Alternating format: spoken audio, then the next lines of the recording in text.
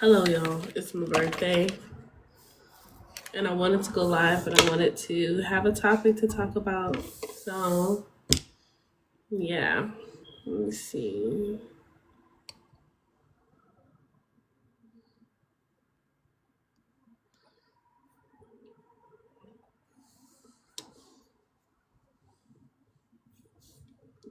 I really don't know what's been happening this week, but these last week, the conversation around immigrants and African Americans and Black, it's just been a hot ass mess. And I made two videos about a panel I was on where the person was just flat out disrespectful. You had one lady on there literally mocking slavery, mocking Rosa Parks, making fun of the Underground Railroad. It was a lot. Yeah, that one African dude, that is correct. Hey, what's up? Hey, Wait, is today your birthday? yeah, Happy birthday! Wait, thank you. why aren't you outside? What you doing in the house? What's going on? I don't have no plans for tonight. I'm in the house. I'm live streaming with y'all. Man, you need to. All right, man. Live your life. I think I know what live you're talking about because I was in Yeah, that same yeah. line. I saw you on that panel, and I came up after was up there. Um, Yeah, and they kept muting. I couldn't say anything. Like I couldn't speak. Me Like neither. that's why I just left because I was about to start. I would have got restricted. So Yeah, they wasn't really trying to hear. They wasn't even trying to listen. And then that guy, he's like super disingenuous because he only well, yeah, wants to exactly. look up facts in a way that proves his point, but don't want to look up anything that disproves his point and validates the other person's. Just want to control the conversation. And ultimately, that's my problem. It's the problem I have with a lot of arrogance lately. A lot of immigrants lately is the arrogance. Just Right. straight arrogance. Yeah, they both conclusion hunting. They don't actually want to research for the whole truth. And they don't understand the way white supremacy works in this country. Because if you're going to try to disprove me, you can't 100% rely on the federal government. Like, how you going to the feds to validate my identity when they already trying to erase my identity as we speak? Right. You trying to use white supremacy to triangulate me about my identity. And they just It don't make they no don't sense. get that because they feel like the white man education that they got is valid when they're talking about racism and race, and it's not. Even the way he was interpreting those census documents, I tried to explain that. I was like, you're interpreting that stuff wrong. Yeah, Like, yeah. you're not looking That's at not the that first time I've right. seen that in a live. Hold on. Who the fuck is call? I'll be right back. Hmm. He was literally looking at that information wrong, like trying to look at the census. Let me chew some gum. Hold on. I'm sleepy. Let me get some Neurogum. That should liven me up a bit.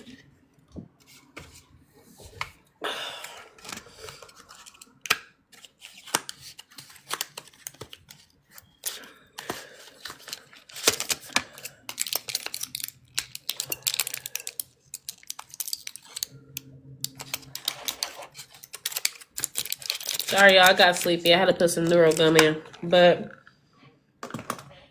that guy, he was literally looking at the United States Census, trying to tell me what it means. And he thought I told him, I was like, you're interpreting that document wrong. You don't understand. In order to interpret the United States Census, you got to look at it through the lens of white supremacy. You got to look at it through the goals and the agenda of white supremacy. If you're just looking at it as a straight up black and white document, you're going to misinterpret what the goal of the United States Census actually is. And then I saw another girl, she on the panel, she go look up well, the United States federal government doesn't recognize you guys as black, so it's not real. Since when did we trust the United States government to validate the identity of black people? The same racist government that's actively trying to erase our history now, that's the government y'all going to prove that you're right about black American history? I don't know. And then you got them coming up on panels talking about, oh, immigrants did build this country. I really would love for somebody to come explain to me What industry, what United States industry was 100% built by immigrants? Doesn't have its foundation or its origin building in with black people. Even when people talk about how the Chinese built the railroads, the Chinese didn't get here building the railroads until 1865. The railroads existed long before that. The first railroads were being built in 1765. So 100 years before the Chinese got here, black people was building on the railroads. This is why I ask people what their intent is, because why know these facts? It's true. It was like, just to argue, my whole point was like, why does it matter to y'all? I was like, why does it matter? Why are you like so upset and so passionate if black people want to call themselves black? Like, what does that take from you? What are you losing? What loss is that causing you? None. You lose no sleep at night. There's no benefits that are being lost by black Americans calling themselves black Americans or FBAs. There's nothing being lost. What are you losing? Why are y'all so hell-bent on trying to control what black people identify as?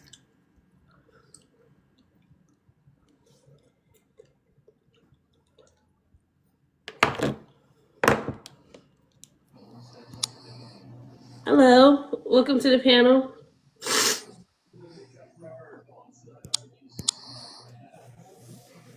Did you have anything to say about the topic?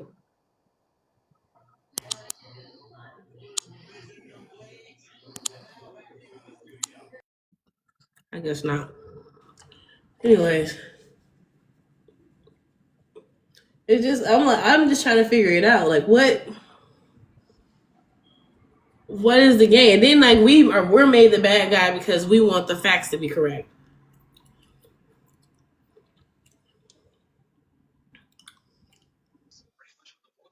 Hey, how are you today? I'm good. Happy birthday. Thank you. Are you talking about the people right now who are kind of circulating talking about There's quite black a people don't few know of where them we right come now. from? There's quite a few of them right now. Quite a few lives that are happening right now. Uh, That's what I was saying. Like, I don't know what's in the water right now with the live topics, but all the live topics is surrounding Black Americans right now. so what I've personally observed over time is when when okay, so it changes. Like the the British blacks, they never wanted to be associated with the term black because it's connected to black Americans. Like that's people always associate that with black Americans. And Mm-hmm. so that's why the British black people started they started doing that thing where they like, oh, I know where I come. I'm not. They call themselves Nigerian or Ghanaian or whatever. They go by the country that their family comes from or whatever. And they that was them directly trying to separate themselves from us. Mm-hmm. Black or Africans never liked being called black because again it was associated with us, but we're kind of on a popularity up right now. I mean, yeah, we're kind of on a popularity up right now, and so it's them trying to I guess they're trying to humble us and they're trying to force us to associate ourselves with them by having some kind of, or, trying to admit some type of ancestral connection and, playing ignorant about, slavery.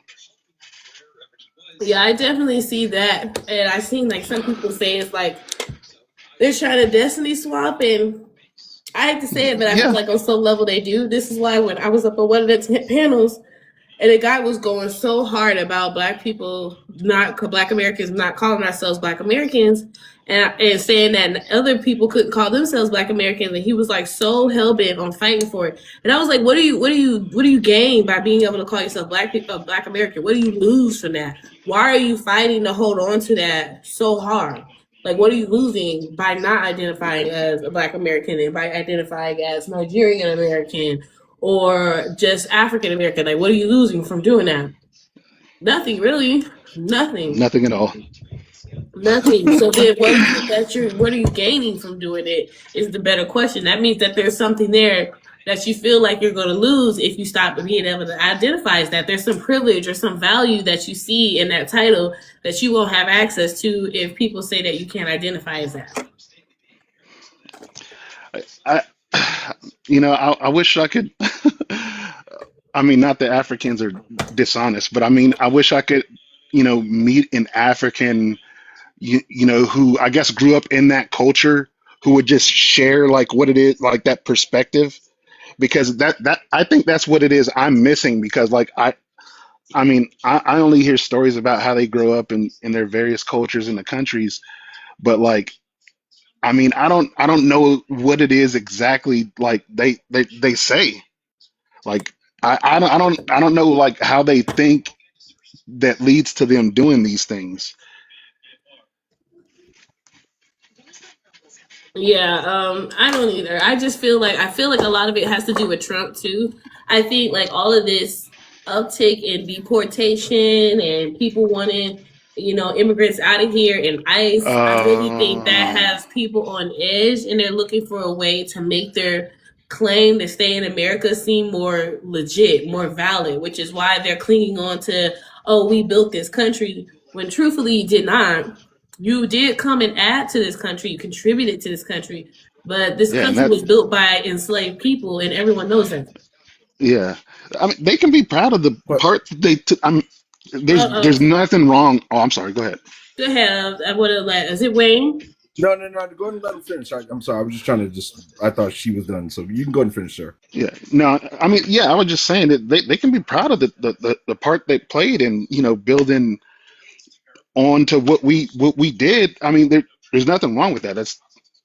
They did hard work, but like just to Yeah, they to did. try it to try and just stomp over us like our entire Or existence to get there. throw yourselves in, like lump us in with you. It's not. It's not it's not giving what it gives. Go ahead, Mister Wayne. Hello. I think, and I'm not trying to deflect from this. Again, I'm a Black American that's have several Mhm. conversations about certain things that Sorry, I just that muted are you. You kind of got touchy. background noise. Go ahead, keep Uh, going. so what I'm understanding is that you don't believe that other immigrants helped build this country. I never said help. Okay, so I'm Help is a understanding different word that what's describes. the difference If you between put help in front of build, what what then it what's the implies difference that you between help build assisted. and build? What's the Well, difference between one help build and implies build? assistance and one implies creation. When you Okay, help so build, that means that you're I'm providing I'm aid com- to someone I'm else, that you're confused. No, helping. no, no. But This why when I'm you confused. build something, it means that you actually did that thing. You do know when we took over California, California was built and taken over, was already set up by the Spanish that just had, you know, And you do they know that already the have that Spanish area built. enslaved black people and brought them into No, I Mexico agree. too. I agree with that. But the problem is that they were still natives and Mexicans that built that part of the United States, which is 1/8 of the United States. That was already built, and when the United States finally took it over in a war, it was already built to the point where they had to promise, even though they lied about it, they had to promise that they were going to keep the native language and let them keep their portions of culture to get that side to flip. It was already built. So it wasn't like that wasn't where slaves, black people built. We took that afterwards. The California thing, which is again, the fifth largest economy in the world and is literally most of the United States when it comes to the economy. It was literally already built by the Spanish people, not black, pure black Spanish people. Obviously, there was some black mixed in there, but it was built by the Spanish natives that was mixed in, that was left over after all the diseases or whatever. And America had to make a fake deal to steal that part that was already built. You do know that, Okay, and right? again, It was California isn't built, all like of built, not without America, us. and I Cal- understand that, but what I'm hold saying on. is, Let me just because you said what you sorry, had to go ahead, go say. ahead, go ahead. My pleasure. Go ahead.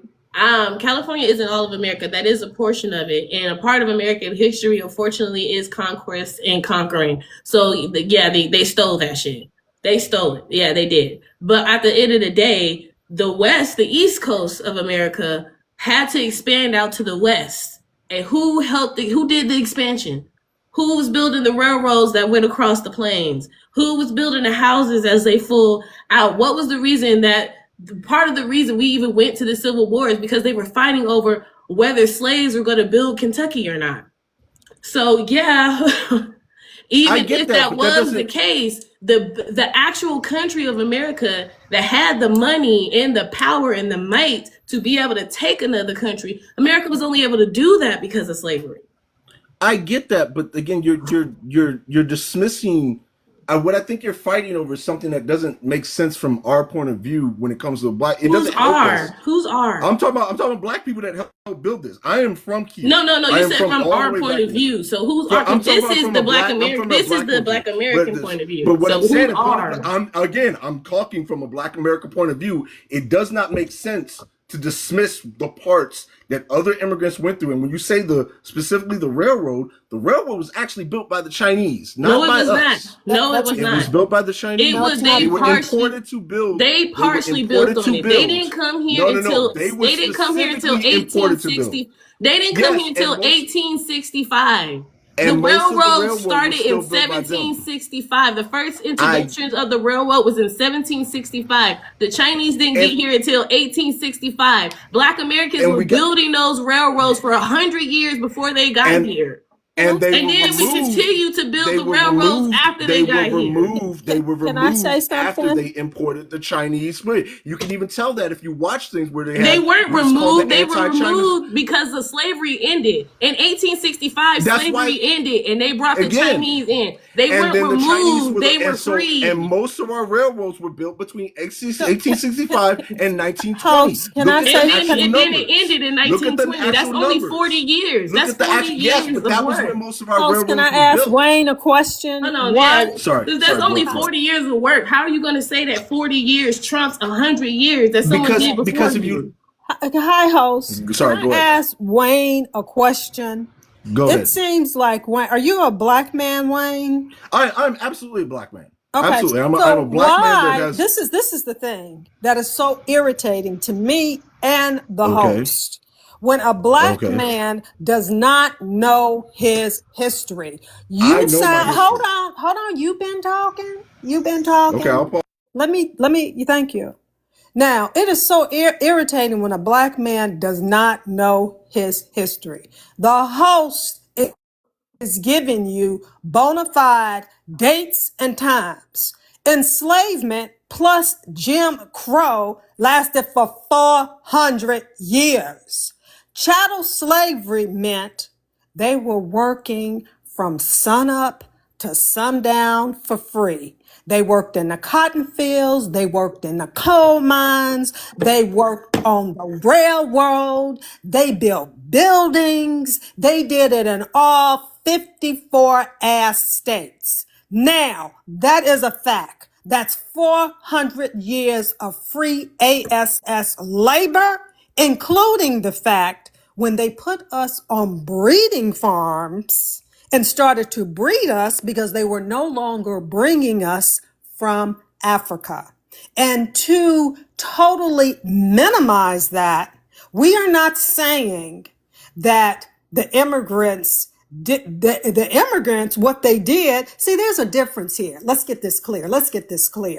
When you are paid to do a job, you are a paid laborer. My enslaved ancestors built and created for free. Didn't get any recognition for it. Didn't get any patterns for the whiskey, the medicines, the architecture, the tools. Because when you're working on something, you got to have tools in order to get the job done. The joker sitting up on top of the horse with a whip don't get no credit because he don't know what the hell is going on. That's why YT people don't have any culture, because they created nothing. That's why they suck at agriculture too. They can't work their own land. They can't even work it. There's a difference, and let me use this word. Let me correct you with another thing. There's a difference between conquering something and steal it. They stole every damn thing that they got. Conquering is when it's an equal fight and the folks know what's going on. When the white P-man came in, and they know it too, that's why they laugh like hyenas. They come up here using the N-word, like this one right here. You see how he's calling the N-word? How do you all you hear get so that? fat? How? Y'all hear him? Okay, sir. Please If tell you're gonna me. come on here and just start cussing and saying Yeah, N-word we portion, just you're gonna- gonna leave. You see Like I that? don't You need see that? ignorance up in here. So I don't need that's ignorance up here. But That, this, that's I'm the gonna address you. I'm mentality gonna that I'm address talking you. about. So Wayne, No, when you their talk, mentality means let me nothing to me. land I my understand. plane. Let Let her me finish put landing my her period plane on it. because he interrupted hold on a her. second. Let me put my period on it. The way you talk is so disheartening because you sound like all your information has come from colonization and the white man's books. That everything that has come out of your mouth has come from the white man's books. It hasn't come from like it was passed down like me and the host, our ancestors, what we know. Lake freaking Lanier covered, you know how freaking humongous that is? That was a whole damn big ass city that black people built up. They had By banks, they had all hands. kind of businesses. They had everything. They couldn't chase them out. They couldn't run them out. It was so damn big, they had to break a dam and cover it up. You ought to go out there in Atlanta and see how big Lanier is. I think the town was called Ovalsville or something like that. Yes, You I'm know, not disagreeing with that, but that so has nothing to do with this the point. is when you don't know your history, you don't even know that why your people. Well, I'll say mine because I don't know your lineage. My people they were building in Tulsa, Oklahoma. They were building Rosewood in Chicago. They were building in Lake Lanier. They built in California. Practically every damn state in America, 54 of them. If you check your history, they had towns, they had cities, but they were all destroyed because of, unfortunately, mindsets like yourself. When you want to add others to, they Miss, did you it don't too, want and to add diminish others. the power. I'll go ahead and land right there because I know it's hard for you to, Okay. keep So it let me close. clarify something real quick, and this is a misunderstanding that I think you're. I'm not dismissing what we went through, and I will never dismiss what we went through. I've had an argument about not dismissing anything that we went through. I've never supported any idea of erasing our history. I make plenty of posts saying, again, they want to erase our history so they don't have to forgive, and that's why Vance can say dumb stuff on Talking Point USA, talking about, we no longer have to apologize. You will always have to apologize until you actually own up to actually what you actually did. I'm not dismissing any of that. What you're doing, and this is a problem when I find when you get so much hate rolled up in your heart about things, is you're trying to make enemies of people that went through similar, not the same, but similar things when they came here. The Chinese were buried in by boats, took out to oceans in Lake Shasta. Lake Shasta, there's a whole bunch of Chinese people buried underneath that thing because they sent them out there because they didn't want to pay them. They did not want to pay them, so they sent them out in the middle of the lake and they sunk the boat and they let them drown. Just because we went through a lot of stuff does not mean we are the only ones that built this country. That's the only thing I'm saying. Everything else you said was absolutely correct, and I will never dismiss that. But do not dismiss and go here and add to another thing, which is what white people want us to do, and attack immigrants that helped us build this place, and then dismiss their struggles just because we went through more. Doing the war check does not help us at all. You're Period. just implying things. You know what? You sound like I got it. I got it. Let me say this one word. Let me say this one word to him. I got it. First of all, you're inferring a lot of things from what this statement saying they didn't build this country isn't saying that they didn't contribute. They don't cancel out. You can still contribute to something and not be the builder, not be the founder, creator. Then this is just a measuring contest. No, it's not something. Hold on. Because words are decisive. Words create context, and that context is what you live in. So when you say things like immigrants build this country, first of all, realize that enslaved people are not immigrants. We never can be classified as immigrant because immigration is a choice. We had no choice. We were prisoners. So we don't fall into the category of immigrants. So when you say immigrants built this country, you immediately exclude us. Just in the language, you're excluding Black Americans. You're excluding enslaved people because words are decisive. Words have meaning. You can't just make them mean what you want them to mean. Now, you can say immigrants contributed a great deal to this country. Immigrants were a part of the reason this country is great. All of that is true. But when you say immigrants built this country, you take away from the fact that this country is propped up by 400 years of enslaved labor. And on top of that, just on top of all of that, name me, you're telling me all these pocket things that immigrants did. Name me a single American industry that is solely built on the backs of immigrants.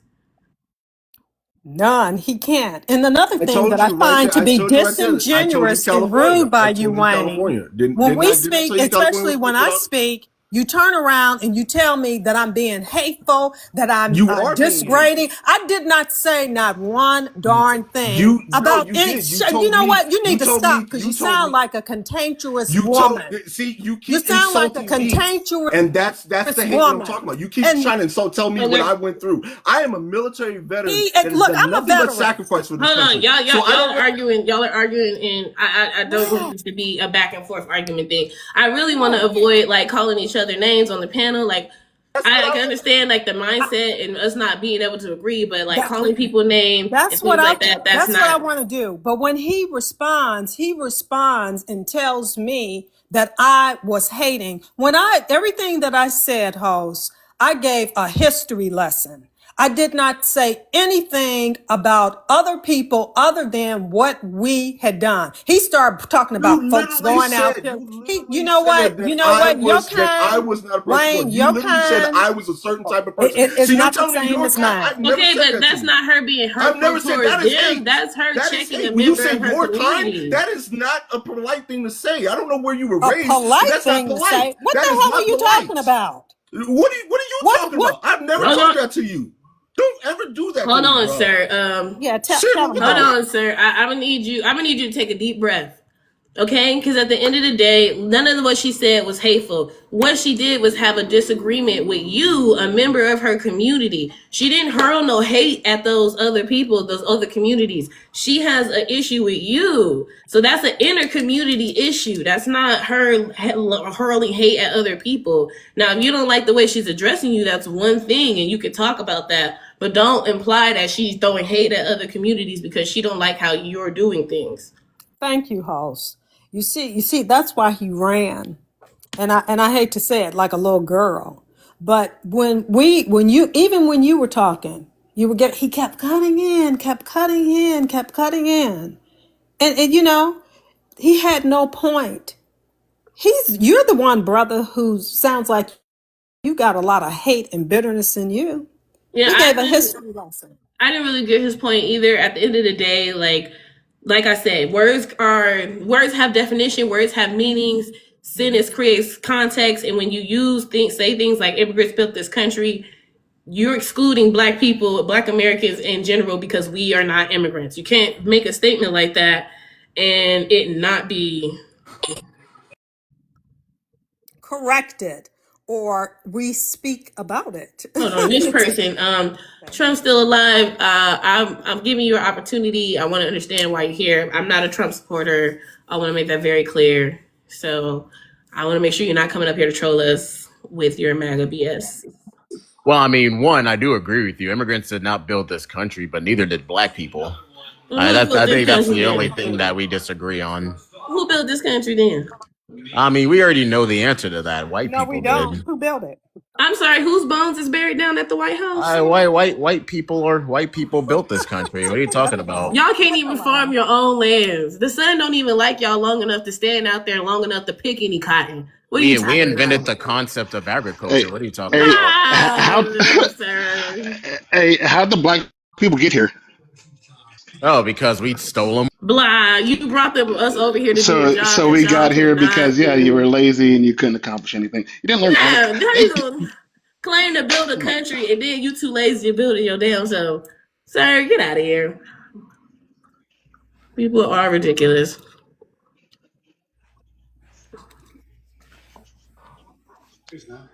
Hello, sorry about that. I'll get the next person up on the panel after this. I want to let the new people come into the conversation. I think I let is it Chucky? Yes, it's chunky. Hi, would you like to say anything? I just would like to say yeah, slaves definitely built this country. I don't know what this guy's talking about. We didn't either. We didn't either. Thank you for that. Is it who? I'm sorry, I can't see. I just see Klein, Khan. Khan is correct. Khan, okay. I'm just wondering why we got so much smoke for immigrants instead of like white imperialism or white supremacy or colonialism or shit like that. They're one and the same. Okay, I don't know if you know No, this, they aren't. but I don't know if you know this, but other races of people can act as agents of white supremacy, can also aid in the spreading of white supremacy. Also, Well, each sure, one of but these. that's not immigrants. Also, I think that we can walk and chew gum at the same time. I'm on this live right now, chewing gum, doing my makeup, having a conversation with you, so we can do these things at the same time. We've been tackling white supremacy and racism for almost 500 years. We've been the main ones doing that. Just because this year we're having a conversation to address the blatant racism and biases that we experience from immigrants doesn't mean that we somehow are letting white people off the hook. We can have both conversations, and quite frankly, both conversations needs to be had, because the other communities do have internalized racism. The other communities do have colorism and have their own race caste systems back in their own countries. They come here with those racial caste systems, and then they link up with white supremacy and they work as agents against us. So we can have both conversations at the same time. We can say, hey, y'all need to deal with your anti-blackness, your biases against Black Americans, and you need to educate yourself on Black American history, because ultimately we're the ones who wrote the playbook on how to beat this country's white supremacy at its own game. So knowing our history is knowing how to fight back in this country. So we can say that and still say, white people, y'all need to get y'all shit together. Y'all need to give us our rights. Y'all need to respect our history. We can do both. So targeting all immigrants accomplishes that? Talking to the ones that has been harming us, yes. Have you, let me ask you this, have you lived around a lot of immigrants, a lot of foreign nationals? I live in Southern California. There are Hispanic people all around me. Okay, and have you interacted with any other foreign communities? Other than the Hispanic community? Yeah. Mm, Have you a few lived in Asians communities here with and there, other but communities? Let me not tell other you, let than me just give you Hispanic. this as an example of my day, right? I lived in Denver, Colorado, which is also on the West Coast.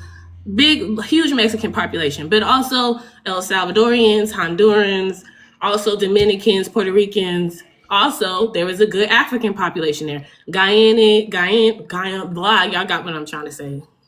Nigerians, Ethiopians, South Africans, some Egyptians. I also have met a lot of various Asians, Thai, Vietnamese, Filipino. Denver, Colorado especially is very, very diverse. And each one of those communities, those races that I just named, have their own communities within Denver, Colorado. So as a Black American person, I was navigating the city and I was interacting with those communities on a regular basis. Do you know how I was treated?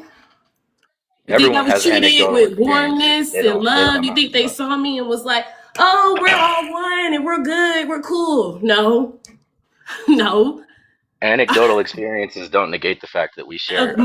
My experience is anecdotal, because that's what Black Americans are coming on this app saying. We're They all are saying the anecdotal. same That's thing. We're that's all saying that's that we're exactly what having these anecdotal is. experience with the other community, and you're telling me it's anecdotal, but I'm not the only one saying that I'm having this experience. And I'm a So Black I'm not American that I has had anecdotal. Y'all I are live just in opposite not paying Denver. experiences. attention. Y'all are just ignoring it and telling I'm a Black Black Americans American that has to had the just opposite deal with You this. experiences. don't, you ain't Do my black, anecdotal Kane. experiences mean nothing to you then? You're Wait, not wait. black.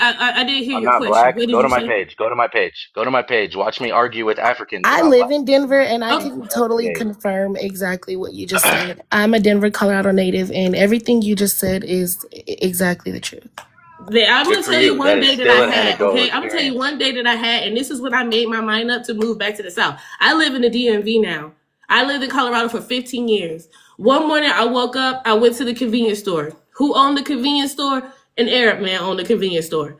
Got to the register. Not only did I have to deal with microaggressions because I was there with my son and I don't have no ring, so he immediately went to, "Where's your husband?" Oh, I don't. Oh, I'm single. I don't have a husband. I don't have a husband. Then it became, why you Black Americans don't value family? Y'all always, y'all never stay together. See, my community, we value family. We prioritize marriage. You Black Americans, y'all don't ever do that. Why is that? I'm like, sir, can I please get $10 on pump two? And I just want my coffee and donut. I'm running late. Let I'm not me talking get about out of marriage. there. I'm taking up for the Hold on. Hispanic immigrants, not the Okay, Arab hold on. immigrants. I leave there, drop my son off at school, get to the office, who I work with? Predominantly white, Mexican, and Asian people. Dealing with microaggressions in the office. Oh, Talisa got her hair braided today. At one point, it got so bad with the policing of like the way I talked, the way I walked, the way I wrote, that one of the white employees complained to HR that she felt like I was being targeted because everybody was constantly checking on how I wrote things, how I said things, how I pronounced things in the office. So I'm leaving the office dealing with that. I'm like, you know what? I need to stop at the hair store real quick. I'm gonna grab me some hair supplies. I'm gonna go over here, get me some oxtails, and then I'm going home because I done had it with this day. How you think the Asian man treated me at the hair store? Think I was greeted with welcomes? No. Attitude from the moment I walked through the door. Attitude, like I'm not there to spend money. Giving me attitude. Don't want to help. I ask for where stuff at. I just get. So I go over there, get my products. I leave, get my jerk ticket. Luckily, the lady behind the counter didn't cuss me out when I asked her for extra gravy on my oxtails today. She was very nice, thank God. But I remember sitting in my car at the end of the day thinking, oh my God, I am so tired from all of the many microaggressions that I'm consistently catching from every other community that I'm coming up with. It ain't even just white people no more. Now it's every other community I'm coming up with. They got something negative to say about Black Americans, and I'm tired of it. I said right then, I was like, I'm moving. I'm moving back to the South. I'm moving back around Black people. I cannot do this no more. This is driving me crazy. This is making me miserable. I got to get out of here. The microaggressions are real. Okay, well, I'm not gonna host, go yeah, They're against like that. little cuts. They're like little cuts and they But add up eventually. And we've been complaining about these little cuts for a long time and they festered and they've got infected. And now here we are dealing with the infection, the sepsis, because no one dealt with the cuts. Sorry, I think E was next and maybe Melanin. Yo, immigrants did not build this country. Why we lying on here? Why we lying? They did not build this country. Let's keep it buck. You know who built this country? Americans. Regardless of your skin color, Americans built this country. Let's keep it a buck. slaves Nah, built the you can't country. just say You can't say Nah, Americans. slaves, Americans. slaves, you You can't can't slaves. say say Americans. Americans. Hold on, one at a The time, one at people a that time. were Everybody can Americans speak. did not consider slaves as Americans at the time. Enslaved Americans. So We they were say Americans prisoners of though. war. They, We're not gonna say Americans. so how far does the slaves go, right? Until they became American? 400 years plus, brother. 400, 400 Clock years. it. Okay, And 400 we years, still right? dealing like what the sister said Even now, today. don't call me no goddamn That American. I'm a black that's American. why that's why You're American, that's so why stop we're playing. talking about it now, because you No. individuals, if we Oh don't my. use our voices, then we get amongst the crowd. And we're not going to But do that. This but is but you're 2026, American, right? and Though we're not you're going to allow anyone to diminish or to tell us when the harsh treatment, like the sister said, every Black woman in America can relate to what she's saying. So we're saying it. And let me tell you something. If you come up here and you be disrespectful, I hope that they drop you, because hearing your disrespect and you're totally trying to minimize something like this that is stressful and tiring, we've had enough of it. So you come up here, you listen, we plant the seeds, you can just keep blowing like the wind. Yeah, I didn't like the way you phrased that by saying Americans built this country because it does give white people some like implication that they built this country, and no, they did not. However, I don't agree with us. I don't disagree with us referring to ourselves as American. I'm sorry.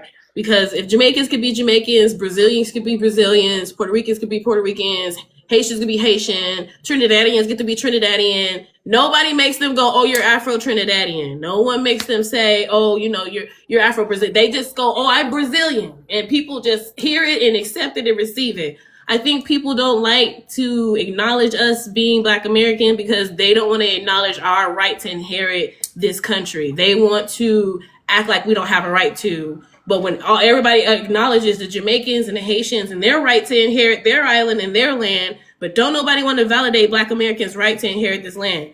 Everybody tells us nobody's American on stolen land, but they don't say that about Brazil. It's stolen too. So is Jamaica. So is Puerto Rico. All of them are stolen, and no one makes them say that they have to give it back and they can't claim it. But when we claim America, all of a sudden everybody got something to say about how, oh, this land is stolen, as if most of North America isn't stolen, and South America too. Person that's in the request, Recov 53. You have a picture of yourself as a white T person, so I don't really want to let you on a panel because I don't know your ethnicity. Maybe you could put it down here whether you're Black or not. Hey, cooking white people to bring your views up higher. As always, I I just do that shit. I do that shit all day. I just don't be feeling like arguing with the ignorance, That they said that's not me. Hello? Hello. Hi. What's going on? Pretty good. Is that your profile picture? Are you a white person or what's your No, that's not me. Oh, okay. Just had to check. Go ahead. I would disagree with the prompt. I think immigrants did build this country. Okay, and which American major industry did immigrants build? All of them. I mean, like from what I understand in the history books, plantations were a small part of the economy. I don't know which history books you're reading. It must be the ones printed by the Klan. Because any history book that you read, especially in financial literature, will tell you that America's economy was 100% propped up by slavery. In fact, America's cotton production represented 80% of the world's overall cotton. So that would be incorrect. Additionally, slaves are not immigrants. No, I know slaves are not immigrants. So then how can immigrants build this country and then you go straight to a plantation? Well, I'm saying that Black people did contribute, but it wasn't solely on them to build the country. Who else? That's what I said. What other major industries did any other immigrant build besides Textile industries and all the other industries, the steel industries and the railroad industries and the. Okay, but those all came at the turn of the century. Yeah, and America was around way before that. They were working on jobs and getting paid salaries. When you work on a job and get paid, you are a laborer. You get paid for your service. They weren't creating anything. When you work on a job, you're not a creator. You labor and you do what the boss tells you to because you're getting paid.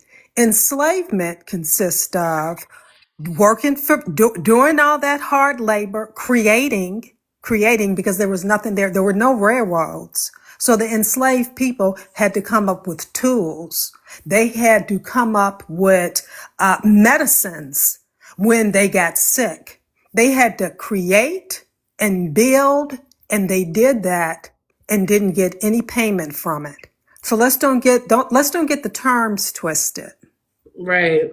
And I just want to make it clear, like, the Chinese didn't come here until 1865, and they only came here because slavery was abolished in 1865, which means that slaves stopped building the railroad and they had to replace that slave labor, and they didn't want to pay their slaves.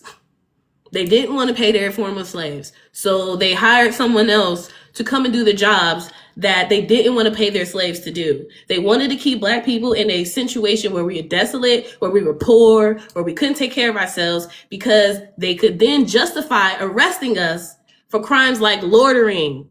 Because right after slavery was abolished, the Black codes were released, and these codes were laws that Black people had to follow, or else you would find yourself in jail on the chain gang, building the same railroads that you just stopped building when you was on the plantation.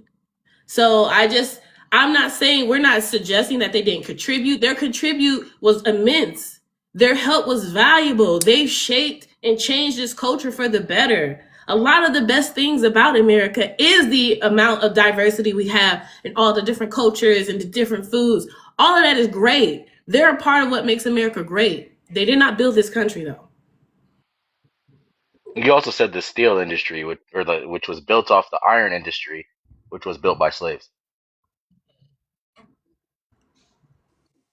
So And you like know what? I can't even even that's blame you not for valid. not knowing that. And I don't blame a lot of people for not knowing that because America has done a great job mystifying the origins of America. A lot of people don't even know who built the flag because a lot of the history keeps it mystified. They don't actually talk about who built it. And the one woman whose name I don't remember, the one white woman they contributed to building it, historians cannot agree that she actually did anything to the flag. That's Betty largely Ross? more than likely because the flag was more than likely sewn together by slaves. And this country never wants to acknowledge the fact that slaves were integral to the origin and creation of this country. We just got some new people on the panel. I want to let, is it Reggie? And then Court go. Robbie? Robbie, Is it sorry. Robbie? It's okay. No, it's okay. It can be Reggie or Robbie. It's fine. I have no problem with that. It's interesting. I was talking with a friend of mine about this today, and I was telling him. I said, "Look," I said, "if slavery as labor, when we were slaves, as free labor, was not critical to the building of the foundation of this country, we would never have had the Revolutionary War because that's what the Revolutionary War was all about. The British wanted the king of Britain wanted the slaves to be freed, and the colonists said no. We need this labor, but they created the facade of independence and say, no, we want independence from Great Britain because taxation without representation. No, they wanted to take their slaves. And they hadn't thought about replacing their labor. If you look at American history, and I know you ladies know this on the panel, right? I'm sorry, the host. I know the host knows this. You look at the mass deportations that have occurred since slavery, they look at us all as just labor. You look at the Native Americans that were, or after slavery, right? The Native Americans that were mass deported, that's called the Trail of Tears. The Chinese that were mass deported because they didn't need them anymore. The Mexicans that were mass deported, over 1 million. And the list goes on and on and on and on. So this country has a history of allowing people to come in to provide labor, whether it's well, whether it's free or not, but the free part was the creation of the foundation of this country, and what I mean by that free is that free slave labor that we gave them. But now that they have that AI is picking up, and they want to create all these data centers, their focus. And I'm gonna land this plane with this last statement. Their focus is on a post labor economy. And that's why they're trying to shut everything down, replace everything with AI. They've never valued people who weren't rich as anything but laborers. And we're here to serve them. But anyway, thank you for me. Right about that. Go ahead, Court. Say to this real quick person who keeps coming up. One, Hawaii didn't become a state until 1959. So technically, we had nothing to do with that. That history is less than 100 years old in relation to the United States. So, to this country. So, let's get off that. And then also, literally every foundation, every industry is built in America is built off of slave labor. Insurance companies, bank companies, transportation companies, you literally cannot find an industry that is not linked to slavery. The majority of our wealthy families or rich families got their wealth off slavery. So if you were to take away slavery, this country is gone. Right, you're absolutely right. People don't, and not even just because of the industries that came out of slavery. People don't realize that a lot of the reasons why white tea people was able to conquer this land is because they weren't building it. It created you couldn't build a country and fend off the natives. Because we were building the country, it freed white men up to go out there and crusade and fight against the Native American people. They were able to conquer more land and more territory because they didn't have to focus on building the homes back home. They knew that because of slavery, the cities were being built, the roads were being built, the trains were being built, the banks were being built, and then that gave them the freedom to be able to plot and scheme and plan on how to approach and steal more territory and more land. They would Yes, have can I? never been able to do this if it wasn't for slavery and the labor that it provided. Jeremy, quick question. What are the foundations, like what were the industries of those wealthy states, and how are they not related to slavery? Because there's banking, insurance, it's all related to money. Textile is cotton. So again, what industries do they not have any benefit from? They literally directly benefited from it, whether they had slaves or not. Right. And let's And not then, forget the Emancipation Proclamation didn't free all the slaves because Maryland was a slave state. It just literally got rid of the ones in the countries that are in the for pseudo country that wasn't listening to them anyways. exactly. On top of that, New York City, one of the wealthiest states in our country, has its wealth in the stock market on in slave trades. Yep, Wall the stock Street market. was You were built right. off of slave trades. Stock market was built on slave trades. So even New York City's wealth traces back to the slave trade. Most of this country's wealth traces back to slavery. And this is not our Black Americans' opinion. This is historical facts. And if you talk to the right historical scholar, they'll tell you that. Can't talk to the Klansmen are gonna lie. But if you talk to the historical scholars, the ones that are white, they will tell you that this country would not be what it is today if it was not for enslaved people. Either it's because of the industries that we created, the money that was created off of our labor, and the culture. A lot of the privileges and rights that people enjoy today are not rights that people had 100 years ago, even 200 years ago. If it wasn't for the labor and the activism that we've done, this country would not be something that everybody is fighting tooth and nail to stay in today. Heck, half of our culture now, our power, our soft power is Black American culture. So that's why the convicted felon in the White House put out his project 2025, which he is alleviating and stop right now at the White House. He has completely he's not even honoring February being Black History Month. The Smithsonian Museum in Washington, D.C., the majority of, not all of them, the majority of Black history, anything that related to what the YT man did that was horrible, he has taken it down. He has taken it, him and that other racist who was the governor who's the governor over there in Florida. They were out there burning books like this is 1817. So and he has pulled back on with the big thing in the news, DEI had to cloud the mind of the Asians that they were all for it. And that was a bill that they benefited from it more than we did.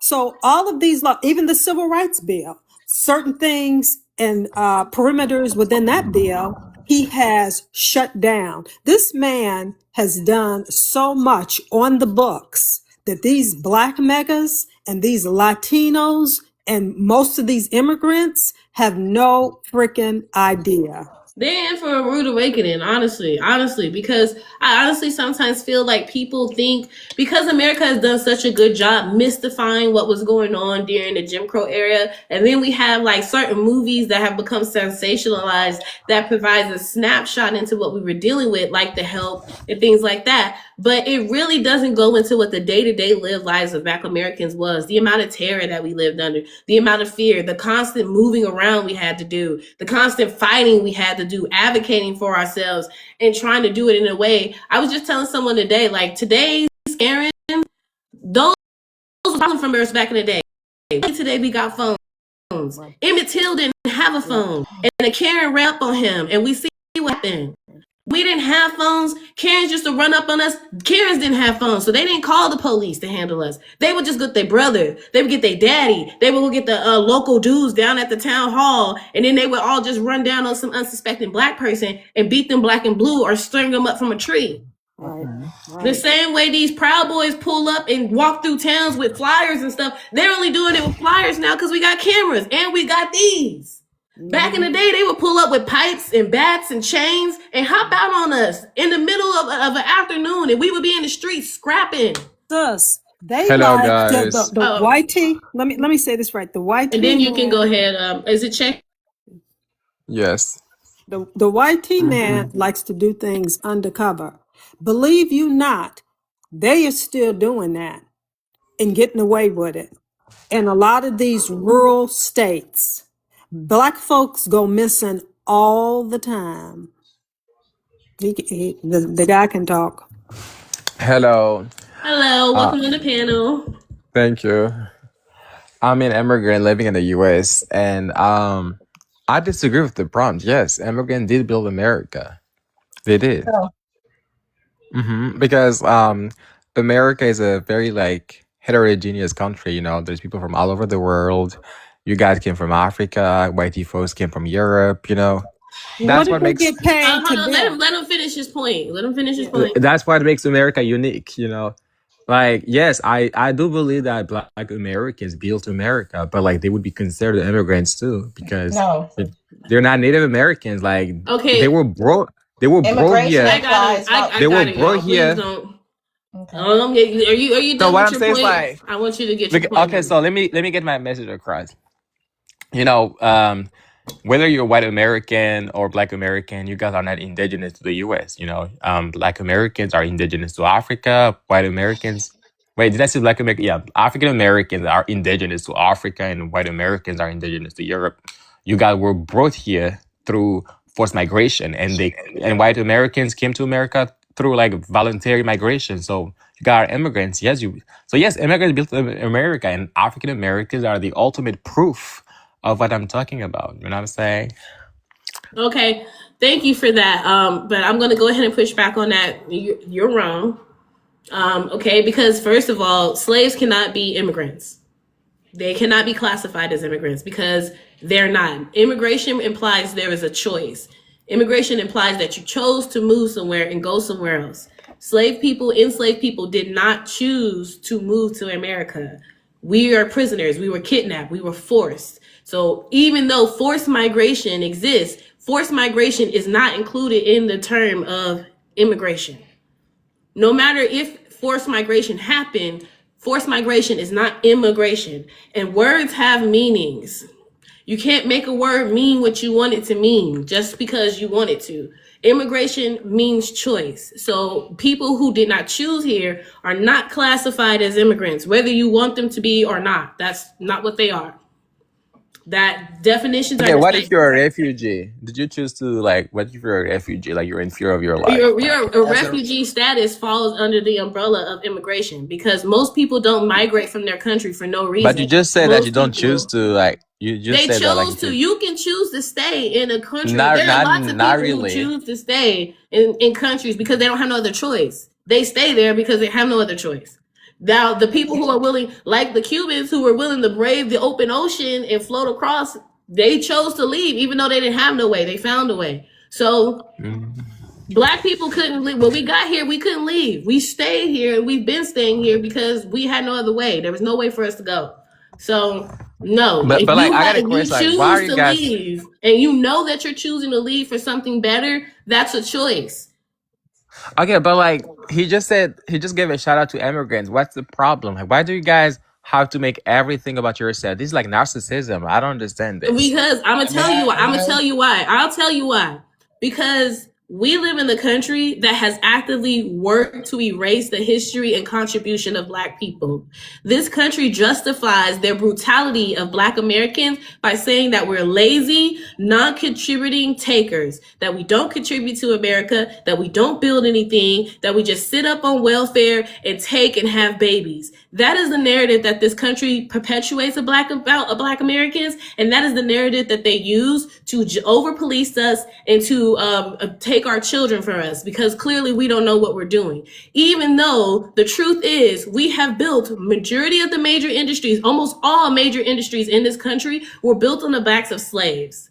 We are the ones who built this country. And if you continue to allow them to erase our history, you're continuing a narrative that justifies their brutality of us. When we talk about our history and what we've done, we force them to see us as full people who contribute and have value.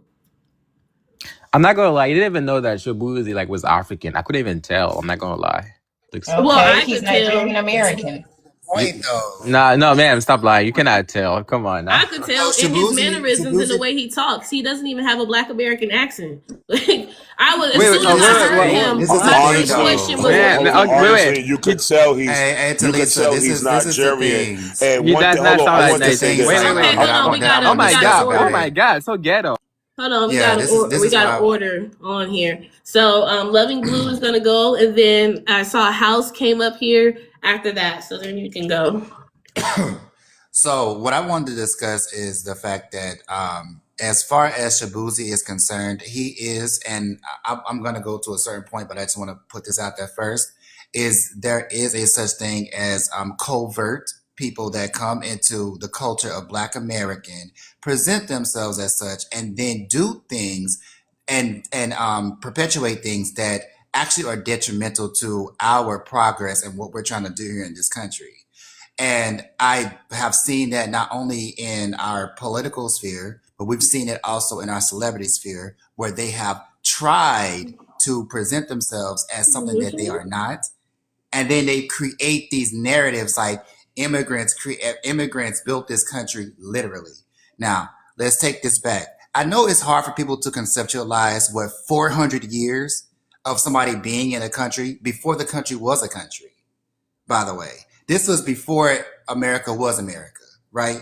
And if you cannot conceptualize the fact that with the free labor that the enslaved people in this country did, created trillions of dollars in revenue, and also created the roads, the buildings, the infrastructure, what America looks like today, and how people seem to want to migrate over here and want to take over an ownership of what that looked like for us, it is disrespectful. And it's not respectful to people here. I wish somebody would go to these African countries because, you know, and this is not me being shady, but I do want to say this. When we discuss the continent of Africa and we discuss different countries in Africa, a lot of times, a lot of people lie. They won't tell the truth about their own countries because a lot of times, if we were to go and say, you know what, African Americans during the 90s and the 80s gave a lot of money over to a lot of these countries to allow them to start building up their countries, feeding their kids, feeding the homeless, and all those kind of things. But we never get any thank you for that. But you get to come over to our country, tell us what we do, tell us who we are, and then create these narratives as if you created something. Wait, what do you? Black Americans are not. I have a question. What do you mean by we sent money over? What are you talking about? You remember back in I know you're not talking about them for a penny a day. No, not that. Oh, no, I was about to say. Now I know you know that was a scam. I meant was that was a scam. White people was not taking care of them people. No. What I meant that was that like my some of my family members as well as a lot of people that I grew up with. This is back in like the 80s and the 70s. They created little micro groups that would create opportunities for different people from the diaspora, especially in Africa, to have money in their pockets, to be able to send back home to these are people that have already immigrated here and, been able to help them out and give them a leg up in society because we were trying to make sure that we looked out for all Black people. If you get what I'm saying. So it wasn't a, you call that little number on the TV. Yeah, just making sure. Yeah, it wasn't that. There's a lot of people, I don't think people know that them commercials, they was just pocketing that money and none of them Africans. It was a societal leg up. It was a group. It was how we created all these opportunities for them to come into our community, find love, find community, and build up what do they need to build up. You know what I'm saying? But we don't get any thanks for that. I chime in? Okay, go ahead and let who was the next person I said? Y'all remember? Can I chime in on this? I think you might have been next. Go ahead. Yeah, so I'm reading the prompt. Immigrants did not build this country. And I don't think that immigrants are trying to take away anything from what Black Americans did. I mean, we know that you guys were enslaved for 250 years and you guys Oh, created sorry. Longer than that. It generational was longer wealth than that. for white Americans, and that's how they got the leg up on everybody. But as far as immigrants go, they have been part of the building of this country, I'd say in the last 100 years, 1900s. And specifically for me, I'm a Chicano, I'm a Mexican American. My people have been here in the Southwest, West Coast, California. We've been here for hundreds of years, but not to take anything away from Black Americans. We know you guys built the East Coast and the South.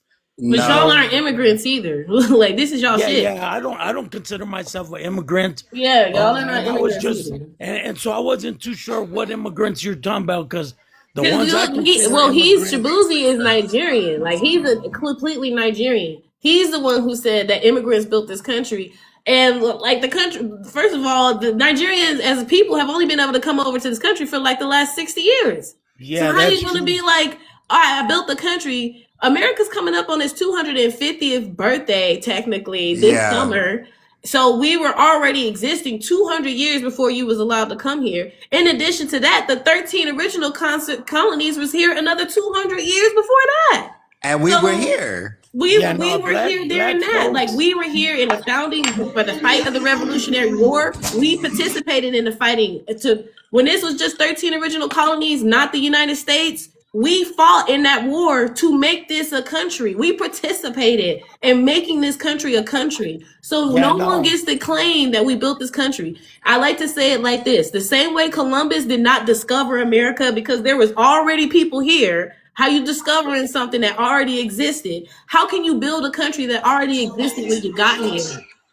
Yeah, no, Go ahead. definitely. I think it's Popo's turn and then Hey, House's turn. hey. I'm sorry, I skipped Okay, you. My okay. bad. Was here Oh, come in. first. No, I was listening to y'all. Yeah, I'm sorry, I skipped you. I didn't realize who was talking. No, I was just listening. No, I heard about how you're saying how the Africans build a lot of stuff and whatnot, and you're talking about how Columbus discovered something that was already here.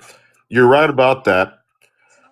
He discovered something that wasn't in the books. There's people here, Wasn't in and European books. yeah, for Make it sure. clear, because it was Yeah, for another. It was sure. an African book. Spaniards. It was a Spaniard. It But wasn't in yeah, their book. So no, that's you're what I'm right. You're saying. right. Like You're right. You're right about that. Immigrants did not build this country. Well, they did. Uh, as far as there was a lot more just than the blacks and the browns that came over. It was a lot of Irish that helped build. I guess the when East did the Coast. Irish get here? When did the first group of I'm Irish? not quite sure, to be Okay, honest. so Maybe this is what we you mean can let me because know. building implies that you started from the beginning, that you The actually you beginning built of it. yeah. The Okay, beginning the of the beginning of New country. York. When was that? Sorry, I didn't hear what you The said. beginning of New York. When did they No, start? the When? But beginning of New York You even was the can't even beginning do of the New beginning York. of New York. Even in the beginning of New New York, York was slaves built New settled. York. Slaves built New the York was economy of New settled in the York. Slaves built New 1700s. York. So even if you want to 1700. talk about the beginning of New York, Yeah, before the Irish came here, actually working as workers, but Black Americans are already here they were in building. the Did South. they come and add No, on not to what we are necessarily. doing? Yes. No one's taking away their contributions. They did contribute to this country. They did help prop up certain. I mean, the Irish and the Italians could take single. They pretty much built the police and the fucking fire departments. Like we wouldn't really even have Boston. those two without the Irish and the Italians who really took that on and made that a whole thing. And now we have firefighters across the whole country and police stations across the whole country. But at the end of the day, they added to a system that already existed. They added to a country that was already here. They made a country that already existed better, but they did not build it. That's the main point. Black And folks built everything east of the let's also make Mississippi. sure that we put this out there too, it's Lisa. Like, no, they weren't just making it better. A lot of times they also made it worse That's true. because of the fact of assimilation and Yeah. the fact that they wanted to repatriate how they were seen in this country. So when it comes to the way that a lot of those um, immigrant groups that came from Europe that were not considered white at the moment, they were not considered that, but they traded their culture for that level of complacency and that level of protection of being white. A lot of times, when it came, especially like let's say about the building of New York, there were already black people building up New York. Now, when the immigrants came over to try to help out and build New York, there was a lot of fighting about jobs. They felt that, hey, if we're going to come over here and start helping to build railroads and we're building roads and we're doing all these different things, we should have a piece of that pie. But you're just letting these people do it for free and we want to get paid for it. That created a lot of dysfunction, What are you talking especially about? in the North. They're doing it for free. Who's doing it for free?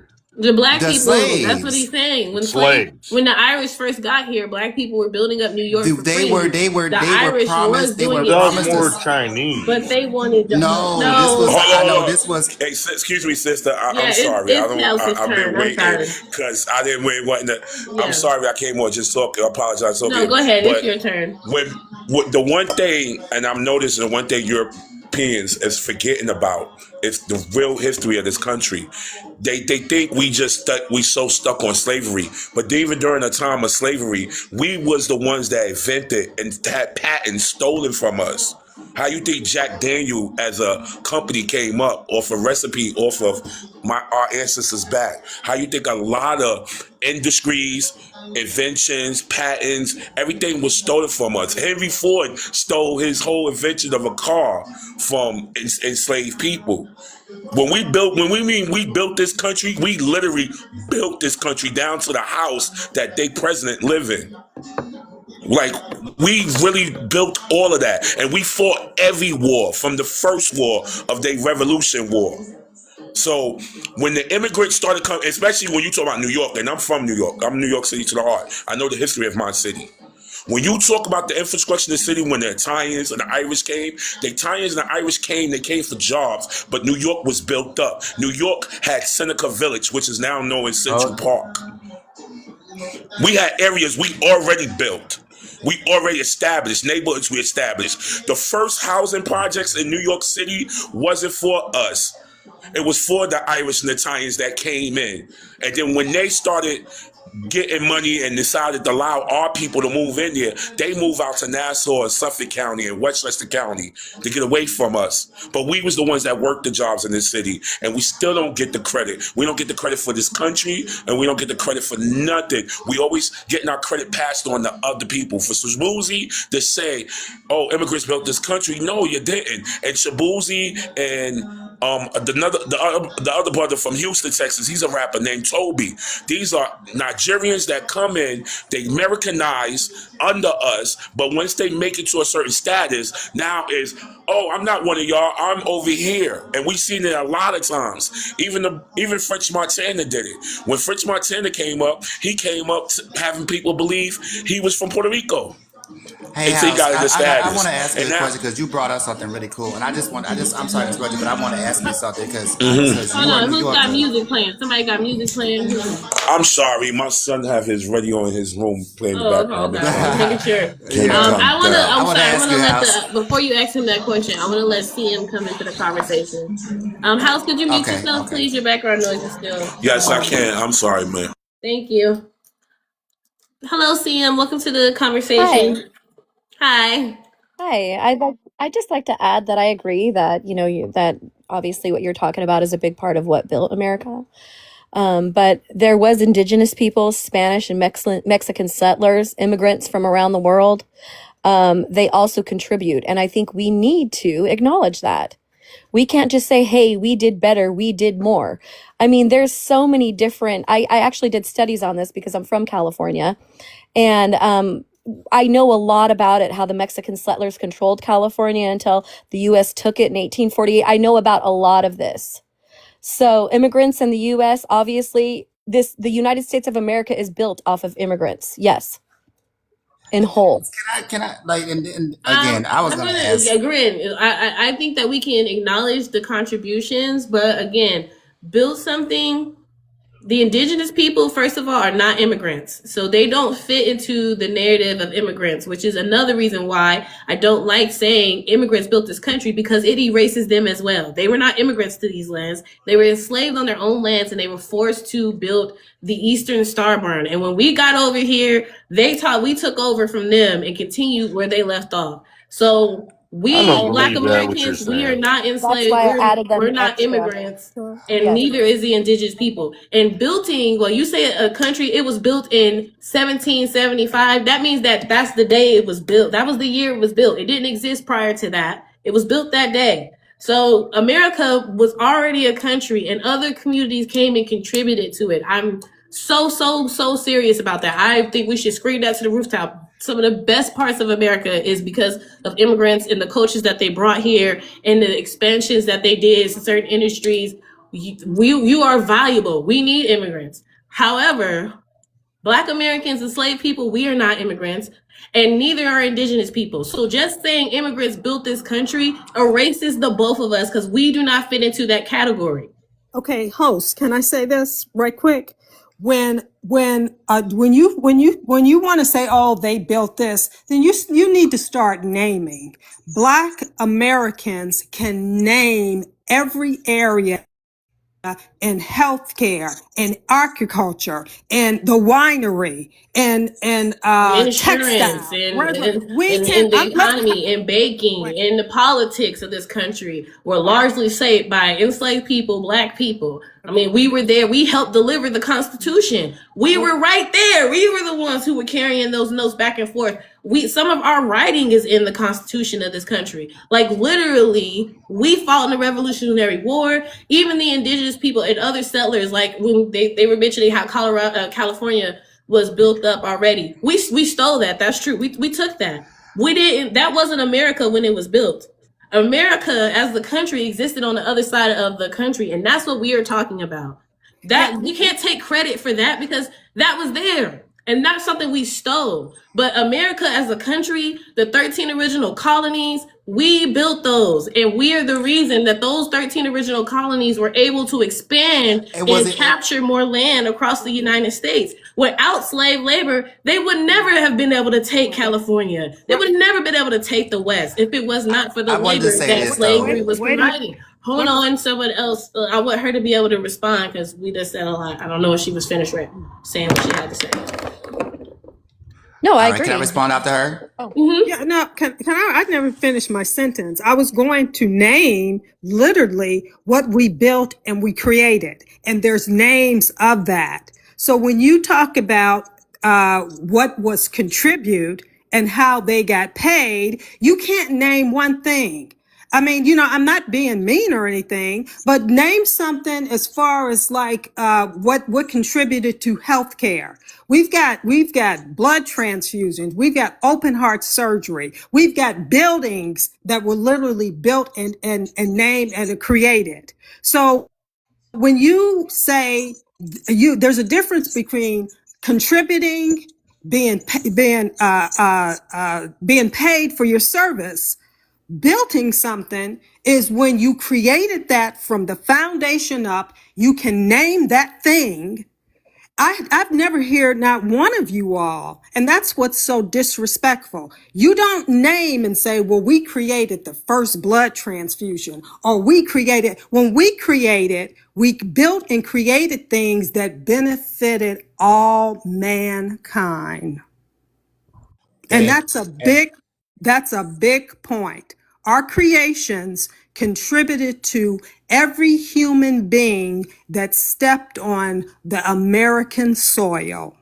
And that's a big thing. And that's why that's why the host is talking about it. Because when you minimize that type of contribution and say we all did, you're a damn life of hell. And we're not going to allow that type of disrespect. And Marie, this is why. Let her finish, because it was her next. I wanted to let Marie finish, but I wanted CM to come in. I'm sorry.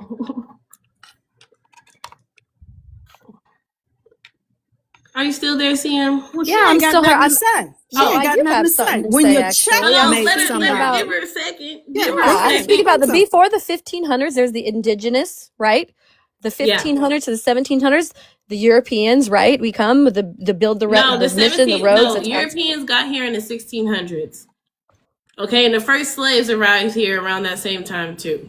Now they did enslave indigenous people at that same time. That is very true. But again, the indigenous folks are not they're not immigrants. So when you No, say immigrants built the country, but you these are indigenous, excluding the group of they're a part of people who Mexico. cannot. You realize that, right?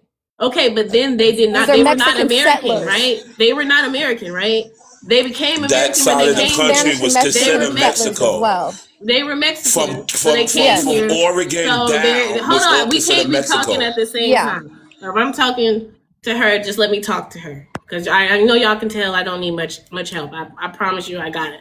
But again, once they became another country. Okay, now America is a different country, so now they are immigrants. But I, for one, see them as Americans. I don't have any problem. This is not a anti-immigration panel. This isn't they need to go back. They're not really American. They are. They are indigenous to this country. They are Americans. They have every right to stay here. This is their land. But I'm just saying, when it comes to the country of America, the actual country itself, slaves, African slaves and enslaved indigenous people are the ones who built this country. No one else should be able, no one else should lay claim to that history because of the people who are the ones who sacrificed, whose blood was spilled, whose lands were stolen so that this country could be a country. And that's not saying other people haven't contributed. As this country has grown and expanded and took more territory and conquered more nations, yeah, other people, we stole other ideas, we colonized shit, they cultural appropriated stuff and made it a part of American culture. All of that is true of America. But the thing that made this country be a country today, the only reason America exists today as a nation is because of enslaved people, and those people are not immigrants. And saying immigrants built this country does those people a disservice. It erases them. And that was really.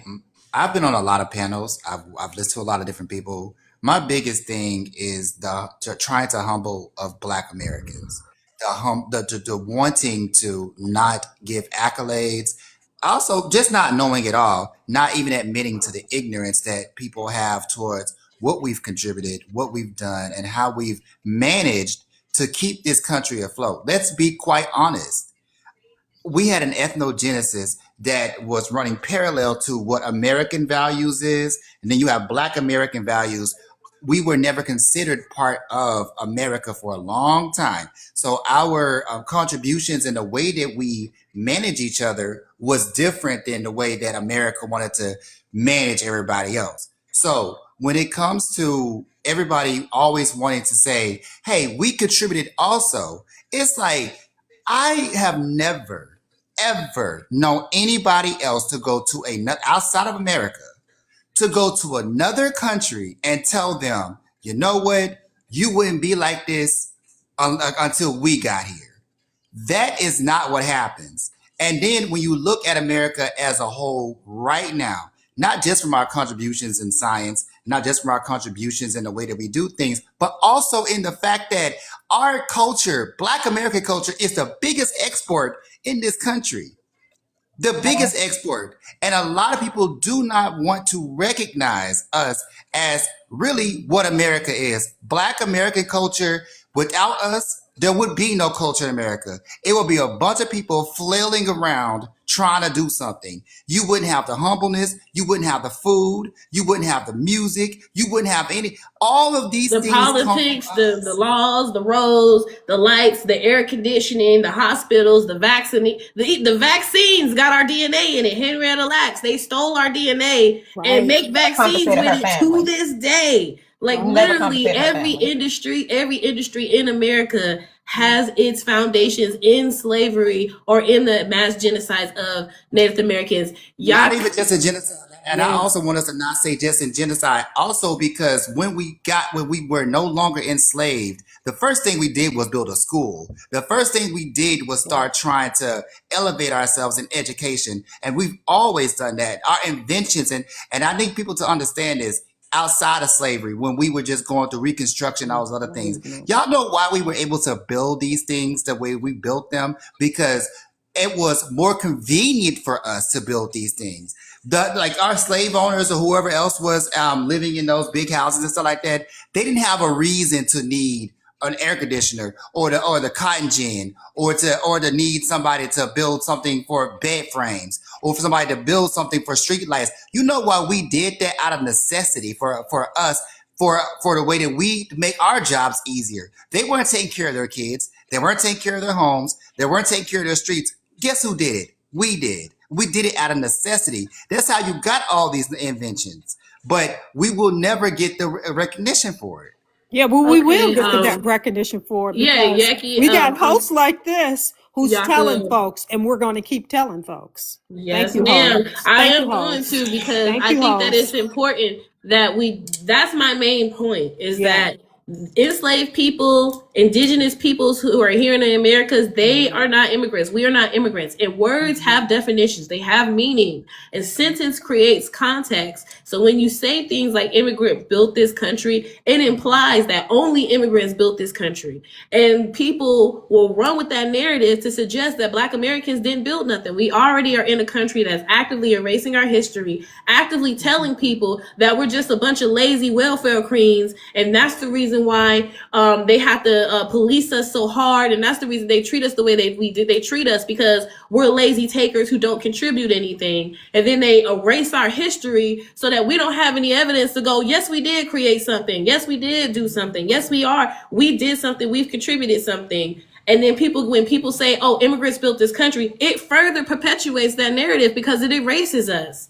And it leans into the model minority myth, which is that, oh, well, the Asians were better because they came here and they built the railroads and they didn't complain. Right. They didn't complain about it like you Black Americans. Y'all always complaining about stuff. Mm-hmm. Y'all always bringing up slavery. Y'all always, like, they came here and they did it. They did their jobs. They got paid little. We mistreated them and they not complaining about it. Right. When really 100 years before they got here to work on the railroads, we were working on the railroads. So how is it that they're now getting they built the railroads when we were building it 100 years before they got here? Like, how is that not erasing of history? Yaka Flame, come into the conversation. Welcome to the panel. I love that Yaka Flame. It's Yak Films. Yak Films. I'm sorry. I was thinking of Waka Flame.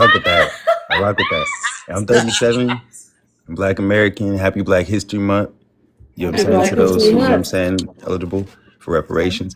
I agree with what Levin said about the biggest export. In fact, if y'all check my page, you'll see that I got to spend 15 years filming our own cultural art form of breaking competitions, popping. Nice. You know what I'm saying? In 32 countries, believe it or not, because other countries started throwing events more than they did in the U.S.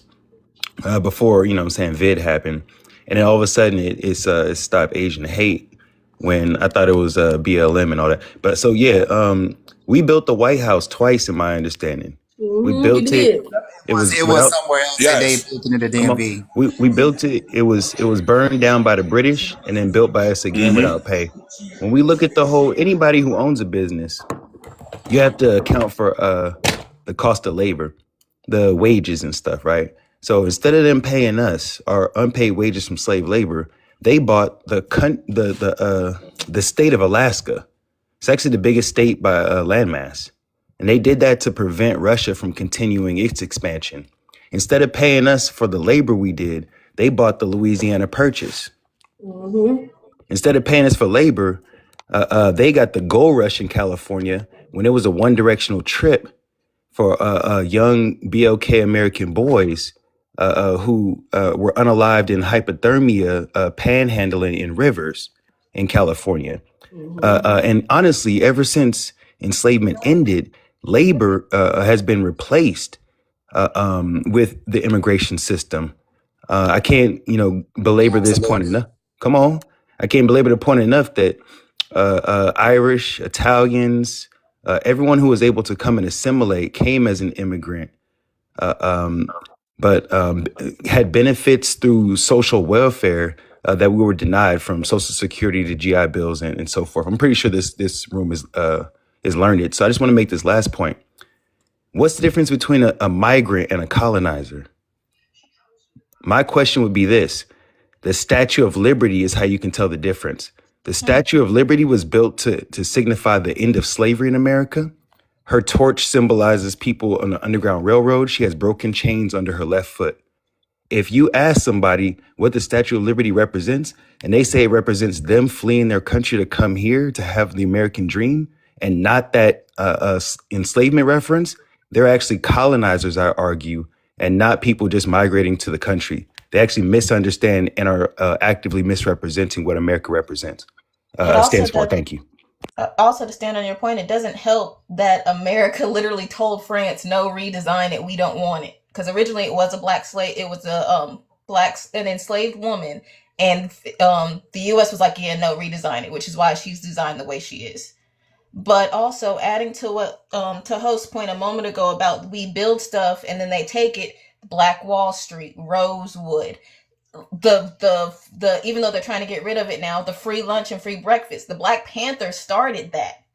And then you have the first EMS. It was created by, I think, a Jewish doctor, and he got black janitors, what was it, janitors, basically the people in the hospital that the rest of them didn't consider valuable, and he taught them that. Because before the man did it, like there were no only before the EMS delivered, you were more likely to die before you made it to the hospital. And then he was like, oh, his daughter died of asthma, which is why he did it. And on top of that, for black people, you can show up at the hospital and they turn you away. Yep. We don't serve your type around here. We don't treat your kind around here. So literally, that was something before they would get you in a car. If you was black, they would call around to hospitals to see which hospital would accept you, because a lot of hospitals wouldn't accept black people. We had to actually go to specific hospitals or find a black-owned hospital, and it could be hours away, and that would be the only one we could go to. So even that, like even the ability to walk into a hospital, and even though the treatment that they're giving out is shit, like let's be so quite frankly, but being able to walk into a hospital and them not immediately turn you away because of the color of your skin is a privilege that black people fought for and that people are able to take advantage of. Every time you swipe your debit card and that shit don't decline, and you look at your app and your money is there and the bank didn't just steal your money, know that is a privilege that black Americans fought for, because they used to steal our money out of our accounts all the time. All the time. All the time. We would go in there and money just be gone, and if you dare raise an attitude or a complaint about it, they call the police on you and arrest you right there. Our great grandparents kept the money under the mattresses. A lot of privileges and advantages, a lot of the things that people enjoy about being in America today, the things that has people want to stay in America today, are things that black people paid the cost to make here. Right. And don't forget to mention the U.S. mail. Can I leave y'all with this real quick? Because this is a history in my family. I was fortunate to get to see my great grandmother before she passed, and she passed at the age of 128. And people say, what kills me when people say, oh, they always bringing up slavery, but this lady can tell me when she was born into that era. And she can tell me her childhood in that area and coming into out of that area, coming into Reconstruction. This lady my grandma's from Kingstree, South Carolina.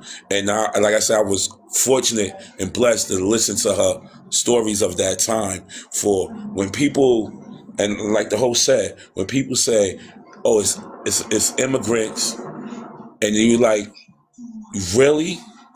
Especially people that never had an ancestry to go through what we went through in this country. And that's as black and as the indigenous, because on my mother's side, I have to deal with a lot of the indigenous ancestry there. With the indigenous, what they try to do to the indigenous, how can you even call them an immigrant if they was already on the land, born here? They was born here before Christopher Columbus, and they was born here before Vespucci Americanos. And I think the way I like to look at it is like, if I moved to Jamaica right now, and then my grandkids started to be like, we built Jamaica, Jamaicans will be offended by that. Like, y'all just got here, we fought for our freedom. Y'all are not a part of the culture that fought for this freedom and things like that. Freedom. Like, if there's a lot of there's a lot of Americans that are moving and relocating to Mexico right now.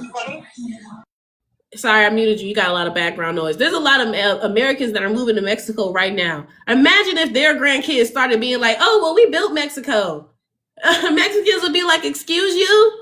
You didn't build this country. Y'all just got here yesterday. And I know there's other communities that have been here longer, but let's just keep it a clear, let's be honest. A bulk of the immigrants who came to America came after the civil rights era. The bulk of them that came, it came after the civil rights era. People wasn't coming here in droves when we was being hung from trees. People was coming here in selective little pockets of people was coming here at a time. But people weren't coming here in droves. The bulk of the immigrants that are here now came here after the civil rights era, which means that no, you didn't. A lot of you only been in the country one generation, maybe two.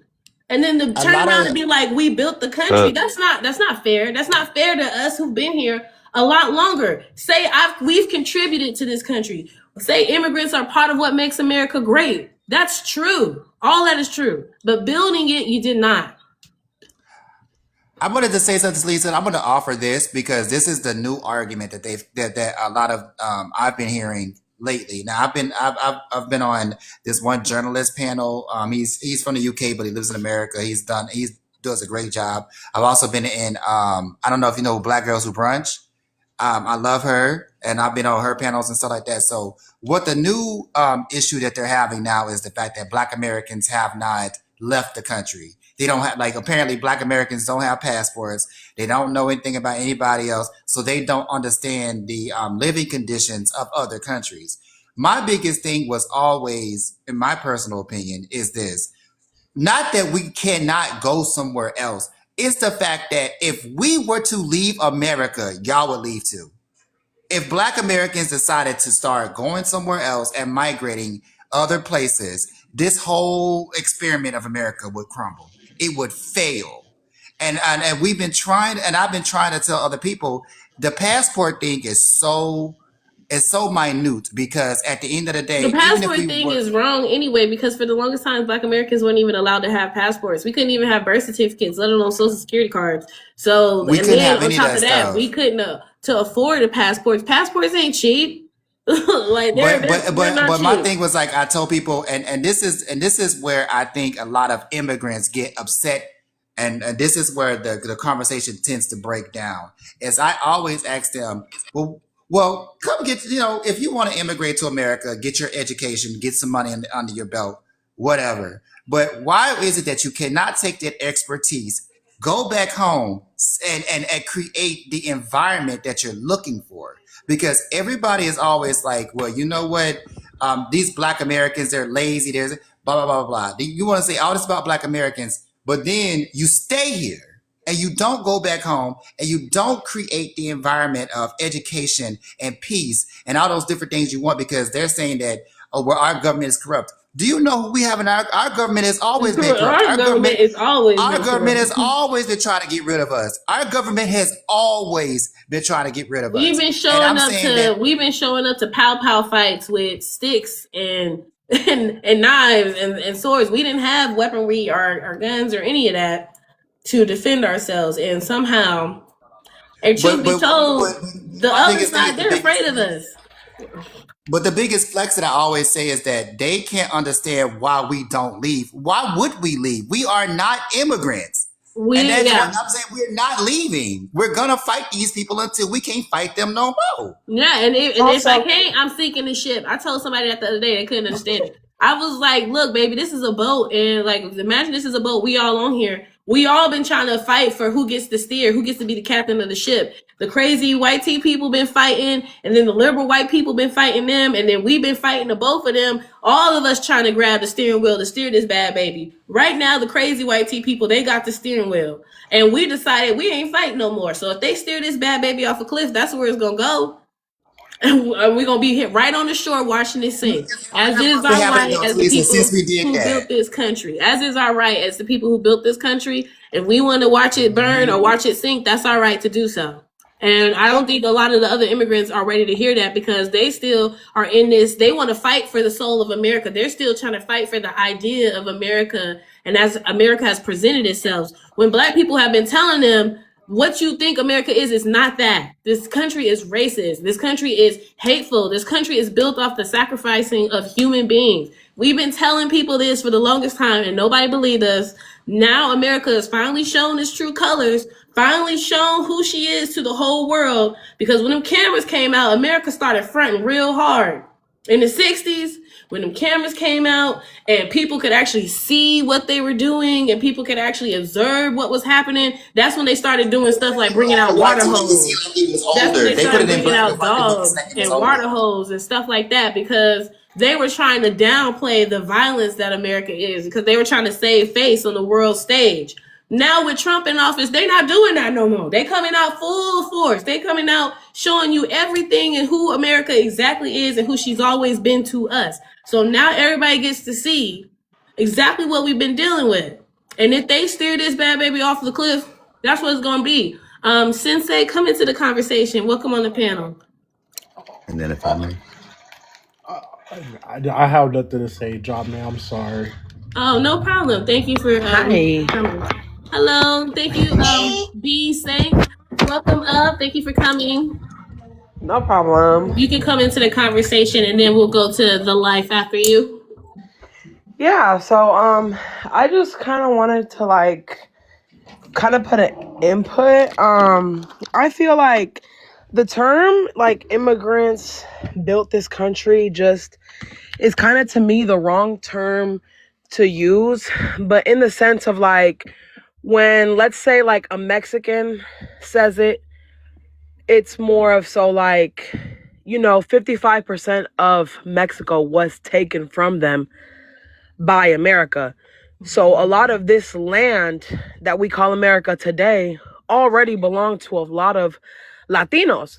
And it was already built up by a lot of Latinos. And that goes for Afro-Latinos who are more African and indigenous descended and, you know, Mezquito and, you know, mulatto and Zombo, like those mixes of people. And that land already belonged to us, and it already belonged to a lot of Africans because they were here by force. So Africans were here by force because of slavery, and indigenous were robbed and colonized and were trying to be erased. So this land already belonged to Latinos, if that makes sense. Well, indigenous Or people, because migrants. those indigenous people are not Latinos. They're indigenous. They were colonized by the Spaniards, and then they became Latinos after colonization. Yeah, But those people after were they indigenous. became independent, that's when they became Mexican.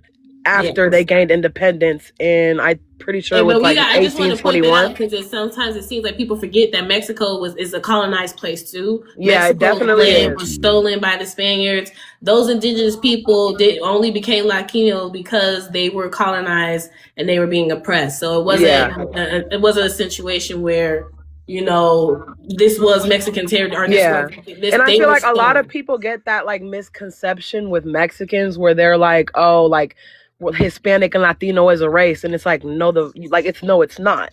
At the end of the day, we are a mix of indigenous, European, you know, Spanish and African descent.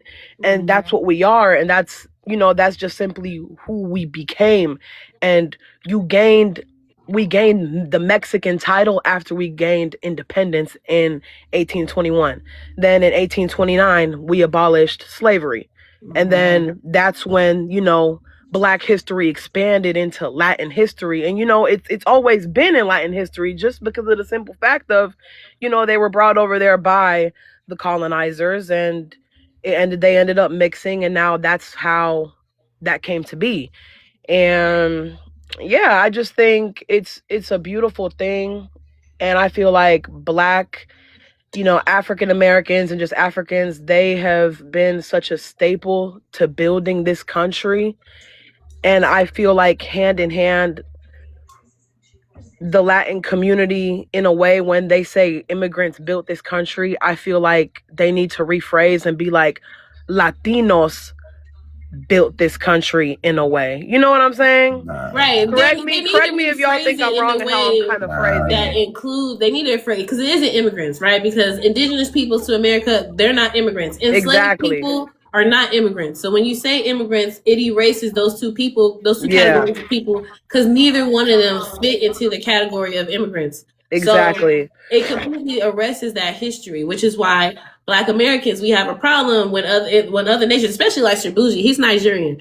Nigerians have only been allowed to come to this country for the last 60 years. So how are you saying that you built the country that's 250 plus years old? You didn't build this country. You came over and you contributed to this country in the same sense. And in a way, with my pushback to what you're saying, as far as like the fact that Mexico had already had those places, you know, and America took that land from them. America's only reason America was able to take that land from Mexico is because of slavery. Because slavery gave white men the money to fund their wars and the freedom to fight them. If they were still having to build the country and defend it from the Native Americans, the indigenous people on that side of the country, America would have never got off the ground because the indigenous people were handing white men their asses. There was no way they were going to be able to build the country and fight to defend it at the same time. So they needed slaves to come and build the country. That freed them up and generated the income they needed to then go off and fight other wars and lead other crusades to take more land.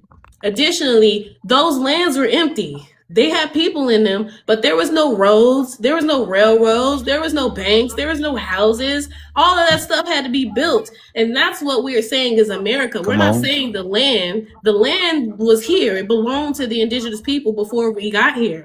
America is the infrastructure, is the houses, it's the government, it's the hospital, it's the insurance, it's the economy. That's the stuff that Black people built. No, it's the inventions. Nobody else can lay claim to that because Black Americans and indigenous Americans are the ones who built that. We were the ones who were enslaved, and we were the ones who built the 13 Americans up. And every time America colonized a new state or a new territory, they sent slaves into that state to build up the roads, to build up the cities, to build up the railroads. So we quite literally built this country. No one else did that. And then everybody else came after this country was already a country. So I say like the same way Columbus didn't discover America because there was already people here. You can't discover some shit that has people on it. You can't build a country that already existed. It was built. You came and you contributed and you added to it. You didn't build it. Go ahead, be life. I need to let the next person come in and then I'll open it up and y'all can go from there. Go ahead, I just kind of wanted to tune in as with when we talk about like immigration and how people come into this country with like the view of the American dream and then realizing that actually the United States is shit. you know, something that I've always thought about, somebody who has immigrated from Mexico here. When I first came here, it was one of those things that, oh my God, like beautiful city, you know, the dream, the opportunities, and which it does bring with those. It also brings all of those things that you're like, no, you have a lot of barriers that you have to get through before you get to all those stuff. When you were talking about like, oh, like this is like a ship, and then like if you sink, you sink, and it's one of those things that true, especially like now with as the amount of immigrants come in, they realize that, you know, it's actually fucking hard to make a living here. It's actually fucking hard to actually move up in class. And like you said, I think it has a lot to do with the propaganda that was spewed, especially in the 1960s and the 1950s with like, you know, the what's that called? The nuclear family specifically. That has been one of those things that, you know, everybody wanted, which kind of like led to people to come here more, and then it kind of like it was like an explosion of immigration. Yeah, right. And they still push that propaganda till this and day. they do, and it's and it pisses me off of a lot more of how like when we talk to like, you know, specifically like MAGA people specifically, I will say that they're like, why are they coming into this country? That's why, because we are promoting that we have a lavish life in this country, when in reality, it's hard. It's really hard to just even like walk down the street. I think something is not being said, and I'm a little I just want to point it out to everybody, but I also want to say something to Talisa's point. Yes, we did start all of these things, and we have been here before, and also the indigenous community are not immigrants. They were here, and we don't have to, we don't have to keep going over that, because I know people like to bring that point up to counteract black people. Now, one thing I do want to say about this is that with that American dream comes a lot of anti-blackness. And when it comes to what we are discussing right now is the fact that you come over here and you say, oh, this is beautiful. This now, all these buildings, all this different stuff, all these freedoms that were fought with bloodshed and everything else is not respected. Then when you get here and the black Americans are telling you guys, we know the underbelly of the beast. We know what this is, and you guys aren't seeing it. There is a de facto lane for America. It was always indigenous, blacks, and the Protestant whites. That was what it was. And it has always been. That's why we lose our third spaces. That's how come they're always trying to take away rights. They're always trying to do these different things. We keep telling you guys, at the end of the day, if you do not side with the fact that we are trying to create an environment where everybody can come over here and be free and have these opportunities, and you go and say, you know what, I would rather go with the white folks because I think they will make me have a better life than talking to these black people. No, and Then that's this honestly. how we end up where Let him where talk. we are Oh today. no, you're good. Well, I'm almost done. Hold on, I'm almost done. No, you're good. My bad. And My bad. I just want to say this last point. The immigration thing that's going on right now did not start with black folks. This has started with the white folks that are saying to all other folks that, you know what, we tired of y'all. Y'all are getting in the way of us trying to subjugate these black people. So you know what we're going to do? We're going to move y'all on up out of here because y'all are getting in the way. Y'all are getting too many rights. Y'all are doing too much, and we're feeling like we're not in power no more. So they want to go back to the de facto thing that it was, which is black, indigenous, and Protestant whites. That's what they're trying to get They back want to. us to This is fight how come they're each going other. through these things. And then when the black people stopped fighting everybody, now y'all are seeing that when the black folks stop fighting, now y'all seeing that these white folks is like, you know what, we're going to do what we need to do right now. That's what's been happening. No, Yeah, that's because they really was trying to provoke us into protesting again.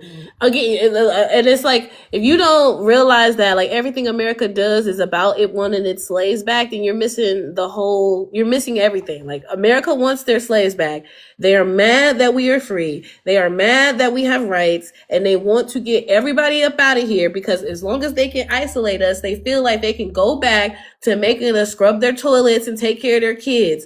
They're trying to snatch white women's rights away, to force white women back into the house to be breeders. And then they want black women to go back into the house to cook and clean and take care of their children like we used to do. That's what this is all about. That's why they're doing this. And if black people was out there protesting right now, we wouldn't even be talking about ICE's behavior because the media does not cover the brutality that black people experience at the hands of the government the way they do for other communities. Right now, ICE has like round the clock coverage, but if it was black people out there, it would have like 2 weeks of coverage and then they'd be moving on to the next topic.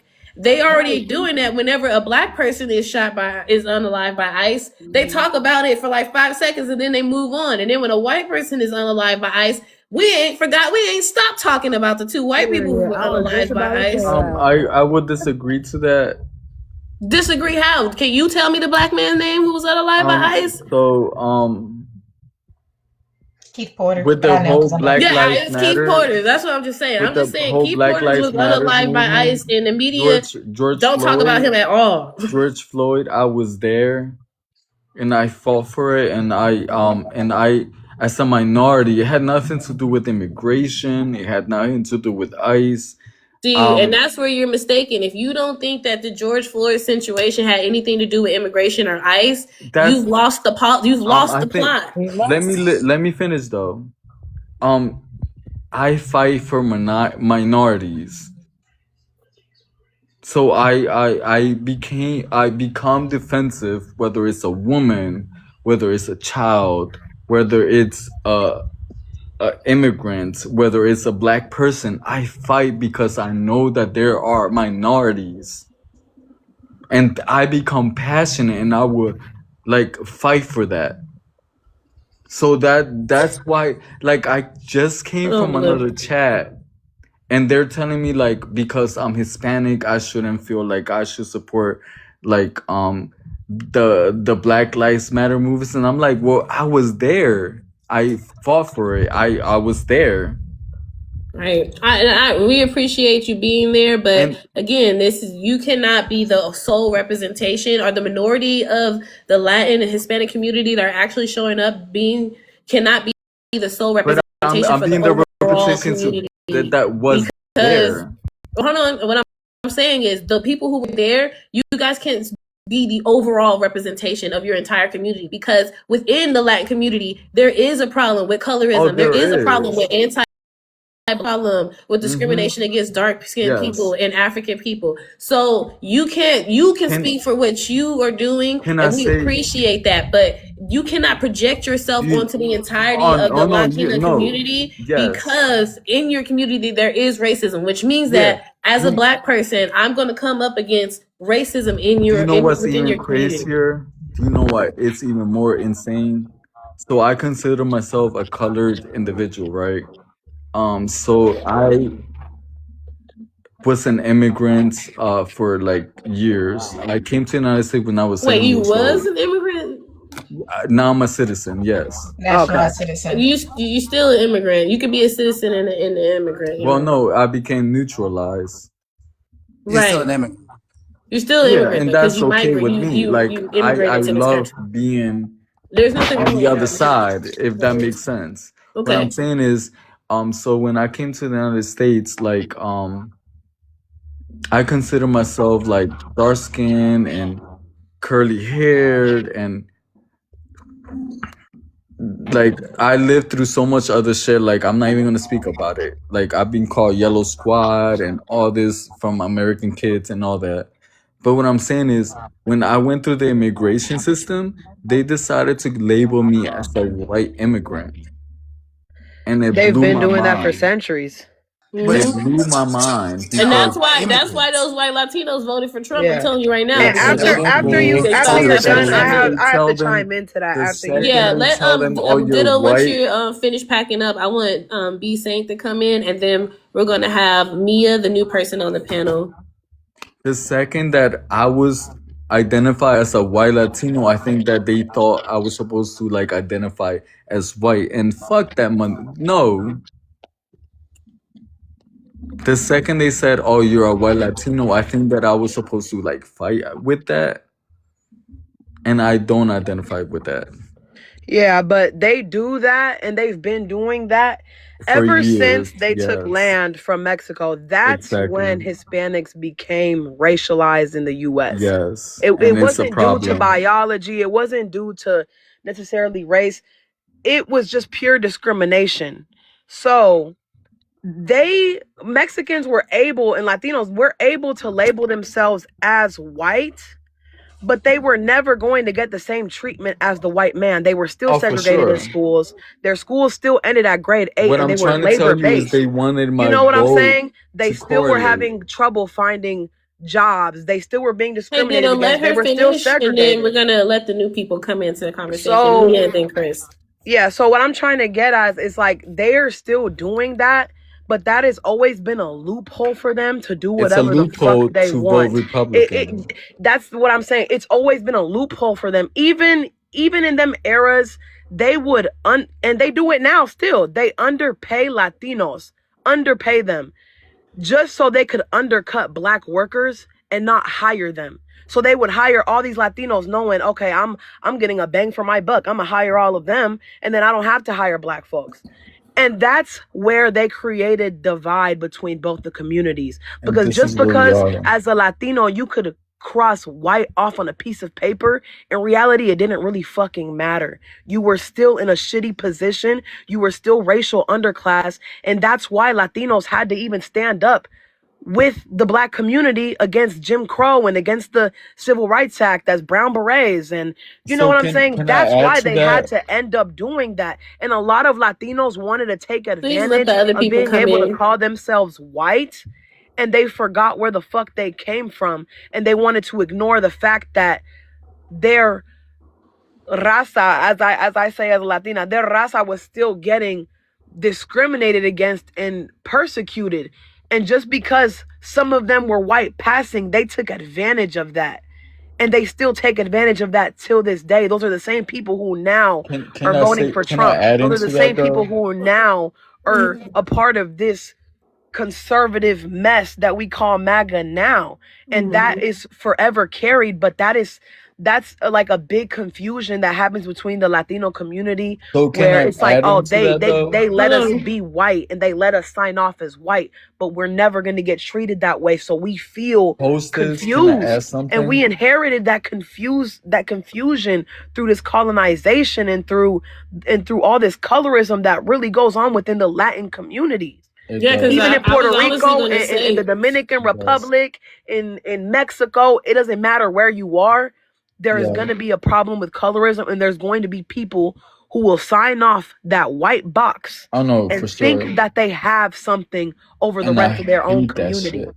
yeah, and I was going to say, like, a lot of them feel like when they check that white Latino box, it matters because back in their country, it does matter that they're white. They do get advantages over the dark skinned people. They are a part of an agenda in their own country that erases the history of darker skinned Latinos and don't actually want them to be visible, which is why whenever you turn to Telemundo or any of those channels, you only see white faces, although none of those countries are all white. There It's are true. various It's shades of true. people in those countries, but it's rarely represented in the media and in the movies and things It's like true. that. And that's why when they got to America and they checked that white box, they thought that it actually meant something because Yeah. it do mean Exactly. something back in their own countries. Exactly. Ditto, I need Mia and Chris to come into the conversation and then we'll open it back up to you guys. Okay. Hi everyone, how y'all doing? Hello, Hey welcome Mia. up. Thanks for coming. Yes, and I see that you're in a fellow Aquarius, so happy birthday. I Thank My wish it was birthday a on you. Monday. Gemini. I'm a Gemini rising. Eh? All right, so I'm Black American, and I'm gonna be a little all over the place because I'm, passionate about this topic. So, I might be like Ra. going here I to love here to here. passion. So just bear with me. So, you know, um, so far as the ICE situation, right? Immigrants have to understand, right, that even though as Black Americans, you hear us like, oh, we ain't gonna do nothing about it because we've been, doing so much for so long and we're tired because we don't get reciprocal energy from the Latin community. But I have this feeling, in me that it's much deeper. It has really nothing to do with y'all. And that might sound ignorant. I feel like the white folk really want they want us to like themselves, if that makes sense. Again, they want us to themselves again. They need that moment again, and they feel like everyone else is like in the way. They need us to themselves again. So I feel like we're gonna continue going through bullcrap, but we always get through it. We always find a way. And that's why I feel like when the Latin community is like, oh, y'all not doing nothing for us. No, because let's say hypothetically, which not everyone is gonna be out of like not every immigrant is gonna be out of here, but let's say every immigrant is out of here. Once they out of here, right? We got some shit to deal with them. We got some real shit because we're the real problem. They don't really care for the immigrants. They're very obsessed with the Black community. So we got some shit that we have to deal with when, let's say, if they really get the immigrants out of here, we got some real shit that we got to deal with after, let's say, they out of Oh, here. Ditto, where'd you go? Come back if you can. Sorry, go ahead. And I feel like it always goes back to us the obsession that they have with us. With y'all, it's more of like, please, like, I need some alone time with them so we can continue doing these disgusting, distasteful things to them, because we really don't really have like nothing else to do. Like, that's how they feel, and that should show y'all how they feel about y'all too. And yeah, so that's a part of the have. I just came up with that while I was just listening to y'all talk, so that's a part of it too. But I agree with you a lot on that. On the point that they really is trying to get a. Let me tell y'all this story, and then Chris, you can come in. When I was back in 2008, I saw this coming back in 2008 because I was working. I lived in Denver, Colorado, and I was working at KFC. I was a teenager. And KFC is one of them restaurants that old conservative white tea people eat at like on a regular basis. They always go there on Tuesday. They get their 2-piece, they 3-piece, they coleslaw, they mashed potatoes and a biscuit religiously all the time. And I remember, me being a Black American person, I code switch. Is the nature of being a Black that's American what we person. do. That's So what we do. on I the do that drive shit through, too. I code switch, hi, welcome to KFC. So grateful. Thank you for coming. Da, da, da, da. I remember this old couple, they had to be in 2008 and they had to be in their like 60s, 70s. So in 2008 to be at your 60s and 70s, these people done seen some stuff. So this old man, after he pays, he gives me a $10 bill. He don't say nothing. He one of them old stoic white men, the old ones that don't talk or show no emotion. They wife do all the talking for them.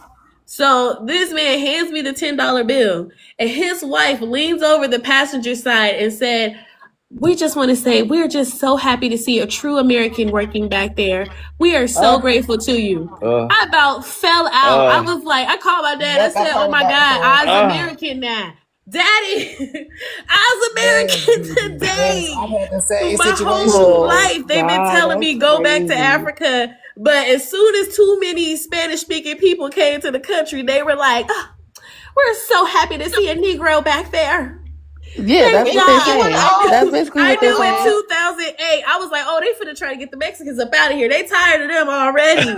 The Yep. day that Black Americans become the preferred race, I knew something was Yes, up with them. they love. Mr. Lisa, We're that's the what I was saying. most Remember, I brought that tortured, up when like, Mia brought it thing that up. they love to be. Hostess, can I say one thing? Oh, I need to let Chris come in because I did say he could go after I You was gotta done let with me my come story. in. Yo, what's up, Miss y'all? Mia, Mr. Lisa, before Chris Mr. comes in, Nah, go I ahead, wanted go to say ahead. this about what Mia was Oh, saying. that's my girl. Hold on, because I he wanted to say been this. up I here wanted to say this waiting about what Mia was patiently, saying, and Mr. Lisa. He's you good. keep Let him telling go. him to come back. He been Go waiting ahead. Go patiently. ahead, Blue. So, Go ahead, real quick. oh, go ahead. Okay, Yeah, great, I wanted to. perfect. Go ahead, I love. wanted to say this about what Miss Mia was saying, Mr. Lisa, because we had just had this conversation. Me, I'm so glad you came in, and it's so funny. Like that's what we say about that psychic thing. It's so funny how she came in and said the exact same thing we had just been discussing, which was like they're trying to get back to the original recipe. They don't want it to be everybody else. They Right. want it back, like Miss Mia was saying. She was saying The that they good old want us days. just a little bit of alone time with just the black folks The good old and the days. Protestant white folks and the indigenous. They want it back to the original recipe The because good old in their days. minds they own us. They still own us. In their minds, they still feel like, yeah, you are a true American.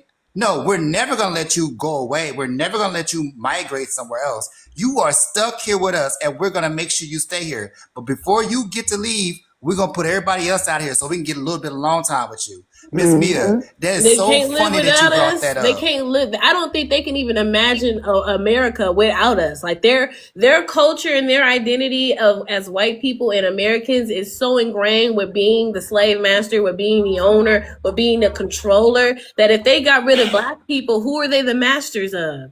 Who are Yeah. they the But owners that is of if they get rid disgusting. of the people that they used to own? Come on, Chris, come on into the conversation. I'm Yep. sorry to Nah. keep pushing you back. Everybody's touching on some key points. And what I don't know if a lot of people know, but so white people are the majority, right? What are they? But they're like 56% or 59, but they're declining. People don't have as many kids as they did back in the day. Yeah. So they project, in 30, 40 years, they're going to be less than the majority. They're going to be around 48, 45, So they got to get rid of the Hispanic community because the Hispanic community is coming in fast, just because we're so where we're located, we're south of the border, so it's closest. We're coming in faster than Europeans. That when a European comes, he's white in what 2-3 generations. So just yeah, they're worried for sure. 100%. And Yeah. honestly, Hmm. their assault of black people, because having their slaves back, people don't realize this again. The reason why they can't just automatically repeal the 13th Amendment, or the 14th Amendment, the one that grants citizenship upon birthrights, is because if they really did that, a lot of them would also not be considered Americans either, because a lot of white people are the descendants of slaves their damn selves. A lot of their grandmamas was a property of the slave master. Their offsprings just went on and mixed with white people till it got to a point where you couldn't tell anymore. But lots of white people have black ancestry, have slave ancestry that they just choose to not acknowledge because they don't want to have to deal with the fact that if they really look at it, they could be considered black too. Their citizenship could be up for grabs too. A lot of black people can prove that they're descendants of Thomas Jefferson. A lot of white people can prove that they're the descendants of Thomas Jefferson. So now, if both of y'all are descendants, which one of y'all gets sent back? So that they can't really repeal that because they're intertwined with us, and they need black women to grow their population just as much as they need white women to grow their population, because some of black women's children they kept and raised as their own too. So, what is it? Which code? Which code? Watch out. Watch out. I'm sorry. All I see is watch and I'm sorry. You said what you call? Yo, this is fire. I love Talisa. I Like, this is agree. fire. Oh, thank Love you. and I agree Blue. with everything you Yeah, I said. want to say They did not something to build Love this and Blue when country. you're done. Okay. And I feel like that's something our politicians intentionally try to push as a form of propaganda, as they always do, because they always want to cause tension between black and brown people. Because Yeah. one thing I can say is, outside of the Latinos that are I will vote them type, some of them like the real, when I say real Latinos, the ones that don't got a whole lot of Spaniard blood, like fair skin as fuck, they actually real chill. They always rock with us. So like, I can't speak for what that. I'm Speak for saying is, yourself. like, he always be trying to cause tension. Like, I think he like low key scared that eventually one day we gonna come together and kick their ass. That's all. I mean, yeah, Oh yeah, division oh was yeah, oh yeah, oh calculated. most definitely. They're definitely scared that we are going to do to them what they did to us if we ever get the control and everything like that. But I think they shot themselves on their own foot because they were doing such a great job convincing part of the Latina community that they were white, that if they had just kept going on to that trend, they wouldn't be in the problems that they is today. But since they're Literally. alienating them, now their numbers are about to whittle down. There's never been enough racist white people in this country to fully control this country. They've always needed to poach people from other groups by convincing them that black and brown people were the enemy, or dangling money in their faces and saying, Yeah. hey, if we do this, we can profit. We can make a lot of money if we do this. So they've never, the racist white folks ain't never really had the numbers, which is why black Americans, we were able to beat them at their own game for as long and get all the gains that we've made in civil rights, because they knew this and they were always afraid of us retaliating. Always, always, always. They've been afraid of the slave revolts. They've been afraid in the civil rights era. Part of the reason we got the civil rights bill passed was because they were afraid of what black Americans were going to do after they assassinated Martin Luther King and Malcolm X and Huey P. Newton. They was like, okay, we done killed so many prominent black people. If we don't give them something, they're going to burn the country down. They're literally afraid of us. Yeah. And that's where Ooh, I the want to go to term that like point. that's where Oh, the go for it. term they calculated division between minorities comes in, because they genuinely calculated it just by them convincing a lot of these Latinos that they were able to put white on their shit was the biggest form of calculation, and them underpaying them to undercut black workers was another form, because now it's like, damn, they're giving y'all these jobs, what about us? You know what I'm saying? And that's where that all comes from. And once once people in that era started seeing through that bullshit, and when they started going like standing side by side, Black Panther and Brown Berets, and now see, Cesar Chavez and his whole movement with labor and all this stuff, it's like now they started seeing, okay, they saw past our bullshit, they're standing together, and now it's actually going to make a fucking difference because it's more now. That's just historically what it was. They ended up having to stand together, and they did. Yeah. And and then the FBI, but she's right. And then after that, the FBI came in the 80s. The media, along with Ronald Reagan and the FBI, came in and they waged heavy campaigns on guns and drugs and painted Black people as criminal, dangerous, violent, and Latinos. They use Latinos to criminalize drugs. I want to push back on and what, then they, what and B then is they, saying. but it also created a situation where people who were coming here wanted to do everything they could to differentiate themselves from Black people. I'm not that. I'm not them. That's because of what the was narrative happening. that it created in the media of us being the gangsters, of us being the drug dealers, which is why, like that lady who sings the "I Will Vote for Donald Trump" song, she said all of that, and she was like, he said he was going after criminals. I didn't think he would come after my husband. Meanwhile, her husband has a criminal background. Ooh, so what criminal? criminals did you think he was talking about? Who's the criminal she talking about? They thought Black people. But what I want to do is that I want to push back on what B was saying, and the only reason I'm pushing back, B, is not to say that what you're saying is not true. You good.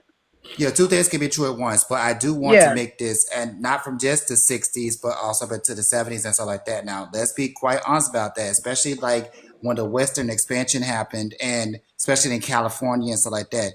A lot of the brown Hispanic folk, outside of propaganda and all that kind of stuff like that, which is what we're discussing today, immigrants that have come over to the country, which I don't always consider all Latin people immigrants, but there are Latin people that are immigrants, you know what I'm saying? The majority, so we can't group them all together.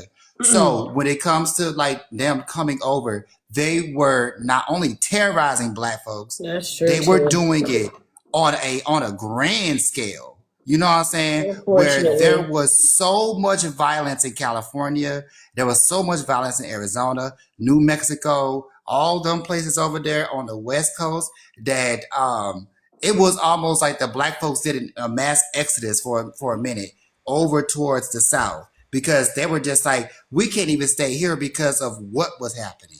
And my biggest thing is when I say about the Latin community, which I'm so disappointed, and I'm sorry to say it, but I am disappointed in a lot of the Latin community because y'all don't address it. Y'all don't, with the Black American community, and this is something before social media even happened, somehow we were able to talk to each other.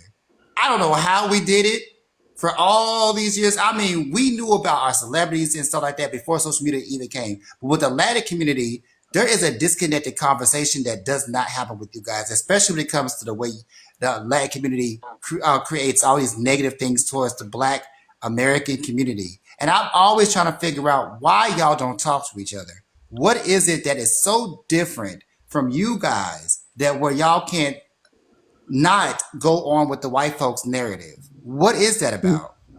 Can you repeat your question? It'd be like they, at the same time, they against white people. Like they understand that white people are out for them, but at the same time, it feels like sometimes Black Americans, we get held responsible for the colonization that white folks did. Like we get blamed for that because that's literally what happened in California. Black people were there living their lives, and then when you have an influx of Mexican workers coming across the border, they did terrorize Black people. They did chase Black people out of neighborhoods.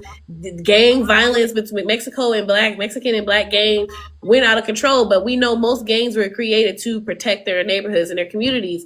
And my mom talks about how, walking home from school, she would be terrified. Like you had to avoid the Mexican side of town because of the violence that they would experience from the Mexican gang members that was in those neighborhoods. They would chase them out and tell them that they wasn't welcome over there. That was a very known thing, but oftentimes it's not talked about. And I mentioned this also, like in Colorado, there'd be whole apartment complexes that are all Mexican. Those apartment complexes ain't all Mexican because Black people didn't want to live there. They're all Mexican because the leasing office is discriminating against Black people and only prioritizing renting to Mexican renters. And so this is a reason why I think that there's a big disconnect between Black people and immigrants especially in the Latin community, because there's a lot of unaddressed bias. There's a lot of unaddressed racism, and there's a lot of unaddressed discrimination that is done towards Black Americans. And then when we call it out, people feign ignorance, like we don't know what we're talking about, or we're making it up. And I feel like this is coming from a real Latina who, who I know my history. When I hear you guys say that, I could never agree more. To where a lot of Latinos are very, very, very ignorant of their own history. And it's like, if y'all really dive deep into y'all history, y'all would not be treating the Black community the way y'all treat them. Because in reality, we've always stood together, and that's what we are. A lot of us, like you said with these white people, a lot of us have African in our blood. You know what I'm saying? Yeah, like we're such a huge mixture of people, and we became that, and that's a part of who we are.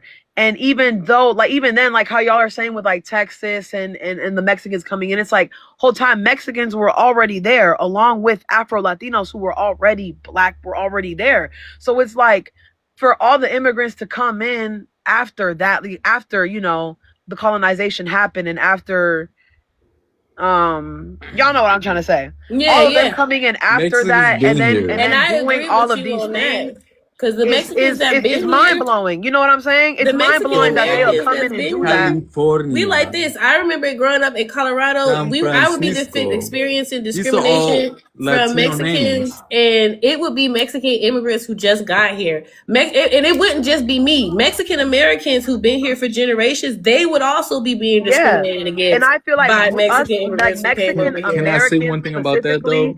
definitely see the difference, and I can definitely agree with y'all on that. And I can see how you could say in Colorado, because Colorado used to be Mexican territory too. So that's why there's a lot of Chicanos, Mexican Americans, who live there. And I feel like Mexican Americans and a lot of Latin immigrants think completely different. Yes, and they discriminate. The way they would treat my Mexican American friend because she didn't speak Spanish, the way they would try to invalidate her Mexican heritage, like she's not really Mexican, she's not really Latina because she don't speak Spanish. She's American, she's not Mexican, and then would do things like when she would come into the break room, everybody starts speaking Spanish all of a sudden. It just completely iced her out of the conversation. And I feel like genuinely that's sadly trauma that was passed down from us through colonization. And that's it's something that we need to all, like, as a community, we need to wake up.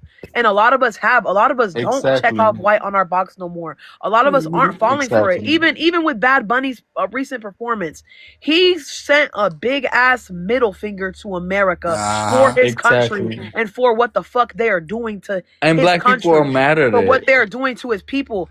And for anybody who is African American and they are mad about that, at the end of the day, Black folks is mad about it. Who said ditto? Don't lie on us. Honestly, personally, from my personal experience, being in a room with some African Americans who I had to kind of check when it came to the halftime show. I just literally came from another chat room. It gave kind of ignorance, and I had to sit down and educate them about Puerto Rican history. You know what I'm saying? Because they are American and we are American too, and we have dealt with the issues of colonization. This is the problem that a lot of discrimination and them not funding and taking care of that country. Can I speak on it, or are you not letting? Oh yeah, go ahead. Sorry. So America, what is America to you? No, go ahead and talk about the fact that you were saying. So America. So indigenous people lived in America before white people, whether it was British, whether it was Portuguese, whether it was Spaniard, they came to this country and say, oh, look what we found. It's on a new land. It was indigenous people living already here. My people. I'm indigenous to America. We were living here, and what they're trying to, let me finish. They try to tell me that because a white person came here and say, oh, I thought I was going to India, but it's not India, it's something else. I discover it. And that's the problem that I have with it. You didn't discover shit. not one British person, not one Portuguese, not one Spaniard, and my last name is Jimenez and I speak Spanish because they from Spain. They didn't discover me. My people was here before. Can I And say? I hate sure. the See, because fact that I just feel like everybody this is tries like to a bunch say, of BS. like, the fact that, like, I just came from another chat and they try to tell me, oh, well, you didn't live what black people lived through. My people is literally from this land. No, ditto. Oh, See, Literally. okay, this but is a BS. This is a BS. No, this first is of a all, I I'm think BS. that was like indigenous. a I'm Yeah, different but indigenous panel. from the the First of all, that was a difference between different indigenous and panel. African Americans were that African Americans were robbed from their land and forced to go to a different land. They didn't choose to immigrate anywhere or be slaves of any fucking body. And the difference is not immigrants, indigenous, that was already their home that got taken over. They got erased, and they ended up getting mistreated and now treated as racial underclass in their and own I'm still home. here as And an that's the indigenous. difference between the And Africans then and hold the on, indigenous. everybody, I'm please. still here as an Because I indigenous. feel like this is Okay, BS. So I what feel do like you this but is at the mean? end of BS. the day, I another was real here. great difference My people between were the here before indigenous y'all. people who were My people were enslaved here and before the y'all. actual Before Indian. British, before Portuguese, before Spaniards, Okay, so before Okay, Miss but Lisa, may blacks. I say something? Indigenous people were here Oh wait, first. hold on now. Can I say okay. something, Miss Lisa? Because We're not I feel like talking this. we're not talking about that, and I feel like you totally came up here off topic, Ditto. I feel like maybe you got into a back and forth in the last panel, and you're still a little Yeah. hot from that, Mhm. and you came in here on that type of time from the previous conversation. That's not where the conversation is Yeah, at. because it's not Okay, like that in here at if all. those people over there are trying to argue you down about who was here first, I'm not doing that. And And I it want really to don't say have that nothing the to do with difference nothing. And between we had been established that. yes, and I want to make it clear that the difference between indigenous enslaved people and African enslaved people is that when indigenous people were enslaved, they were actually people. They got enslaved as indigenous people.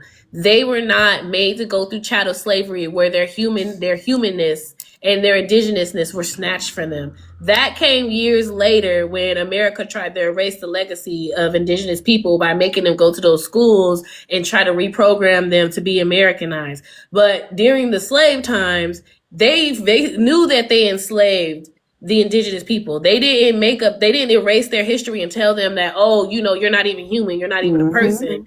They still got to be people. They still got to be humans. They were just enslaved. But African people, when they got here, when they got on the boats, they were people. And then when they got to the shores, they stopped being people and started being chattel and started being treated like animals. So that is the main difference between the way indigenous people were enslaved versus the way that Yeah, African I have a Americans were question though enslaved. about that. So so when we talk about like stuff like that, so what do we call it when like when they came here to colonize, they committed massacres against tribes. They committed massacres against the indigenous. Hold on, let her that's what I'm finish trying to say, asking her Z. question. You know what I'm saying? So it's like they came here and they did treat them like they were nothing in their own land. Well, they So it's came like, here so and what?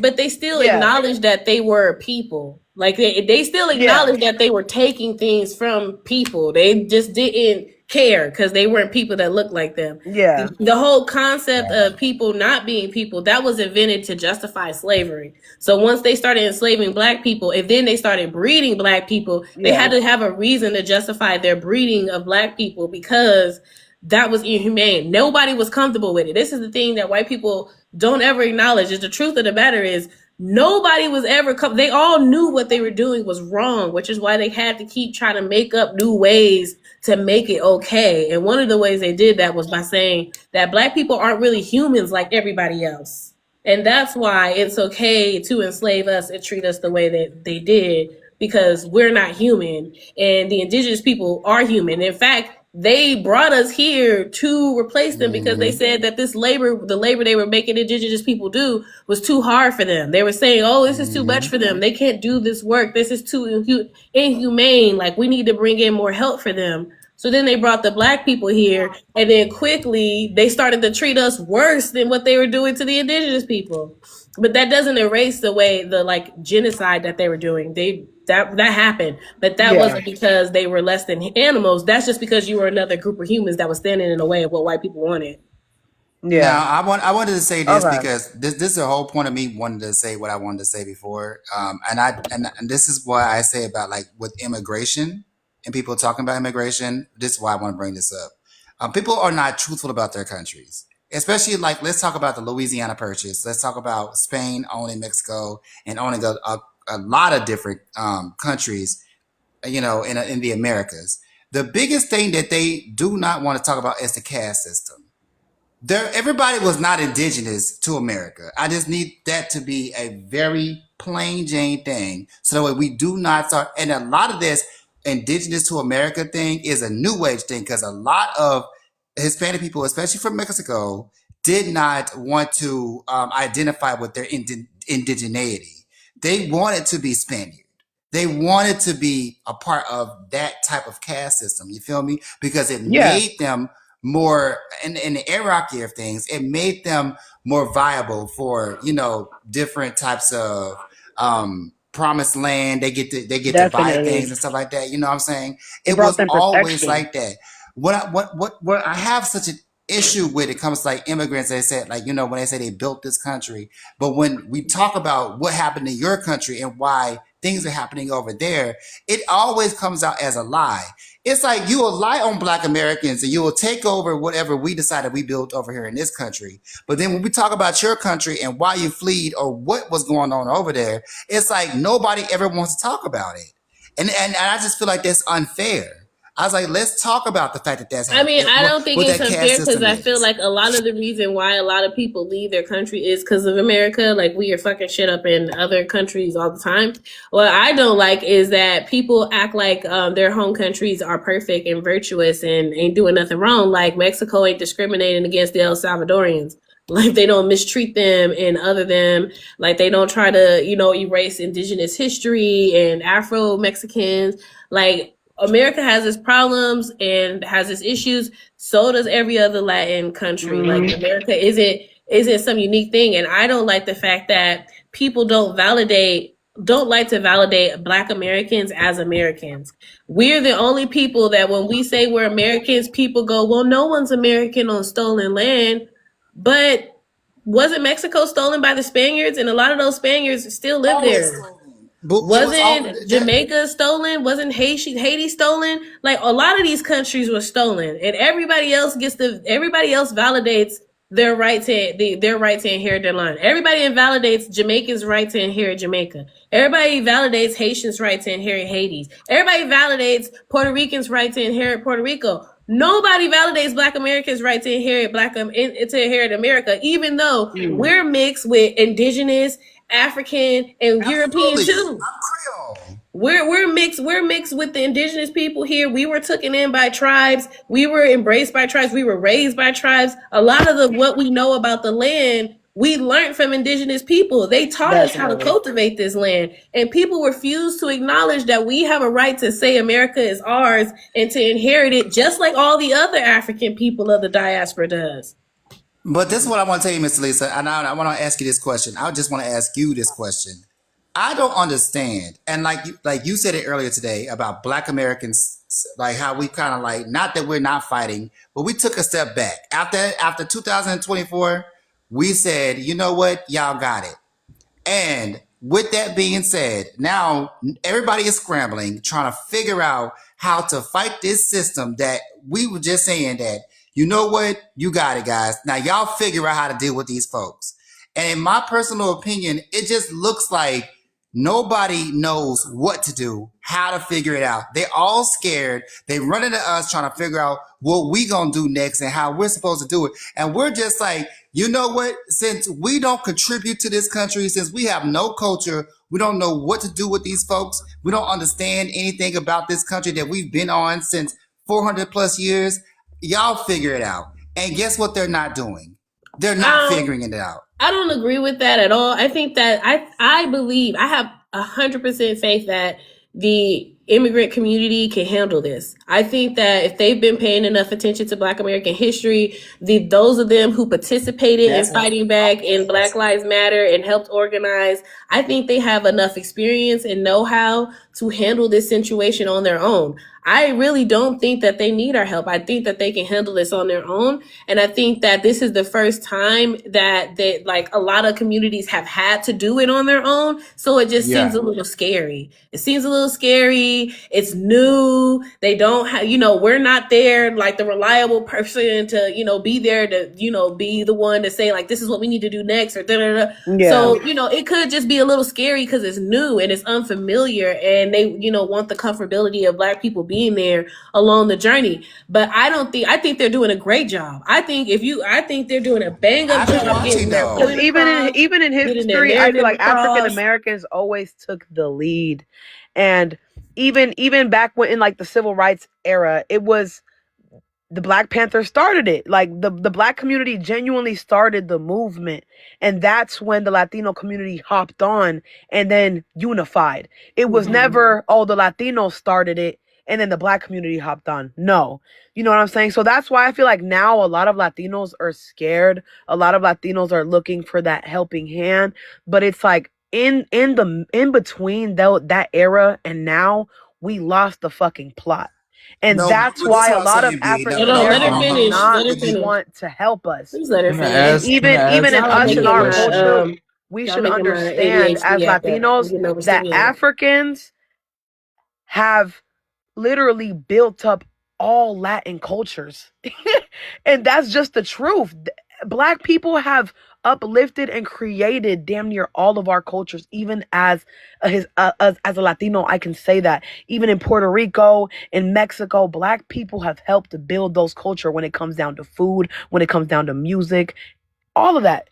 And it's the same thing in America. So I feel like, you know what I'm saying? In my eyes, you guys have that. And I will always appreciate and value that because you guys have brought that to every part of the Latin countries and the Caribbean countries. I'm And glad that you is said that, gorgeous. honestly. I'm Yeah. glad you say that, honestly, because one thing that I, as a Black American, I always point out is the fact that every inch of the Latin community and Hispanic community, as well as America, has African influence in it. Every single one of them. Mhm. However, everybody also is able to embrace their new identity in those countries, which is why Jamaicans don't go around calling themselves Afro-Jamaican. They say they're Jamaican and people know what that means. Puerto Ricans say they're Puerto Rican. People know what that means. They know the history that come with it. They know the lineage that come with it. But whenever Black Americans say we're Black American, people go, well, where are you really from? Exactly. Well, where's your country really from? Well, actually, that's actually African. That's not American. That's actually African. And it's like, well, y'all don't do that shit with nobody. Nobody goes to Jamaica and tell them that They're not oxtails Jamaican. is not really Jamaican. It's actually African because actually Jamaicans are African. So therefore, oxtails is So African. But people do that to Black Americans, can and I I don't ask the question understand though? why that happens. I really don't get it. Can I ask the question? I want to let if you asking me the question, who you asking the question? I want to ask the host the question because Okay. like you hitting all the nails. Like I appreciate it. So so I am indigenous to America, and I became enslaved by Spaniards, and I was also mixed by Black slavery. So where does that where do I fit? With who? With I don't get fit with where fit what box are you trying to be fit into? So so this is the thing that a lot of Hispanics deal with. So I migrated to the United States. Not me, like my parents brought me here when I was like 7 years old. I became an immigrant. And Wait, what nationality or ethnicity from are you? Guatemala. Oh, you're Guatemalan. Okay. So Guatemalans are known to be indigenous, which is Native Americans to the land. Mhm. Has nothing to do with Africa, has nothing to do with Spaniards, has nothing to do with Portugal, none of that. Like, I look indigenous because I'm indigenous. Mhm. But then, yeah, I have to identify differently because white people are telling me that you're not from this land. But when we were here before them, is the crazy part. I think no one's arguing your indigeneity. Like you could be indigenous and not be from this region of America. Like I'm you're from indigenous. My Guatemala. nose, You're indigenous and you're indigenous to my Guatemala, like you my said. features show indigenous. Yeah, you're Guatemala. But okay, but indigenous people had different features. Indian. Like, The Plains indigenous I people don't look look different African. from I don't look the European. eastern. I look indigenous. You gonna have to let her finish. Right. No one's arguing what you look like. We can't even see you. So what So I'm no trying to say one. is, like, is it fair to say You that I know, you am want to let her finish indigenous to saying the what you gotta land? say because she's talking to you. She's trying to explain something to you. Just let her finish. What I'm saying is no one. We can't see what you look like, so I can't say that. But what I am saying is that you can be an indigenous American and not be from the America region. Okay, there was different tribes here, and all the tribes had different names, and all the tribes had different facial features, bone structures, heights, They all shades, look hair like me. textures. They were all various different. They weren't the one homogenous group of people. They are Okay, very, very the same. no, they were not. I don't We know. have big noses. You don't know Yeah, anything but about not any of all the the. indigenous peoples had big So you're noses. saying that indigenous people in America look African? What I said in the indigenous people of America did not look the same. They were not Do they homogenous. look They didn't have Do they one look look. white? They had different looks. Yeah, they I'm not look suggesting their racial identity. indigenous. I'm acknowledging that they're indigenous. You're asking me about their Exactly. racial identity, and we're not arguing their identity. Their identity Exactly. is indigenous. But So what I'm for telling someone, you is just because you're indigenous doesn't mean that you're indigenous to America, this region, from where California is at, from where New but who Mexico are is you at, to tell me that? Wyoming, those But who I are indigenous mean, you to Native that's tell just me the Americans that? truth. look Guatemala has different. never been part of the U.S. It's in South America. America, No, It's no, different. It's different when we're arguing you're so for lost. countries like Puerto You're Rico so or Mexico, lost. which one You're is U.S. so territory lost. and one There's used no to such be thing Mexico. as It's a Central difference. America when it happened. Do you understand that? What we're We not gonna were, do is this. Okay, what we're not gonna do is this, and I just need to stop you right now. What we're not gonna do girl. is this. Yeah, I'm gonna drop you this time because you keep coming on the panel and you keep wanting to have discussions that are not aligned to this topic. Now you're having an identity conversation, and even though we're presenting you with the facts, you're still not trying to listen It's to me. because He's having he's an having identity an identity crisis. crisis. Yeah, he Yeah, sounds that's Clock young. it. He He's having sounds an identity young. crisis, which a lot of us Latinos have, and that's the sad. Like we Yeah. inherited that because of colonization and Mm-hmm. because of the prejudice they put on people, and because of the colorism and the way that America tried to manipulate us into thinking we were white without ever giving us the same respect or treatment ever. We're still It was racial Europe. underclass. It wasn't And America. It was that's Europe. why he's confused. And right. you are always going to be confused, sir, until you learn into your own roots and figure out who you really are. Right, Fuck because even America. even your story, Guatemala's story of colonization looks different than the Yeah. colonization of the Americas and what the indigenous people here had to deal with. And I was not saying that all indigenous people look alike. In fact, I was saying that they looked different. They didn't all look alike. And we know this because white people were so freaking detailed when they were looking at all the indigenous people Mm-hmm. that they could identify the tribe a person came from just by looking at them, by Mm-hmm. how they were dressed and how their hair was done and what beads and feathers they had on. They would be like, oh, that's a Lakota. Oh, no, they're from the Cherokee tribe. Because they were able to identify them based off of their features and characteristics that were common with whatever tribal group they were from. I was never Exactly. suggesting that, all of them look the same, but you suggesting that you're the same as an indigenous American here in America, that's not true. It's not true. And I'm not here to have that That's identity the He said he erasure. argument. hurt.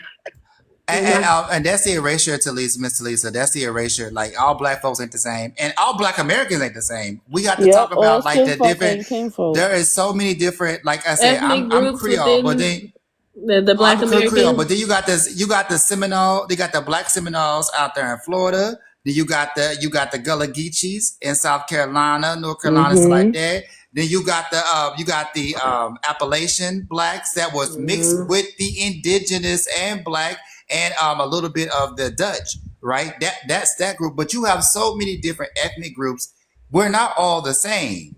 And for somebody to sit back and say that all indigenous people are the same, that is erasing all indigenous folk because everybody's region is different. You have to cultivate the land differently.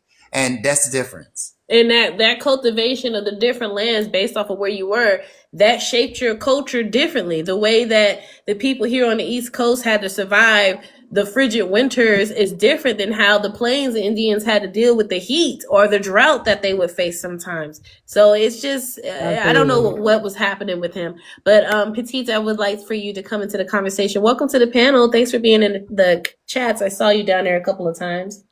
Yes. So I was born and raised in Mexico until I was 16 years old, and then I moved here for school, for international school. So I have a strong foundation because I was living there. So we in Mexico know that this country was built by slaves, and we actually have a lot of respect for the African American community because we know that. And but the immigrants, the people, the Mexicans and immigrants that are born here from like from parents from foreign countries, they are a little bit confused. Other countries teach their people that. Like in Europe, they also know that. Mexicans, they know that. In the United States, is different because it's something weird with the schools. They don't teach kids the real history, I don't think, but in other countries And they don't. actually do. I grew No, up they my don't do it in entire no life. country. Yeah, I always grew up my entire life in Mexico, knowing that this country was built, like the Capitol was built by slaves, and the White House was built by the slaves, and so I always knew that. And I know that immigrants come here because the country was already built and it was already thriving because the slave owners basically profited from for free from free labor, and that's how they became rich, and that's how they were being able to, invest in railroads and all these things and in the industrial generation, but that was after the slaves. So yeah, I got married later, and so I stood in the country, but I know that, um, and I hear you, and I see what's happening with the country right now, and I just want to tell you that I have so much respect for the African American community, and I've always loved your culture. I don't know why Americans do not embrace that, because other countries look up to you, to African Americans. In the United States, I don't think they do. I don't. It's the only country that doesn't recognize them. All the other countries do. Mexico does, um, and I mean, with all due Can I say respect, this?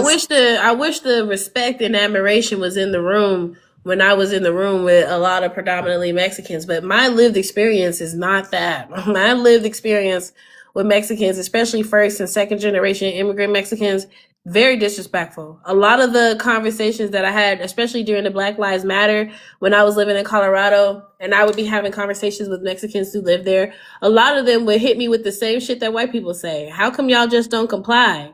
How come y'all just don't listen? because they How are come born we come here. here and we're able to, when we came here, we didn't speak the language. We didn't know how to, even read the language, and we still were able to get jobs, and we were still able to start a business, and we bought houses. Like, how come you guys can't do I that? do That notice that. I that notice is the the difference. experience that I have when I interact with The a lot of differences Mexicans. between the It's people not that a are lot of respect, mainly from not Mexican Americans. Mexican Americans, generational Mexican Americans, I have never had that experience with them. And I feel like it's because they're very aware of what it was like for us living in this country under the rule of white people. And they're very aware of the work that we put in to make this country a better space for all of us. Definitely. So I don't have those problems when I come up against Mexican Americans. Additionally, Mexican Americans, they experience what we experience when first and second generation Mexican immigrants get here and start discriminating against them too. Start treating them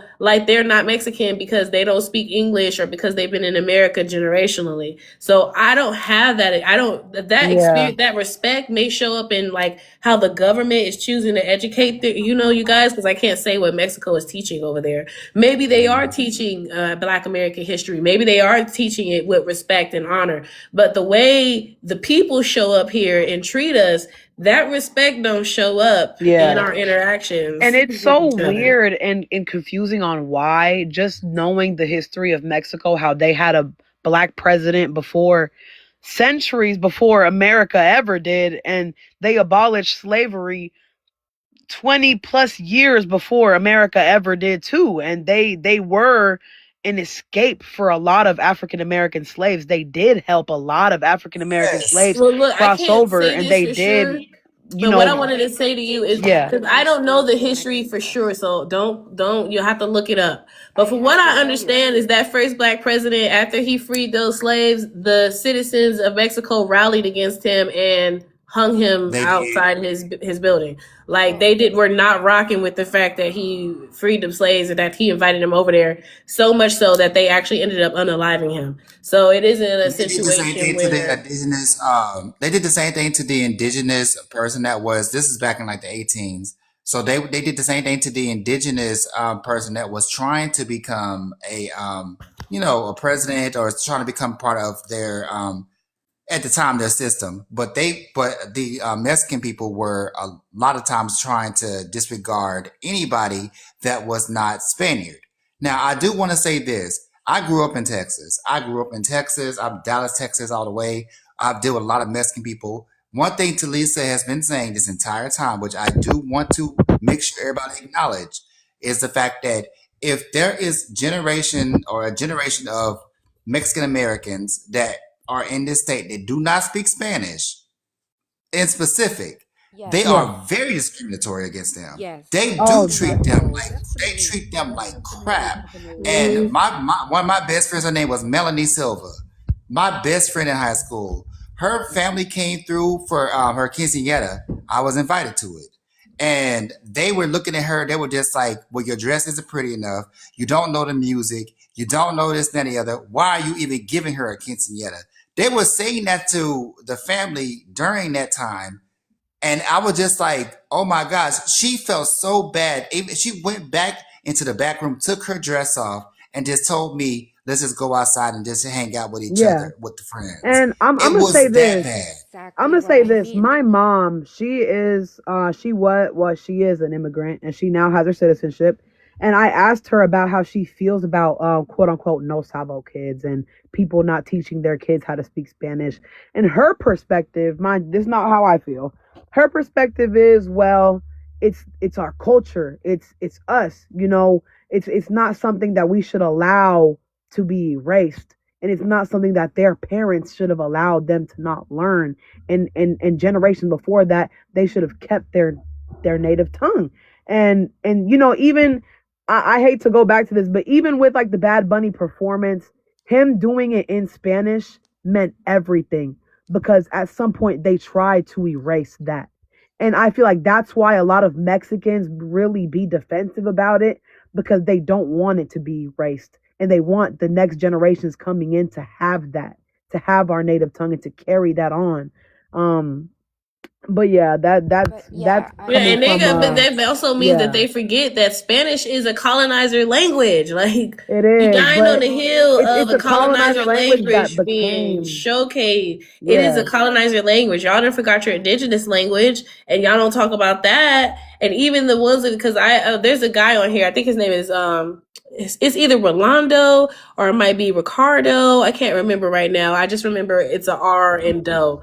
That's all I see. But he is a Mexican man who spends most of his time talking about the racism in the Mexican community and really calling the Mexican community out for their, yes, Ricardo, you got it. He does that with his fine self. He always on here talking about that. And he talks about the fact that you know, a lot of Mexicans know, some of them still know their indigenous language. They just choose not to speak it. And then when you do speak it, he would say whatever you did say a word that was indigenous or that was Aztec, the family would look at you like, like why are you saying that word? Like, why are you using that? And he's like, why shouldn't we? Like, we're indigenous. And they would be like, no, we're not, no, we're not, no, we're not. And he's like, yes, we are, yes, we are, yes, we are. Like, why don't we fight to preserve those language? Why are we fighting so hard Yeah, to and that preserve goes right Spanish? back to the trauma due to colonization. Like it Yeah. always No, leads I right back can to say But that. that's what something. I was trying to say. B Sadly. is about. It was about that. Let What I Petite, was. she's What I trying to was. say something, but her voice is so low that I Yeah. can only hear her Oh, I'm sorry, saying Petite. Go something I ahead, every wanted B. to now and say that again. there are two types of Mexicans: the ones that were born here and the ones that are coming from Mexico as an adult or later in life. Those are the good respect, the ones that respect the culture because they're not the Mexicans in Texas or the kids that don't speak Spanish well.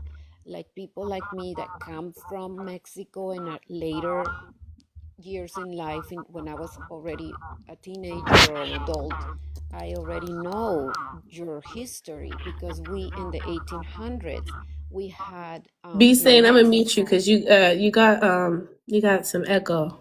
So Is this they Santana? B Santana? I'm sorry. in Mexico in the 1800s we had sanctuary cities for slaves who escaped from United States, and that's why they teach us a little bit of history of African Americans. So that's how we know that, um, African Americans actually built this country. And if you go to Mexico, the Mexican people will actually look up to you. That like they treat you so well, they will They respect do. you. They I don't know do. if you've ever been in Cancun or any of these places. They're My very, friend from Tecatecas. My yeah, friend's from they're Tecatecas. That's where I very learned sweet. Spanish. Like they will look up to you. They will treat you the best.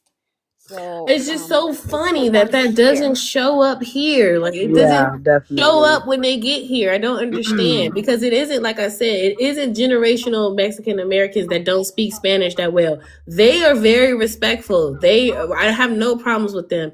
It is exclusively first and second generation Mexicans who I've ran into with problems with. Not only have I experienced flat out racism from them making fun of my Yeah. skin complexion, making fun of my name, calling me ghetto. Then if it wasn't that, then it was them discriminating against black people for jobs, for housing, for other opportunities. So it isn't really generational Mexicans that I experienced this with. It was Well, literally, it's different. been The people who's been Mexicans coming from actual over the Mexico, border. the Yes. And ones that so live in that's there why I and the ones find that it live so here. interesting that people are saying once we go to the country, we're treated with respect. But then when people come to the country, that respect is not here. And I guess that's because people who come here assimilate into whiteness so that they can have proximity to whiteness. And part of being white means to be discriminatory against black folks. I don't think so. I came here. I've never done that. I've always claimed my country with very much honor. I mean, I've always tell people I'm Mexican and I came from Mexico and I'm proud. I think it's because these kids are told by their parents that they need to act a certain way or something. I don't know what it is, but the Mexicans in actual Mexico, they're very proud of being Mexicans, and they're not disrespectful to you. And I just want to apologize for all of them if they are Oh no, Yeah. baby, disrespectful. no. I want to tell you something. My friends in Texas, my Mexican friends in Texas, are amazing, whether they came from the border. But what I do want to say is that, as Talisa was saying, it is a lot of discrimination that comes from when they cross over the border and they're first or second generation. It does happen. And I've seen it happen firsthand. But a lot of times it's not just against black folks, it's against their own people. And my thing is always this. It's like, okay, so you know that some of the family members have been here for a couple of generations, right? Maybe like one or two or three Yeah. generations. They don't speak Spanish anymore, but then, or not as fluently as, coming from Mexico. But why is it that when the people that come over here, that maybe the uncles or other family members that come over here, they are always so hard on them, and then they hard on them for having black friends? I That don't that like that happens. they act like Or that. they have, or because in Texas we have a lot of people that mix, like with Hispanic people. We have a lot of people that mix with Latin people, especially from Mexico. So we get the, that whole like, well, you're mixed and you having mixed kids. That all that stuff plays a part. And I want to know, Miss Petit, why is that such a prominent thing in Mexico to not mix with black folks, but then also when they come over here, why is it that you don't speak Spanish? What is that all about? I don't really think I don't. We don't claim them in Mexico. Those Mexicans, we call them pochos. We are not equal to them. We don't like them. My family is in Mexico right now. They all love Kamala Harris. They all love black culture, black people. We like your music. I mean, we play them on all the nightclubs all the time. But you're right. When I go to Texas, the Mexicans in Texas, and they're very, very different than the Mexicans in Mexico. Yeah, and I think that's why I said I believe that it's proximity to whiteness. I believe once you come to a country where it's openly okay to disrespect a group of people, and in order to make sure that you're not those people who are being disrespected, you tend to join in. A lot of times when the kids are being bullied, if you don't want to be the target of the bully, people will start joining in and bullying people so that they Yeah. don't become the target. And so I honestly think that that's what's happening. They're coming to America to trace opportunities, to chase the American dream. And part of the reason the American dream exists is because the America discriminates against black people. Yeah. The only And reason there's able to be Another thing billionaires, is millionaires is because real they discriminate Mexicans, against black people. Mexicans So that they are get here and do the same thing. Mexicans that are educated do not want to come to United States. My I brother has couldn't a believe that. business. My dad period. is a lawyer. My mom he's a pharmacist. Their house is paid off. They do not want to come to United States. They come here for shopping and then they leave. Yeah. They don't Y'all like got it. them. Y'all got their beautiful houses. Y'all got the beaches. Y'all They got don't like the it. culture. And I remember. economically, it's better But I don't in a Yeah, way. I've seen a couple I of people who don't got want to deported, and be. they're actually doing much better financially back in Mexico than they were doing here. One guy who was paying like $200 for his inhaler, and then got to Mexico, and it was like $50 in pesos. He was like, Yeah. this is Well, way I think cheaper it's than what I like, was paying in America. a yeah. Mexican that comes to United States, it's because he's in need of money, it's in financial bad situation, and it's a lower class Mexican, and that is why they're ignorant. And I don't claim them. I just wanted you to know that, and I wanted you to know that in my country we love you and you're welcome. And that's all I wanted to say. Have a Period. good night. Well, I know We y'all. Well, I didn't know appreciate it. y'all And had. I didn't know that. I'm finna end the live too, y'all, because it's almost 1 a.m. here. And I gotta get up in the morning. But I want to thank everybody for coming tonight. Thank y'all for so much. I had this topic up like 3 different times and nobody came in. So I'm super happy that I finally was able to have a dialogue with people about Period. this topic. And I wanted to do it because I've been seeing other people try to have this conversation, and it's been like Chaotic devolving as into fuck. disrespect and chaos. Yeah. And it's like, it don't have to be disrespectful or chaotic, because at the end of the day, immigrants did participate in the building and the establishment of America. A lot of what is great. I love that I could wake up and decide whether I want Mexican food or Chinese food, or whether I want to go Yeah. have sushi, or I love Period. the fact that I can go to the local store and buy manga if I want to, or I can turn on a telenovela and watch it even though I don't know what they saying. Still watching it, be Yeah. caught up in the drama. Okay, I love Mexican music. I love salsa.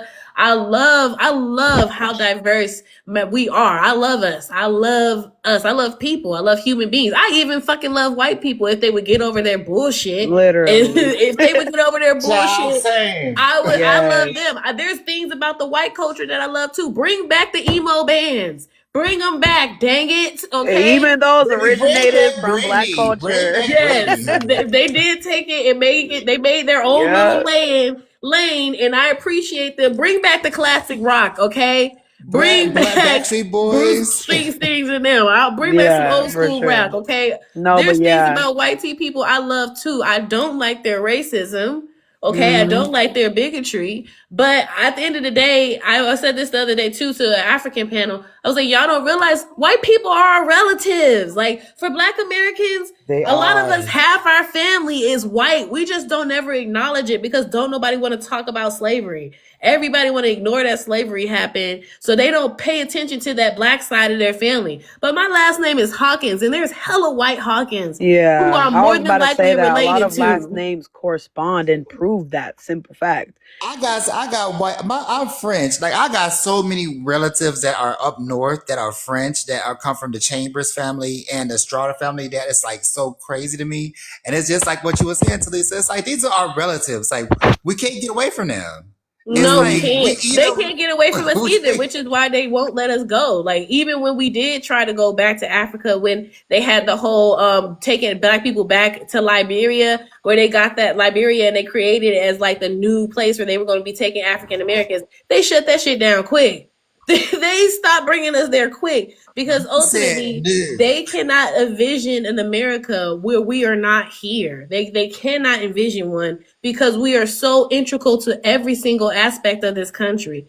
Even the culture, the shit that makes America cool is Black people. What culture would they exploit if they didn't have Black people's culture to exploit? What they gonna exploit? Raisins and mashed potatoes? Who's gonna be buying that? I did let somebody Literally. new up on the panel. What is it? New mommy. New mommy you can come in. I was about to end the live, but I wanted to allow you to come up and say what you have to say.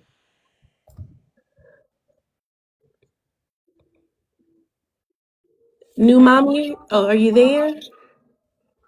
Period, new mommy. Miss Khan. Uh-oh. She requested. Maybe she didn't realize she requested up. Are you there, Miss New Mommy? All right, I'm gonna drop you then, boo. Yeah, I'll stay up Listen, here listen. for. I want to ask you a Uh, question, like maybe for your next panel, and then and I also want to tell you that keep this up, baby. I know the first time you did For it, sure. it wasn't going through, but this next time I'm gonna bring my people in because you got to meet Tyree. You got a couple people you need to meet that I know that I'm gonna invite up here. But I do want to ask you this next question that maybe you can ask as far as like Shabuzi and them is concerned with the diaspora because the Black community has that diaspora, but our diaspora as well. Why is it that every in the diaspora of ourselves, why do they want a foothold in America? What is it about America that they need a foothold here to say that, hey, we did this, we are here, and this is a part of us now, instead of it um, like with the Black Americans? I think it's visibility. Honestly, I think it's visibility. When you look at Africa as a country, they don't really teach about Africa. You went to school here. You went to American history. When we went to world history, they don't even talk about the continent of Africa. And so most of the information that people know about Africa, unless you're one of those countries like France or like Sweden that frequently travel back and forth between Africa and their own home countries, the rest of the world has no idea about America, about Africa, about African culture. They're just now being exposed to it through Afrobeats, and that only happened because Afrobeats took off through Black American culture. So I really think that it's exposure, and it gives them a level of soft power that they have access to through the power that Black Americans have cultivated with our culture. That's what I think it is. But And I how is also that? feel I like just don't understand how that's fair. That's not fair. I don't it's not fair. understand. It's still exploitation, and they don't do that shit to nobody else. That's what I was saying. They don't do that to Jamaicans. They don't go to Jamaica and tell them that oxtails is not really a Jamaican dish. It's actually an African dish, and that they should call it an African oxtail soup. Like they don't do that to the Jamaicans. They don't do that to Haitians. They don't do that to any of them. But they don't have the influential power that Black Americans do, which is why everybody is trying to lay claim to it. I also think that immigrants who are within America, who are already here, like Shabuzi, I think that they're panicking about ICE and this new wave of deportations that are happening, and they're trying to cling on to anything that makes their claim to America seem more valid, and want to make the what America is doing to them seem more harsh. Like, oh, we built this country, and now y'all trying to kick us out. When the truth of the matter is, you didn't build this country. You still, and honestly, if they didn't build this country, I don't think anybody has a right to stay anywhere. Countries all over the world deport people all the time. I just don't think that the way America is going about it is humane. Like the way they're doing it, stealing people, snatching people out of cars, throwing kids in cages, the SA that is happening. I think it's sad. That is wrong. That should not be happening. But I literally watched Jamaica drag Haitians out by their hands and feet, deporting them. I literally watched Ghana do the same thing. You remember with Dominican Republic? You remember with Dominican Republic dragged down out of the Dominican Haitians Republic? Yes, countries around the world be deporting people all the time. America, is just doing it more inhumanely. They're doing it the way that they're handling people the way they handle slaves. May I say this last thing though, Miss Lisa, is the fact that my biggest thing is like, everybody keeps saying that they're not trying to destiny swap. They keep saying that, but I'm just like, okay, you because you pushed back on me earlier today, and I wanted to make sure I addressed this earlier. You were saying that you think that they're doing a good job, and I don't believe so. No, I think that the Mexican immigrants, when we were talking about the Mexicans and the Latins, and we were talking about with ICE, and I was saying that I think that as far as the Mexican community and their fight with ICE, they're handling that. They got that. Like they're doing a bang up job. They don't even need our help. They're good over there. They're good over there. They got it. I was talking about everybody else. I was saying that the fact that in a war in this country, like the way that Black Americans do it, if you don't do it for everybody, you're not doing it. You cannot look out for number one here. You cannot do that. You cannot just be like, I just want to look out for my community. It's never going to work because that's just not how this country, it's just not how this country functions. If you are not looking out for everybody, you are going to fail at every stop because they're going to make sure that you know that you are not a part of whatever this experiment is here. And I think that people are trying to, like you say, lay claim to something, to hold on to something. But as somebody stated earlier today, what invention have you made? What have you literally contributed to this country outside of coming here to work? Everybody can be most people can be a doctor. They can become somebody that's influential in the political sphere. They can be influential in all these different things, but what a lot of them were doctors in their own countries. A lot of, especially the Indians that come here, a lot of them already were doctors or already were IT persons, already had college degrees back in their own country. So you coming over here and getting another college degree, like you were already. And then the disrespect of like and this is the disrespect of it all. It's like when they come up here and they don't recognize that Black American women are the most educated people in the entire, and it's been like this for the last 15 years, the most educated people in the entire country. And for the fact that when they come over here, they think that that means nothing because we're not, a lot of Black American women are not rolling around a Rolls Royce and have big mansions. That means nothing in the grand scheme of things because of the fact that y'all are breaking down barriers. Not only that, y'all are actually making gynecology more accessible to women, making love as far as like your art forms more accessible to women. The fact that Black American women have, I've heard UK women from Africa, women from China, and stuff like that, say how Black women have been the women that have uplifted them the most in the entire world. And I'm just like, you guys need to understand what that looks like. But again, what are you creating in this country that gives you a foothold? That's my question. What is the foothold here? And why do you want to be American so bad? This is not the greatest country in the world. I don't know why people think that. It's like, I was like, if you really want a destiny swap with Black Americans, I don't think they can handle it. Do you? No, I really don't. Food in the comments, you said Sorry, I was about to write you back, but thanks, Loving. I'll make sure I share the live with you next time. I appreciate you being here. I'm gonna drop you now because I'm finna end it. Love ya. Bye. What you said is that you can't compare Jamaica to America, but both Jamaica and America were slave colonies. Both Jamaica and America was colonized. Okay, the English took over the island of Jamaica and brought slaves to that island, and then sold slaves from that island. English moved over to America, established the 13 colonies, and brought slaves over to the 13 colonies. Both of them both Jamaica and America have the exact same origins. They both started the same. So why can't we not compare them? Why can we not compare them?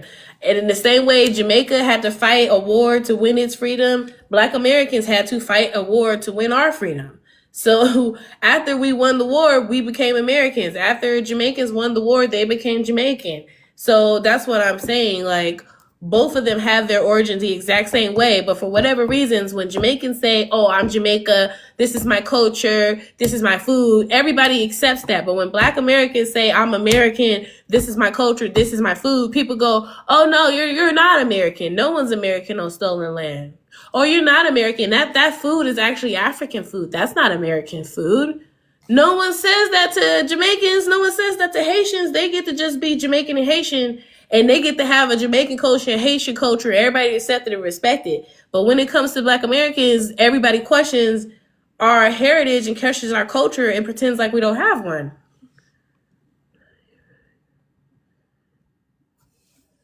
I was referring to Jamaica and Haiti as far as them both being slave colonies, both of them having their founding and starting the way America did, with white people colonizing the island and then bringing slaves there. And then those slaves having to revolt and take back the country or take back the island.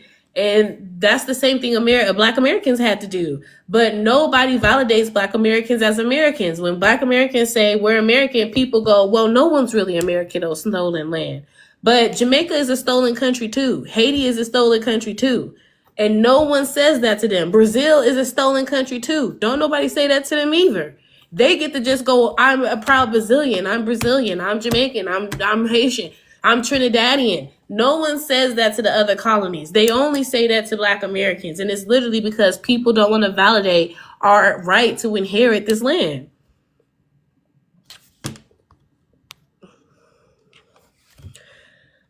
That's what I believe, y'all.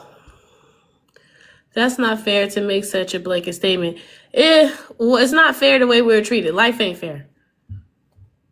Life ain't fair. I make blanket statements about men all the time. It is what it is. But what I am saying is my experience and the many experience of Black Americans, and you can see this on this app. And when Black people say, oh, I'm American, people go, oh, well, but where are you really from? I'm from America. No. But where are your grandparents from? America. But where were your great-grandparents from? America. They don't do that to Jamaicans. Jamaican goes, I'm Jamaican. And people go, oh, that's cool. I love Jamaica. I love Jamaican food. And they just move the fuck on. But when Black Americans go, oh, we're American, they go, but where are you really from? Or we say, oh, fried chicken, collard greens is our, collard greens and okra and fried okra. Those are not American dishes. Those are really African dishes. Okay, but so is oxtail soup. But no one's telling Jamaicans that they can't say that oxtail soup is a Jamaican dish. Everybody accepts that it's a Jamaican dish. But when it comes to Black Americans, oh no, that's really African. That's what's happening. Who do you think built this country? Genuinely asking. Enslaved people did. Enslaved people built this country. And enslaved people cannot be immigrants. Just the very definition of immigrants, enslaved people do not fit that definition. Therefore, they cannot be immigrants. It is entirely true. It's entirely true. Enslaved people are not immigrants. It is though. Words are decisive. Like, y'all want words to mean whatever you want them to mean. Were the Native Americans not enslaved as well? Didn't I say enslaved people? I I said enslaved people built this country. That's what I said. Which is, enslaved people are not immigrants. So you can't say immigrants built this country when it was enslaved people who built this country, and enslaved people are not immigrants. That is what we mean. What was your original before? What was your origins before 1500? I don't have to go back 400, 500 years ago. Like, and this is what we're saying. Like, no one asks Jamaicans to go, where were they from before they were enslaved on the island of Jamaica? No one asks them that. They just get to be Jamaicans. All the West Coast is Mexico. Okay, and guess what? America bought and conquered the West Coast, right? How was America able to afford the money? How was America able to fund the war? How were they able to do that?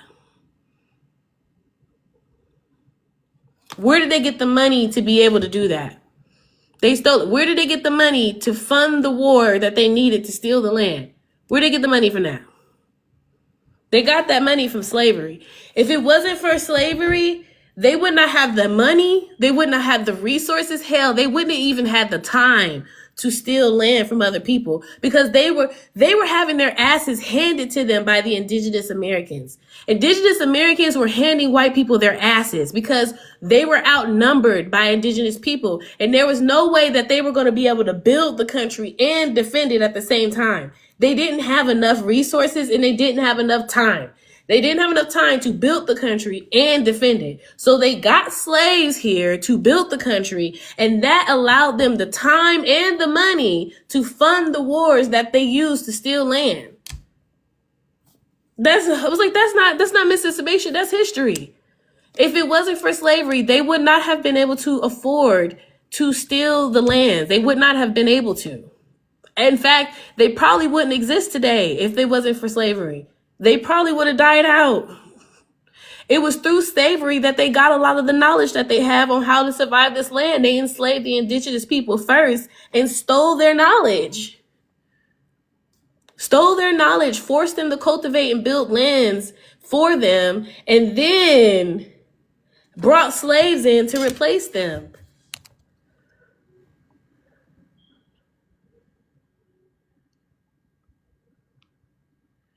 You keep saying contributed. Contributed and built are two different things. You can't contribute to anything that isn't already there. Something has to be there in order for you to contribute to it. So if it was already there, you didn't build it. You just added to it. You contributed to it. No one's arguing that, saying that immigrants didn't contribute to America. We're saying you didn't build it. Enslaved people built it. Not enslaved people built this country. Not anybody else. We're not saying that we're not sitting here trying to say that immigrants didn't contribute to America. 100%. A lot of the best things about America are immigrants, but the country was built by enslaved people. Hi, welcome to the panel. Hi, is it Talisa? Talisa. Close enough. Thank you. Okay. So I wasn't trying to argue a point with you. I was just trying to understand. I'm from Jamaica. I'm originally from Jamaica. So I was trying to understand where you were coming from when you mentioned Haitians were dragged out of Jamaica. I was just trying to understand that. But I agree with everything. I agree with everything that you say. I don't understand what your stance is on your origin, right? Because as Black people, you know the saying that we're all just like from one different boat stop, you know what I mean? But we're dropped off in Haiti, different parts of the Caribbean, along the Atlantic coast, you know, during the slave trade. So, you know, I was just trying to understand, because I think a lot of Americans, when they say, yes, you are American, not just Black American, you are American, but what is your origin beyond that? Right. But what I'm saying is no one asks Jamaicans what their origin is beyond Jamaica. Well, when people ask Jamaican, like when people go up and be like, oh, where are you from? And you go, oh, I'm Jamaican. They go, awesome. I love Jamaica. I love oxtails. You guys have beautiful beaches. They don't go, well, are you Jamaican? Well, where are you really from? And no one's Jamaican on stolen land. They just go, oh, okay, yeah, awesome. Tell me more about that. And we But were when Black brought there. Americans go, people walk up to me and go, oh, where are you from? And I go, I'm from Florida. Oh, but where are your parents from? Oh, No, my she's mom's not. from Chicago No. and my dad's from Alabama. Oh, well, where are your grandparents from? Well, my grandma was enslaved on a plantation in Kentucky, and my great grandfather was enslaved in Alabama. Is that what? And then they go, well, I'm a descendant of chattel slavery. Like, I've been here, my family has been here over 500 years. So why is it that people are asking me about my origin, to the guy but talking, saying that everybody else? she's so lost? No, she's not lost. She's correct. So my point is, Jamaicans are on stolen land as well, right? The land belonged to the Taínos and Arawak Indians before the Spaniards came and basically did the same thing that they did in the Americas, right? So Yeah. I mean, it's the same across the Caribbean. It's the same throughout the Americas. The history resembles the same. It looks the same. And I agree with you. No one questions a Jamaican person where they're originally from. Or you understand? No one really questions that because Jamaica is predominantly Black. Right? That's why. America, what I'm saying is that America is a host country where you have a conglomerate amount of people in America, right? They opened their borders to immigration, whereas a small country like Jamaica didn't. It's Jamaica's motto is "out of many, one people." Jamaica has larger population of Blacks, have some Asians, have some whites, and we accept them all. But it's like having a bad relationship with your distant cousin. That's still an issue in Jamaica, and I agree with what you're saying. I've actually had a conversation with an uncle of mine who, continue that conversation about, or that what's the term, by saying Americans are lazy, and I asked him to explain to me what's lazy about Americans, the fact that you're able to come to America and make money, not just because of what you've laid down, but because of what their ancestors have died, shed blood, just for you to come here as a Black person. At the end of the day, when the police pulls a Black person over, they're not going to ask, are you from Jamaica? You're just Black in America. So I understand everything that you're saying. I was just trying to understand, as a Black American, what do you think your origin is? I mean, we know our origin. Like, there's no, besides those rare people who really want to get in the back and forth about the fact that some of them, you can't hear me? Can you hear me? The FBAs is what you're talking about. Besides some of them who are like, I agree with some of what they're saying, but some of them who are on this, like, not every Black person that was enslaved was brought here during slavery. Some of them were already here. Those indigenous people who are dark skinned, those people were not Black. They were indigenous. And they're just conflating the fact that they were darker skinned people that existed in this continent and calling them Black and then lumping them in with us. But those people were indigenous. And we can have an argument about race because race is based off phenotypes. It's not actually, it's based off of looks. So if we're basing it off of that and them saying that those darker skinned people were really Black because they were darker skinned and then they ended up enslaved, that may be true, but they then ended up mixing with Black people and African and through the time became Black. So that's why I compared us to the Jamaicans and the Haitians and even Puerto Ricans, because the same way you guys got there and the Tainos was there and you guys mixed in with them and you mixed in with their culture, we did the exact same thing with Native Americans here in this country. We are a mix of Native, white, and African. That's what we are. But we don't get to claim American in the way that everybody else gets to. Like, we don't get to claim this land in the way that everybody else gets to claim their land and have their land as their cultural identity. We're told that we have to identify as African, that we have to be able to, like, we have to know our country or origin and where we came from, as if we don't know that we know the bulk of Black people came here on a translated slave trade. Right. But we are saying that we're American now, and we're trying to embrace our identity as being American, and everybody is giving us After they're pushback on it. generation far removed. Yeah. Well, everybody's giving us so much pushback on us trying to identify as American and being like, oh, you guys just don't want to identify as black. You guys are just trying to distance yourself as African, and you're trying to, and no, we're really just trying to embrace our legacy, our not even our legacy, but our inheritance. Because we are indigenous people, we are mixed in with them. They did embrace us and accept us into their tribes. Some of them enslaved us into their tribes. So we inherited. Why are we not able to inherit this land in the same way all of our other African brothers and sisters of the diaspora were able to inherit ownership of the lands that they're in? And Well, that's at the end of where the day, we're having problems at. there is a documentary that if you haven't seen it, it would be nice to see that National Geographic put together about how obviously, mankind started from Africa, and they talk about how people migrated out of Africa. I mean, a lot of natives will say, I'm not black. Okay, you might not be black, but that's your origin. You cannot deny that. We're all one people at the end of the day, right? So, if you look at the map, if you look at the globe, you'll see that you can fit perfectly South America into Africa, right? So all this conversation about I get where get what you're saying, but all this conversation about how different we are. Yeah, we are different now, but at the end of the day, we're all from Africa. All of us. Yeah, we are. We all are descendants of African, and that's our one unifying factor. But at the end of the day, like a lot of us are 500 plus years removed. We Correct. have embraced new cultures and we've created new cultures, and so we all want our history, our legacy, and the things that we overcame and survived to be shared and to be acknowledged.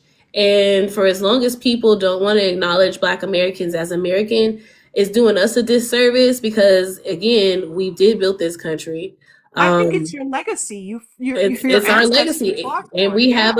we have a right to lay claim to it. So it frustrates us. It's extremely frustrating for us to hear statements like immigrants built this country because, again, enslaved people are not immigrants, and the indigenous people who were here who taught us how to cultivate this land, they were not immigrants. And saying immigrants built this country does them a disservice because it erases their labor and their contribution to the building of this country. And it was Black people, and it was enslaved Africans and enslaved indigenous people who fought during the Revolutionary War. It was Black people who helped write the Constitution. It was us who helped deliver it and collect all the signatures from the founding fathers. Like, we literally are integral to the founding of the country of America. And I don't know why this is even a conversation. You can't build something that didn't exist before. Like, if it exists when you got here, you can't say you built it. It was already here. You can say you added to it. You can say you added on. You can say you made it better even. Immigrants made this The country guy, better. to I the will guy take that. Thompson, he But keeps saying that you saying built it, that's not true, and it does a disservice to the people who actually suffered during the creation and building of this country. you're correct. To the guy toxins who keeps saying that you stay erasing hours. Nobody's erasing. She's just saying just nobody's erasing the indigenous people. She's been saying from day one that the indigenous population is not considered immigrants. So I don't understand why you keep saying that she's erasing you guys. That's not true. Are you trying to say that words are not erasing? Like, I don't, because your words No, are the not guy in the erasing. chat, I'm looking at the No, chat. no, he Toxin, wrote that. He said your words are not erasing. And I'm trying to say, is he trying to say that the words that they're saying is not erasing culture? I Like, don't understand. I'm not following him either, or them. But I'm sorry, I don't words know your genders. words matter. Words have definition. It means something. So I don't know what he's trying to say. Can I ask you a question? Um, And hold on, loudly in the comments, you keep adding words in to skew the narrative of what I'm saying versus actually repeating what I'm saying. Words are very clear. Words have definition. They mean something. Words create context, and the context is decisive. So I never said that people couldn't help build anything. That's literally what being a contributor means. Contributing to something means to help, means to aid, means to assist. So you can 100% be a contributor. We've always said that. But building something means that you actually created it. You built it. If I say this building was established May 5th of 1999, that means that the building was built on May 5th, 1999. Okay? So this country was founded as a country 250 years ago, whatever that date was. I know it, but I don't feel like thinking about it right now. Okay. We're coming up on America's 250th birthday here this summer. And the country was founded 250 years ago. And that during that time, the people who were building the houses, the people who were building the roads, the people who were building the economy, the people who were building the weaponry, the people who was farming the food, the people who were doing all of the stuff were enslaved people. Okay. And it wasn't until 100 years after the founding of America that other immigrants started to come to America and actually contribute in the building of America. A lot of people like to say that the Chinese built the railroads. The Chinese got here in 1865. The first railroad was built in 1765. And who built it? Who built it? Enslaved people built it. And enslaved people built it all the way up until 1865 when slavery was abolished. And then they didn't want to pay the slaves to build on the railroads no more. So they brought Chinese immigrants in to do it. And then the Chinese immigrants only did it for about 40, 50 years because by the 1920s, we were entering into an industrial revolution and the railway was on the decline because people were driving cars. By the 1950s, we had airplanes and people weren't taking the trains anymore. And there went the railroad boom. So they literally only built the railroad for like 45 years. And now they're getting all the credit for building the railway when slaves built it for 100 years before they got here. Oh, but Talisa, you think you're being too generous because you're not even mentioning during what is it? Slavery by another name. When did that start? In mass incarceration, is that what you're talking about? The Mass 13th Amendment? incarceration. Yeah. What era was that? That was literally after 1865, the Jim That's Crow era. Reconstruction. That's during Yep. Reconstruction, where they would literally arrest Black people or Black men specifically just for walking on the street, just because they didn't have a job, right? Mm-hmm. And that was their way to have slavery, free labor for doing nothing, right? That's you're being way too generous. That even still, right? Just being able to pick up a young man on the street to keep building railroads. It wasn't just the Chinese. That's true. It wasn't. And Lally, I see what you're saying. One group can build something, but the other group building something doesn't count. That's not what we're saying. If I build a house, say I build a 4-bedroom house, and then you come along and you want your own bedroom. You want to stay with me, but you want your own bedroom. So then you build on to the house a 5th bedroom. Did you build the house or did you just add a room? You contributed.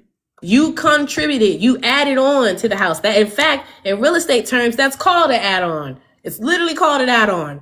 They will say the house was built in 1995, 5th bedroom added on in 2002. That's how that looks.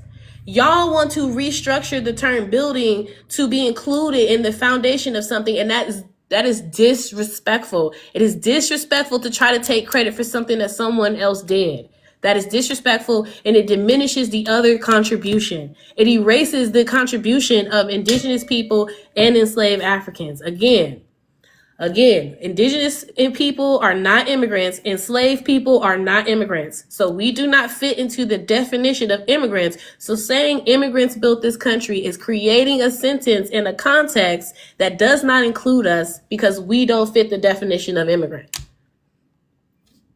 And y'all can try to twist it all you want to, but all you're really doing is trying to make the definition work for you and not actually listening to what the definition is. They just don't want to understand. I I wanted was to up ask there you a commenting, question. but you requested me real quick. You were in the chat, I thought. My bad. Yeah. I wanted to ask you a question, Mhm. Talisa, about Black Americans. I know the N word was a thing. Um, well, throughout history, right? And Americans actually change their category. They wanted to be called African Americans, not Black Americans, correct? Yes, that is correct. Okay. That is correct. So But there was now that several iterations. We went from being the Negro people to Black, and yes, then the legal definition became African American, but we still refer to ourselves as Black. We've always referred to ourselves as Black. like Jamaica, Yeah, we've yes. always, that's why, we got I'm Black and I'm proud, we got the Black Power Fist. We've always referred to ourselves as Black, even while the United States government was putting this classification of African American, we were still calling ourselves Black at the exact same time we were calling ourselves Black. In 1940, y'all were calling yourself African American. The official term of African American didn't become coined in the government until 1970. I'm just telling you history. And then additionally, that you cannot find any legal document, a birth certificate, an ID, or any of that said African American in the 40s. In the 40s, our legal term was Negro. Exactly.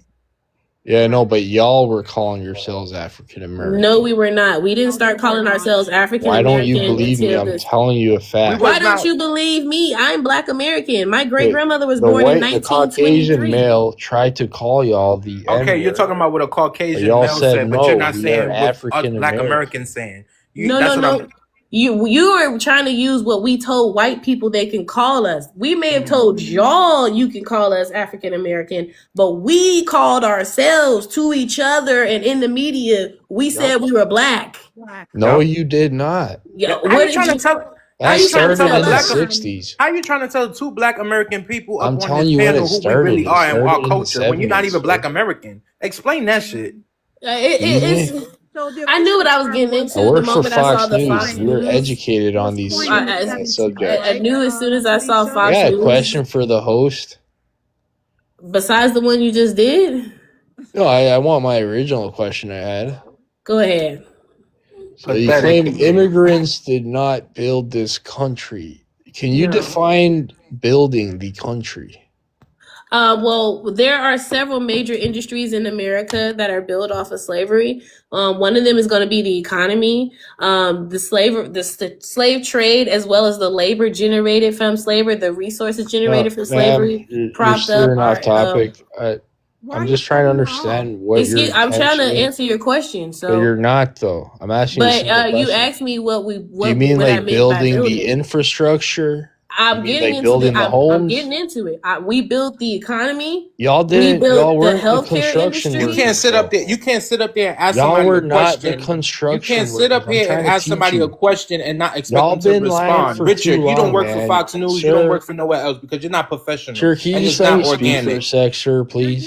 You're not even letting her I'm speak. trying to help you. I'm trying to educate you here. You're not trying to help me with anything because I don't take a white man's dollars. I'm not. So. I don't argue. I don't waste my time arguing with ignorance. I'll give you enough time to act like I'll give you the space to see how you show up in the conversation. But once it's clear that you're just here to have a bad face conversation, then what is there? If you can't even start at the baseline that slavery happened and that slaves built the country, then what are we even talking about? Like, if that's just the baseline, if you can't even just start there, then we have nothing to talk about. I'm not finna argue with you. I'm not finna argue history with you. I'm not gonna do it. Rashad, I brought you up and you haven't really been able to say anything, so you're welcome to join in the conversation. Exactly, as I should be. I'm Black American, and also Creole, so that's Geechee. I did a panel this morning, right? Well, earlier, and the thing that pissed me off was the fact that they saying that immigrants built this country, and then they also saying that We, as Black American people, need to be on the front line and supporting and helping them. I don't agree with that. Because whenever it's a Black American issue, it's barely any people on the front lines for us. So we always having to fight our own battles. And the thing that pisses me off the most is that a lot of these people that's coming to this country, so-called for a better life, y'all don't even do the same shit that y'all doing in America for y'all own freaking country. That's the shit that pisses me off. Y'all don't even stay in y'all country, and y'all don't even fight for y'all country. Y'all just want to keep on moving and traveling and just say, oh, I don't like what's going on here, and have an opinion. If you don't like what's going on here, get the fuck on. That's how I feel. As a Black American person, I'm not going out on no feet. I'm not going out on no front line. I'm not helping protest for nothing. Nothing. The most I'm doing is getting up for work in the morning or going to the gym. But I'm not getting up and helping and supporting no other culture that isn't Black American culture. And the shit that pisses me off is when people sit up here and think they know what Black American culture is. When y'all just now getting put on to the awakening that's happening. There's a worldwide awakening to where us Black Americans are saying, look, we are not African.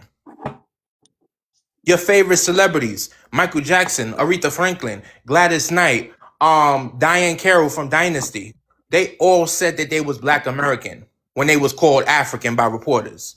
Michael Jackson, I am a proud Black American. I love being Black American. Aretha Franklin, there's a differ between an African and a Black American, but I will talk about these talking points. These videos is out here. So if Black American isn't a thing, explain to me why there's so much documentation of us going on long before y'all all came over here by boat. The shit that they saying just don't make sense to me. So I don't agree with if you don't like things, go back to your own country. I believe that countries, you should change what you don't like about your country. And that's what Black Americans have done for generations.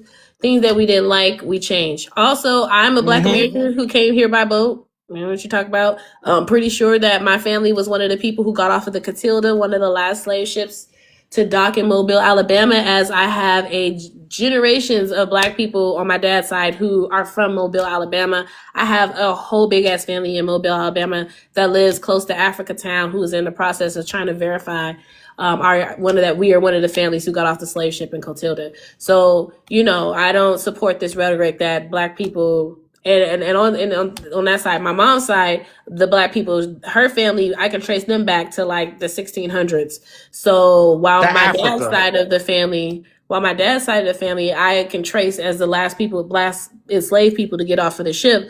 My mom's family, once I get to about the 1700s, the leaves start to turn white on the tree. So somewhere along the line, I can't really place how my mom's side of the Black family got here. I can place how my dad's side of the Black family got here.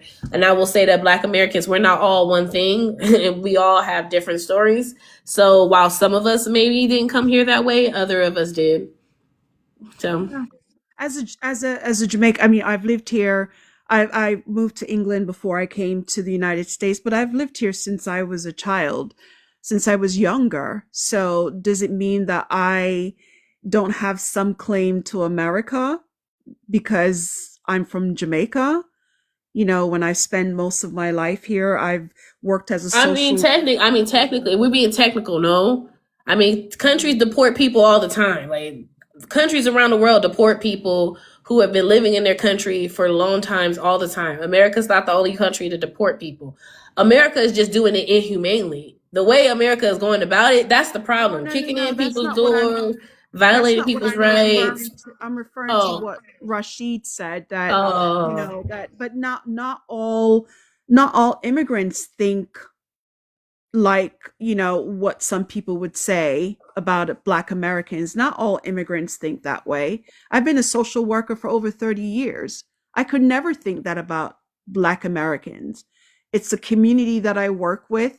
It's a community that I work in, right? So I have a great respect for the culture. I have a great respect for the people, right? So I wish there was more of you. That would be my experience. Because I agree with Rashid. My experience, I was just earlier on the panel, I was telling people about, I live in Denver, Colorado. Denver in particular is very, very diverse.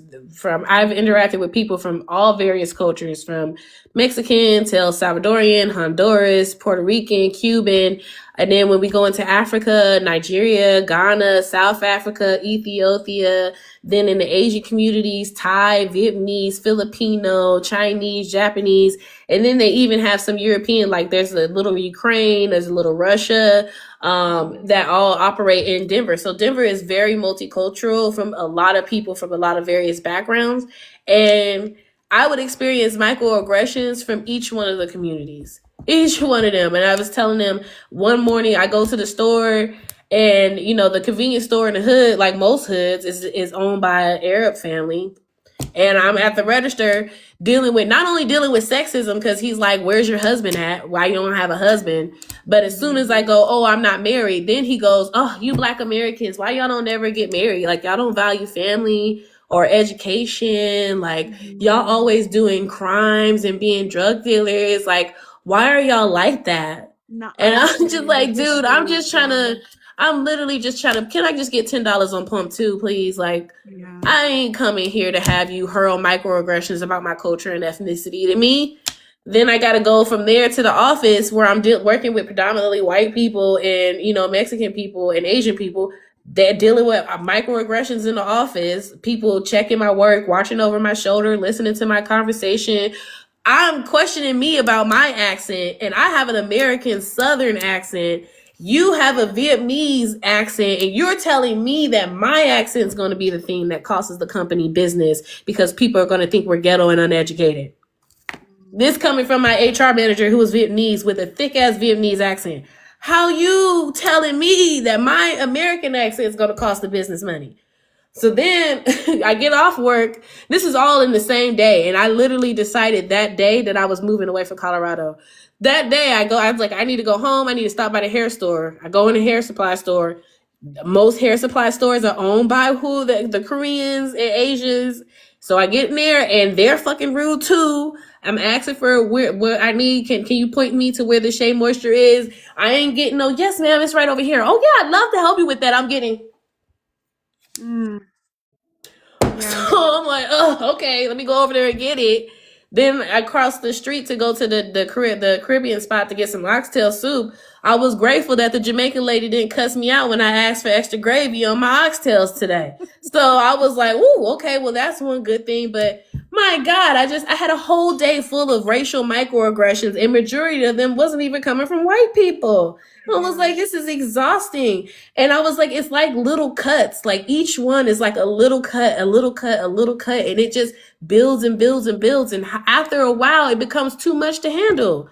And you become fatigued and burned out. And that's why I ended up moving from Colorado. I said, I gotta get the fuck out of here. And now I live in a DMV where there's way more Black people because I just couldn't handle dealing with the microaggressions that was coming from every group. And then when we talk about how all the other groups are racist and discriminate towards us and have all these harmful ideas about us, people gaslight us and be like, no, we respect y'all. We love Black Americans. What are you guys talking about?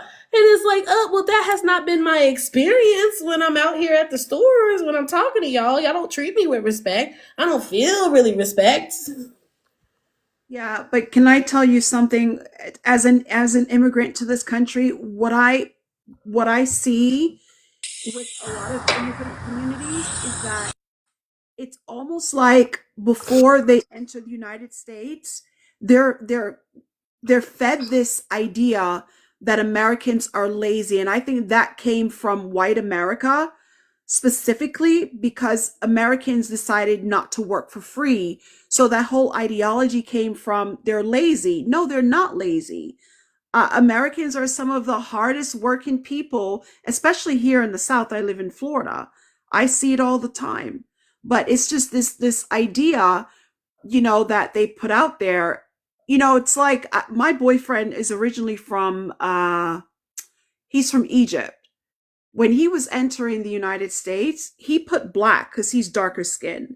He put Black on his paper and they said, no, you're not Black, you're white because you're Egyptian. It's and this is being told to him when he's entering the country. It's almost like this there's this ideology that they put out there to not mix and mesh with the Black Americans, because it's almost like they want to punish Black Americans for actually not being under their spell. You know what I mean? To Yeah, me. well, it's ultimately the goal is to continue to perpetuate the idea that Black Americans don't contribute anything and we don't bring anything to the table and that we don't have any culture and that we're just a bunch of lazy welfare queens. So if you come over as an immigrant and you do good and you do well, it then shapes it like, oh, America's not racist. America isn't discriminatory. America is good, and it's easy for me to. You got a lot of background noise, FBA. You got a lot of background noise. So when I'm done talking, you can come off mute. They try to perpetuate this idea, so like when the immigrants, other immigrants, come here and are able to succeed and do well, they can be like, "See, we told you we're not racist. It's really just that Black people are lazy. It's really just that they're welfare queens and they're always looking for handouts. That's why we treat them the way we do. That's why they're so far behind. It's not that America's racist. It's them." And so it really is to help continue to perpetuate the model minority by convincing other people that you're not with Black people. So don't see things from their point of view because you're not Black. See things from our point of view and see them as lazy takers who contribute nothing, which is why then I end up having to push back on white supremacist talking points whenever I'm interacting with other communities. And ultimately, I feel like in order for us to have the unity that we want, it's going to have to get to a point where as soon as a person who is not Black American, whether they're Mexican, Puerto Rican, whatever, Jamaican, whatever they are, as soon as they say something like, oh, Black people don't have culture, everybody in their own community need to be the ones jumping down their asses and being like, don't you say that shit about Black Americans. Stop talking about them like that. Like the other communities got to be the ones to check these people who are continuing to perpetuate white supremacist talking points and ideals. Because at this point, it's become so much for Black Americans. Like we're already dealing with battling against white supremacy and white people on a regular basis. Then to have the very people who we thought would be allies coming here also team up with white people and then be saying white supremacist talking points against us, like that makes it difficult and it makes it really, really hard for us to unite, which is ultimately why a lot of Black people are just like, you know what, we're tired. Like we're tired and we're just gonna like sit this one out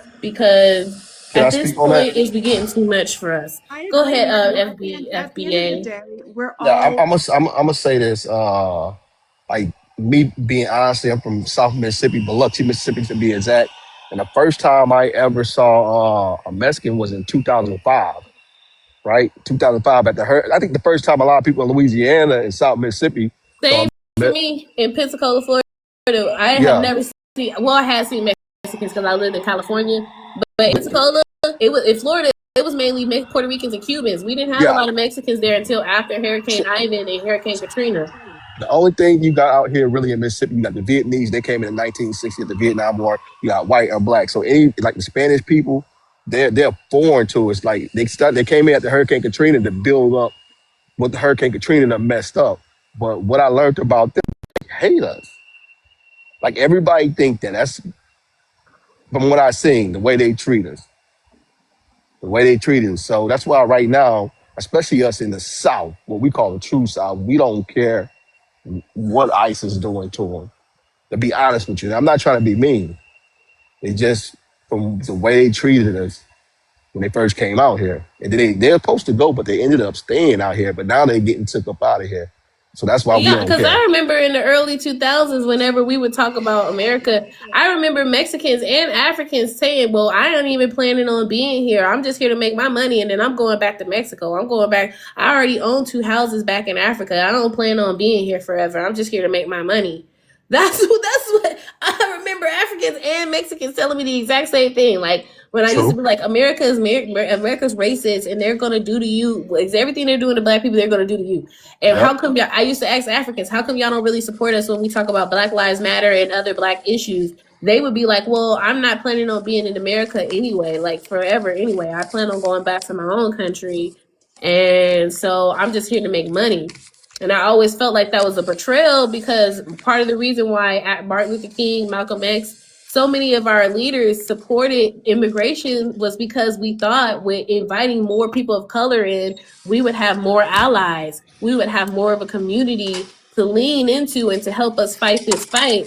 Just for a lot of them to turn around and be like, Yep. nah, like I ain't even really trying to be here that long, and I'm Yep. not like y'all. I'm me no black, and there's really like was like a slap in our faces. And so right now, I feel like a lot of Black Americans feel like apathetic. I We wouldn't don't. say like We don't. we don't care. We. It's more like an I'm telling you, apathy. in a down south format, we don't care. Honestly, we welcome it. That's just being honest. Talisa, That's a, to be fair, I think from my side as a Jamaican, right? I think a lot of us understand the concept of freedom fighting, right? And I think a lot of us understand history in the Americas, in our own country. I can't speak for other immigrants, but I really think a lot of immigrants come to America not understanding the history of Black Americans, right? They reap the benefit, but they don't try to understand the history. And I only say this about Jamaicans because Marcus Garvey was a great pioneer with the civil rights movement, right? So him understanding how Jamaica had to gain their independence from the British still living in Jamaica during that time and coming to America and going to Ethiopia and spreading the word. It would be crazy to say that a lot of Jamaicans do not understand enough about Black Americans. And I mean, if they don't, or they sound against, I have never met a Jamaican who've lived in the United States for over 20 years that doesn't understand the history and doesn't ride with Black Americans. It would be difficult, and I think it would be unfair to say that they're anti-Black Americans. ma'am. Hold on, ma'am. I I'm on can this. say Hold I on. Hold can on. say that I've been. I've, about I will I've, say that about Jamaicans. let me Like say something. Jamaicans, as far as I know, historically, we've gotten along with Jamaicans a lot more, and there's been a lot more respect from them versus the experience with Haitians, Dominicans, Trinidadians, Cubans, Nigerians, Ghanaians. Explain TikTok. Explain TikTok Jamaicans. Then why do they hate us so much? I have not been on the TikTok Jamaica side that and seen any hateful things. They must I've not. only Well, all the well, conversations that I've seen have been from Africans and Black British people. are they in Jamaica or they're in the United States? In the Do you United know? States. In the United States. Well, I can't speak for those Jamaicans. I don't know, but I can speak for the ones that I know. Yeah, and I Who can only speak like I'm growing up in Florida because Florida we have a huge Jamaican population, and we exactly? have a And New huge York. And a huge Haitian population, and a Cuban population, Puerto Rican population, and out of all the groups, Jamaicans is the ones that we was the coolest with in Florida. Haitians kept their distance from us and say that they're not black and don't want to participate in black culture and look down on black people, as does the Cubans.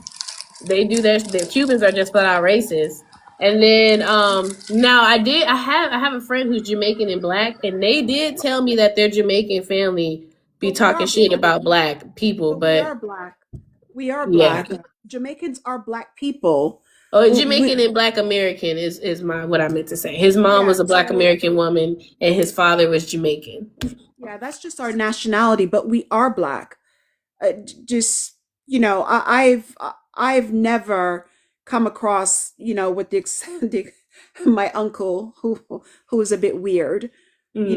who would say things, but I've never come across a Jamaican who've lived in the United States for over 20 years who does not understand the plight of Black Americans. Hell, there was a girl just now on this app who just went viral because she said the same. She was saying the same thing. Oh well, I just got my second. I just bought me a brand new Bentley, and I just got here from Jamaica. And I want you to know that my girls back in Jamaica, they're using leaves. They don't even have toilet paper. They barely have running water, and yet we come here to America and we get it out the mud. We make it happen for ourselves. And why don't y'all black people do it too? How come y'all don't have any industry? How come y'all don't own no businesses and stuff like that? And of course, we tore her a new one in the comments.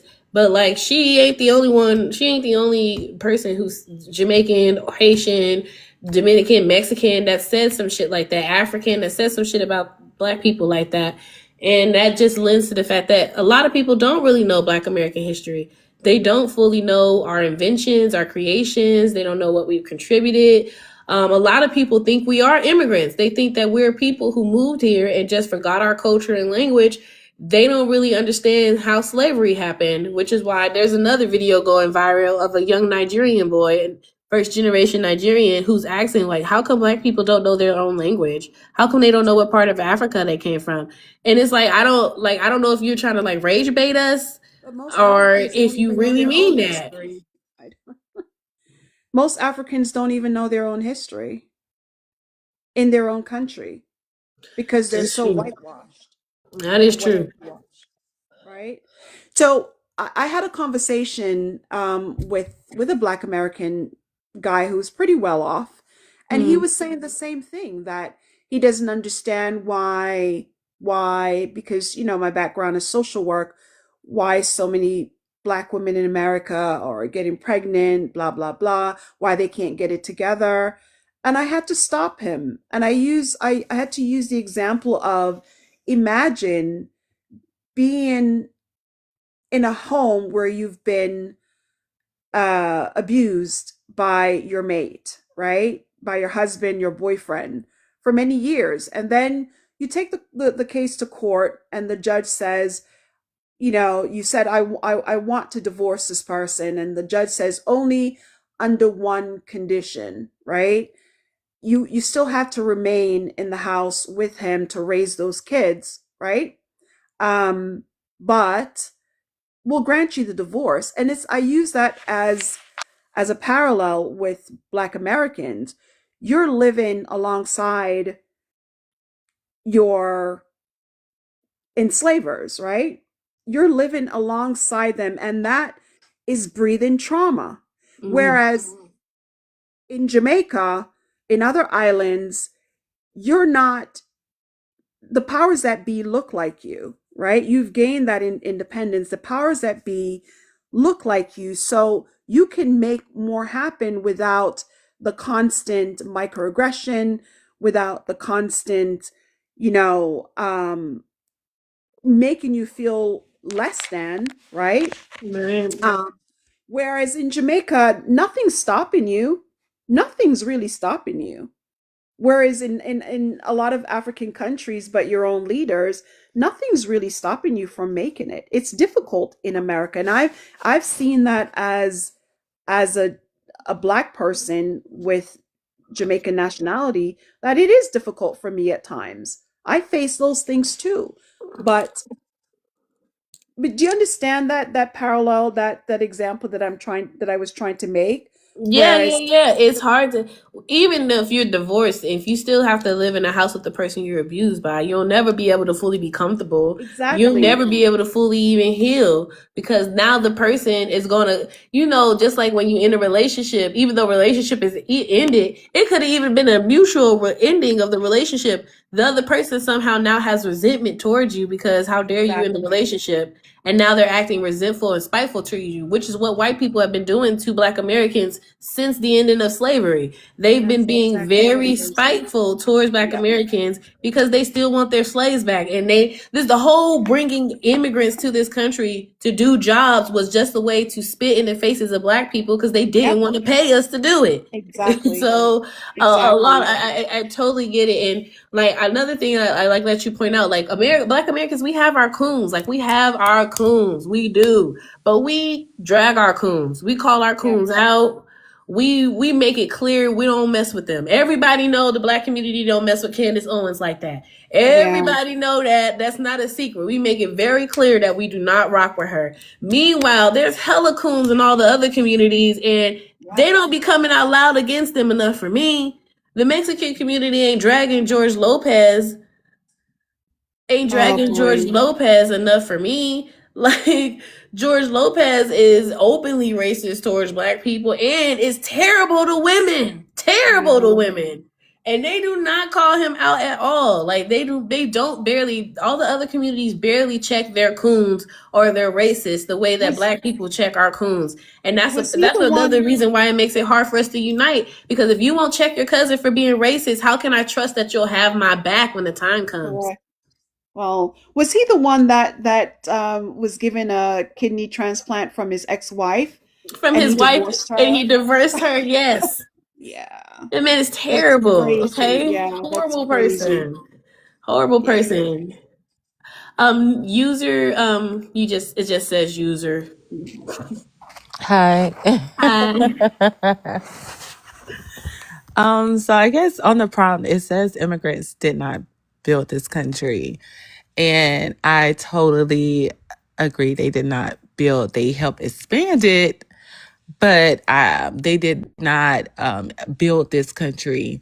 I did want to touch bases on like I guess for me when that happened, it kind of made me have like a different perspective of what exactly is going on. And I guess I because I was brought up in a household to I'm Black American by the way. And I was brought up in a household, listening to a lot of Louis Farrakhan's speeches and lectures. And I was, to look at other Black people as my brothers and sisters. And so I didn't realize until Shabuzi actually went on when he accepted his Grammy. And, of course, listening to what everyone else is, their opinions about it, to realize that it's like an attack on the Black American community of trying to erase us. And I do kind of see that now, just by listening to everybody else's opinion, but also just like it just it's not even so much an opinion. It's more of like they're shedding light on what's actually happening. And people are using that term as Black as an umbrella term when I have had experience probably like 2 years ago. I cut off two of my closest friends. They were Haitian. And I remember her saying, and it didn't even dawn on me then. I remember her saying, I'm Haitian Black, but I'm not American Black.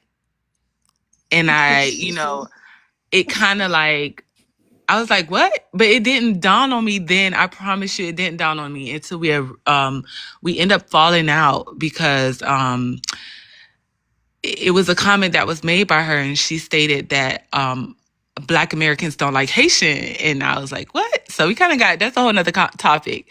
But we kind of got into like we were going back and forth, and then it made me realize like, oh wow, they don't see me as or they don't see us as one. They strictly see us as like separate. Like, yeah, like skin color wise we're Black, but we're totally different. And I kind of got a reality check. And so I didn't know that was like a thing until that kind of like made me kind of like do more research and kind of like have a lot of uncomfortable conversations that I was not taught at a young age, but I experienced it as an adult. So yeah. Yeah, I agree with you. And I did it, I learned it early because I lived there in Colorado. And Colorado is very diverse. There's a lot of, I don't know why a lot of immigrants are in Colorado, but there are, Denver, Colorado in particular, there is a whole lot of them. And so I experienced this because I went to school. When I was in high school, we had 97 countries represented in my high school student body. That's how diverse my high school was. Oh, wow. And we used to have all of the countries' flags hanging in the atrium, paying homage to all of the different cultures. But that became a problem for me because then Black History Month, instead of being about Black History Month, became a everybody history month. Then everybody, instead of talking about Black American history, what we contributed, what we offer, it would then become a cultural month where then everybody got to get up there and show their culture and celebrate their flag and things like that, which fine, cool, in high school, fine, right, whatever.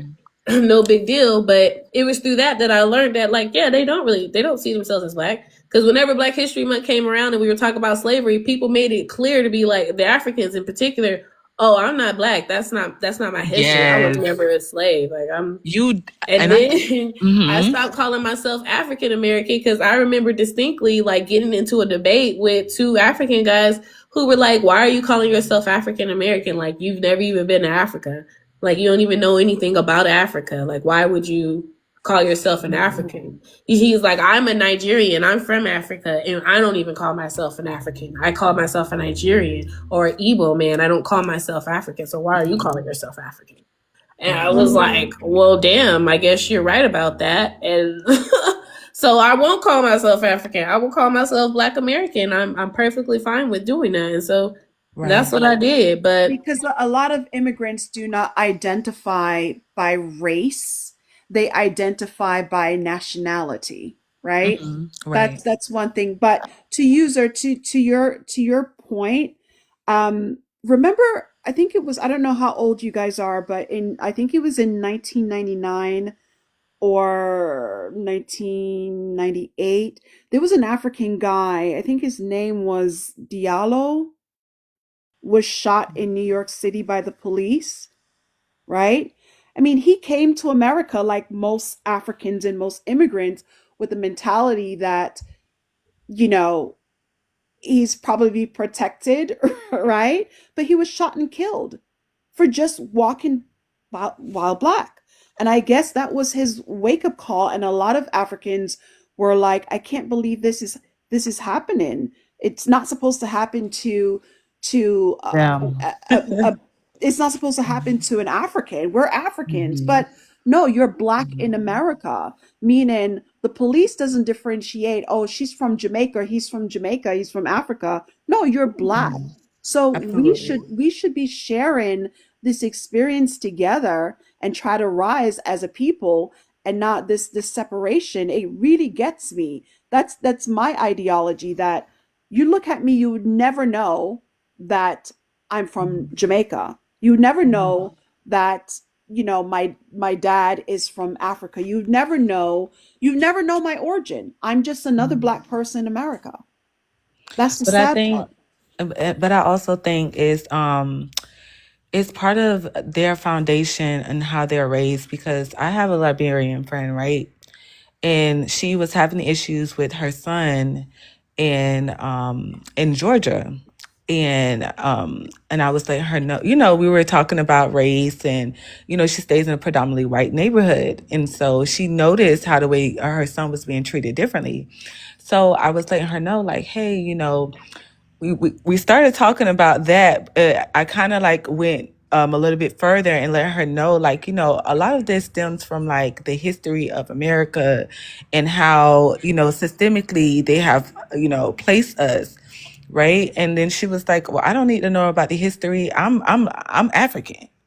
I don't. And so I stopped her where she was dead in her track, and let her know it's imperative to know the history of a country, no matter where you go at, the history where you reside in and how you will be identified as in that particular country.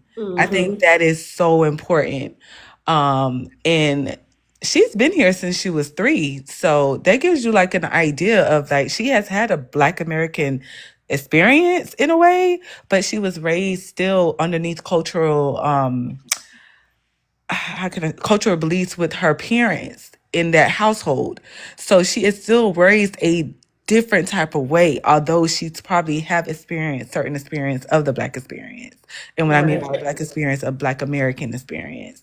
So she, right, but they do have a unique experience too. Like, and I think that's part of the problem. Especially, and I had this conversation when it came to like biracial kids too, like that are mixed black and white, because you really have to raise them based off of what their phenotype is, because every biracial person is not black. Some of them are biracial, but they are white. They are white passing because they are white presenting.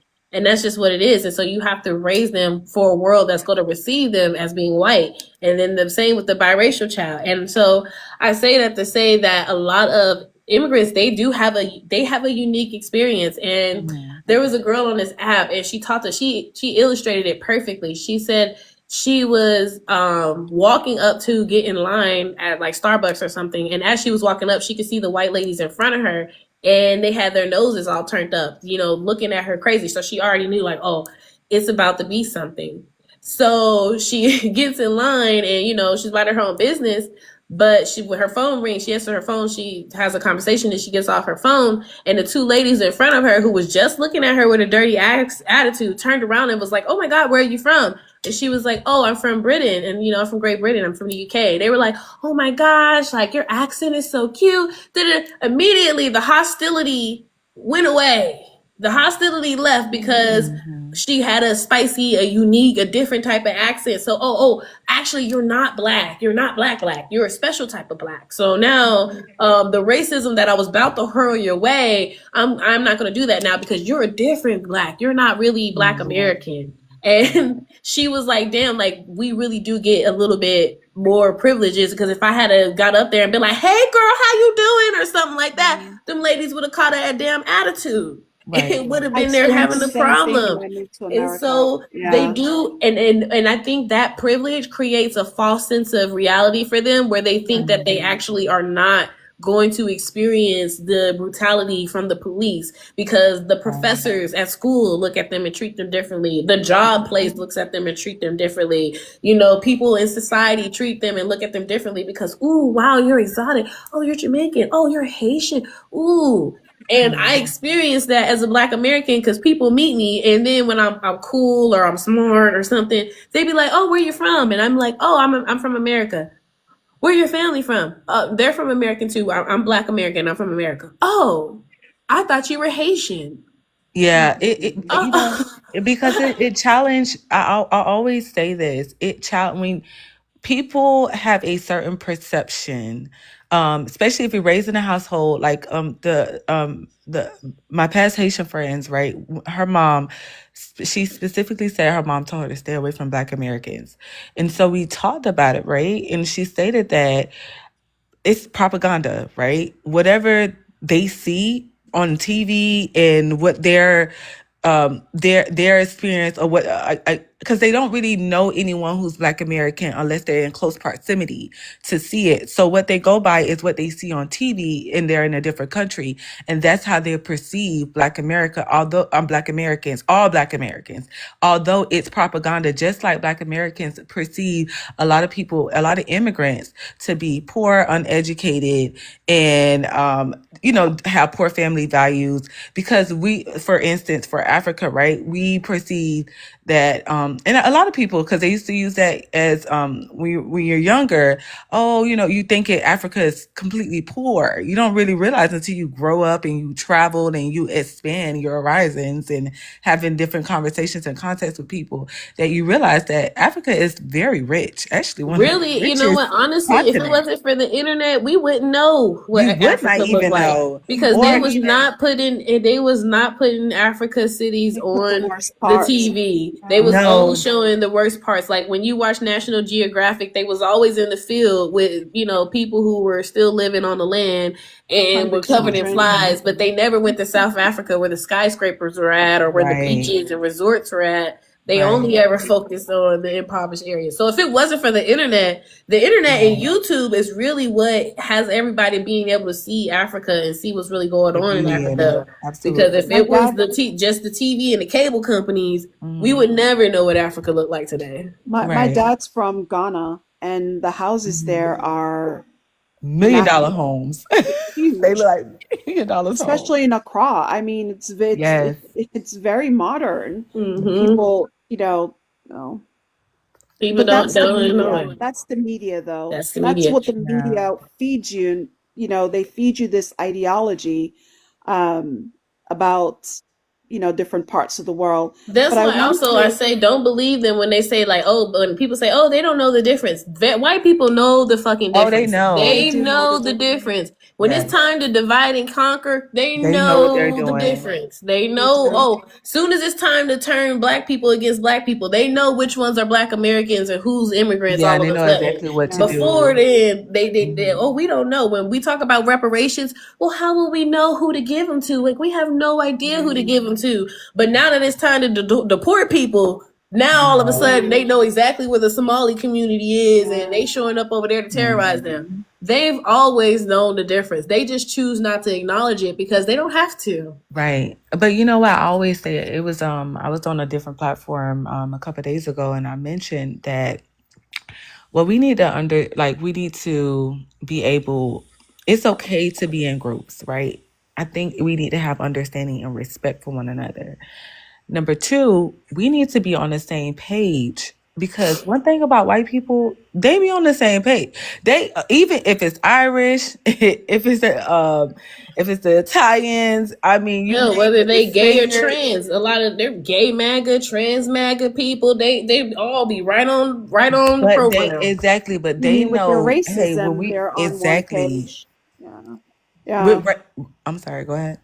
No, I was saying, yeah, with their racism, they're They're on on one one when it one comes to accord. us One against accord. them. One They are on accord. one accord, Yeah. but we can't be on the same. Somehow we are not able to be on the same accord when it comes to us against them. Because When at the it end So of comes the to how do day, us we they're get against that? them, being we can't be on the same accord because there's so many of us who feel like, well, I'm more lighter. I'm more like a light skin. I'm not really like yeah. I'm not Color-blind a nonsense. Yeah. minority. Like I'm not really like black. Like We have to mentally free ourselves from so much, because you have to think about it. No one has had to go through the trauma, not a group of people that has had to go through the trauma like Black people.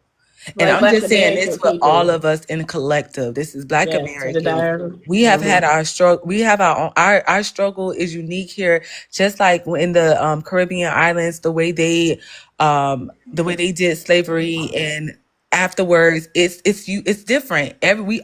We have it different, but in so many ways, it's within the same system that keeps us.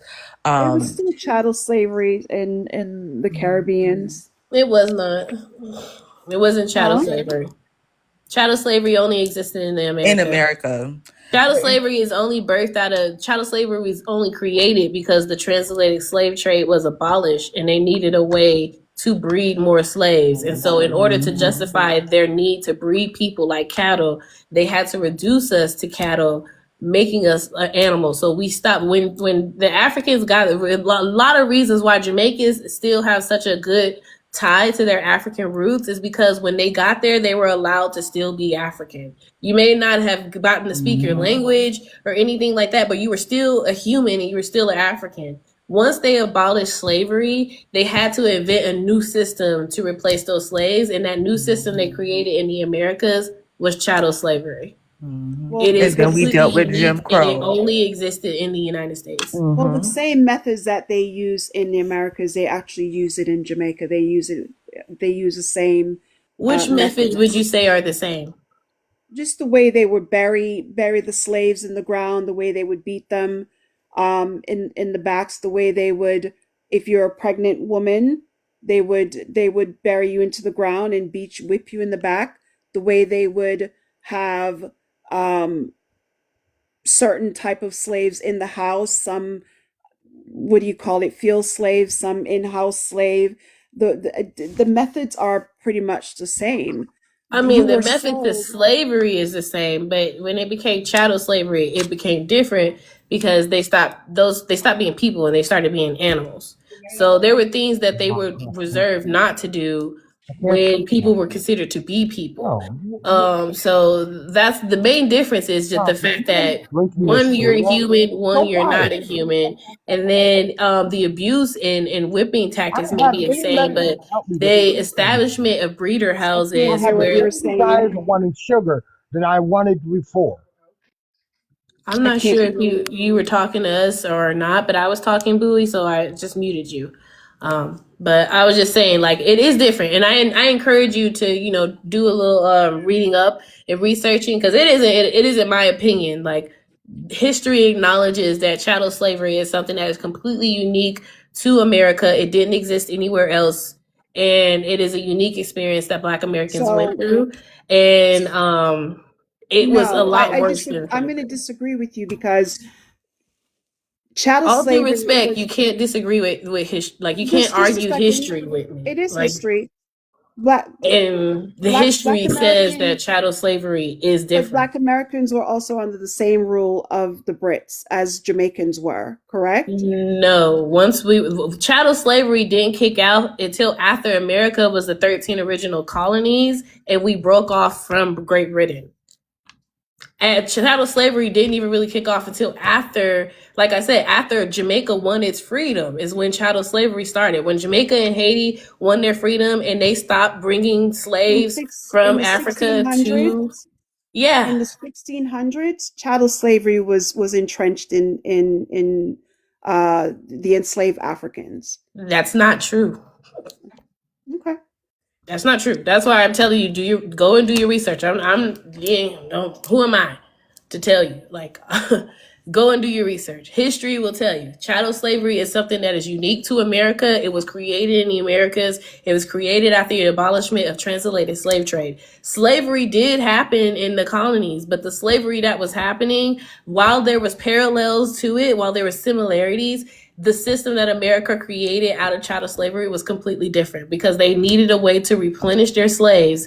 And the only way they could do that was by reducing those people into animals and then treating them like animals, quite literally Well, I breeding mean, them. I learned this in the history books, actually Jamaican history books, that chattel slavery was actually entrenched by the British, right?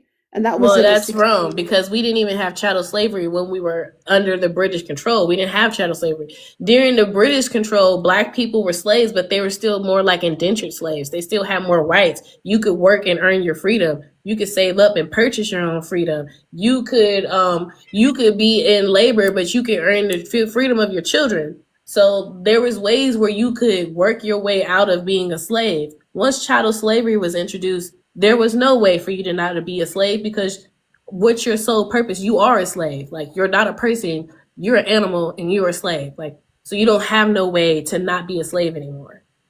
That's why there were free black people in the north and then there was enslaved black people in the south. Those black people in the north were people who were previously enslaved back when the British were in control, and those people were able to work and earn their own freedom or buy their own freedom in a way that the black people of the south during chattel slavery were unable to do. Hmm. So I don't know what Jamaica Here's is. I can't here's argue what Jamaica taught in Jamaica. Like I don't know, but I'm just telling you that according to American historical scholars here in America, in Europe, in Africa, they all agree that chattel slavery was a new type of slavery that existed only in America that was created out of the abolishment of the transatlantic slave trade. Prior to that, the slavery that was existed was not what the slavery was under chattel slavery. And I can I mean, read you something from the United Nations? This is just from the United Nations, right? It's an excerpt, right? Critically, the Caribbeans was where chattel slavery took its most extreme judicial form in the instrument known as the Slave Code, which was first instituted by the English in Barbados, passed in 1661. Okay, I mean, I can read more, but this is nothing new to islanders, that chattel slavery was instituted by the Brits, and Jamaica experienced that in the worst way as well. May I jump in at this point? I was quiet for oh yes, go ahead. first thing. I had a I think there's sorry. I just had to look that up to confirm. I think what we're confusing is you're conflating the types of chattel slavery. It says that there's British chattel slavery and then there's American chattel slavery, but they're not the same. I understand, but when we're using the term, I can only go based off of the term, which is what they called it, was considered chattel slavery. And yes, slaves that were brought from Africa were also considered non-human. But I understand you're talking about being one-fifth of a human being, where you're treated like animals. It's a little bit different within the Americas. But Africans that were brought to Jamaica experienced that on a large scale as well. The No, treatment no. itself. The Well, treatment yeah, no one's itself. arguing whether or not Okay. had Okay. they experienced Okay. slavery. Okay. It was Got just it. highlighting that American chattel slavery was different, and it was something that was I only understand. created here, and it was unique to the Americans. I So understand that, but you they did. understand I'm where not I'm saying coming that from. they did have slavery there. I just Okay. never knew that it was referred to as It British was chattel considered, yes, slavery. exactly. It was. Go Okay. ahead. My Go name is ahead, Bo. bro. I'm sorry. I'm a middle school teacher. Um, and as a teacher with limited incomes, about say 14 years ago, I decided to work with the immigration program, tutoring immigrants on their immigration tests. I've been doing it for over 14 years now. And there's a consistency of what I would like to call ignorance when it comes to what immigrants actually think why Black Americans are lazy. Black Americans don't get opportunity, like they don't take advantage of American opportunities and all this other stuff. And they come with this mindset that, you know, um, we are already damaged in the United States. And this is something I'm not even, it's almost unarguable. Now, I will say this much. Um, I haven't met an immigrant that didn't have some type of resources when they're going for their when they enter the United States. Some type of major resources. When it came to Koreans, they have K loans, SP1 loans, all these loans, these almost zero to low interest loans, so they can start these incredible businesses. Where at? In Black areas. And if that's not like the mindset, like, oh, we can come here, like we have the resources from our where we came from, loans that we can utilize where we came from, loans that the American government set up, and loans that like in all these opportunities, and but not realizing that if I as a Black American would try to go get a loan to open up a business in my own neighborhood, I can't even get it. our ba- our basic resources, like all right, what kind of equity do you have? Well, I have my grandmother's house. Where's that located? In this neighborhood. Well, sorry, that's not to qualify you for this business loan so you can open up a store in the neighborhood you grew up in. I try to explain this to a lot of immigrants who I deal with, and it seemed to go right over their head because they'd rather have this already perceived notion that, okay, I can come, like, why can't you do it if I can do it in one generation? Why can't I? It's crazy. It's absolutely nuts when you really think about it. Like, there is no actual source, and when we ask for reparations, we can get reparations and loans for our Black communities. Zero interest loans would be on the same playing field as most of these businesses, and actually start pushing out immigrant businesses so we can actually build communities within our communities. But do you think that's what they want? They have burned out how many communities that we have built? But how many? But the thing is, we're resilient. We're a resilient people. No matter what they did to, Absolutely. we still like we turn weeds into and the and to greens. You know what I mean? It's like, come on now. We have the resilience. We have, like, just because they destroyed it once doesn't mean that we can't keep building. That's the And I that's Well, agree. I'm I not think saying at that we this point, shouldn't. like they don't want that, but I think that's why I think it's important that Black people continue to sit out of this whole thing. I think that we're going to have to allow white people to drive themselves into the ground and to drive this country into the ground. Unfortunately, we're going to have to make them come crawling back and begging for forgiveness, and then forgiveness. they'll probably allow us to build. When we start building, they'll actually allow us to build. because they'll finally understand just how integral we are to this country, just how much they need us.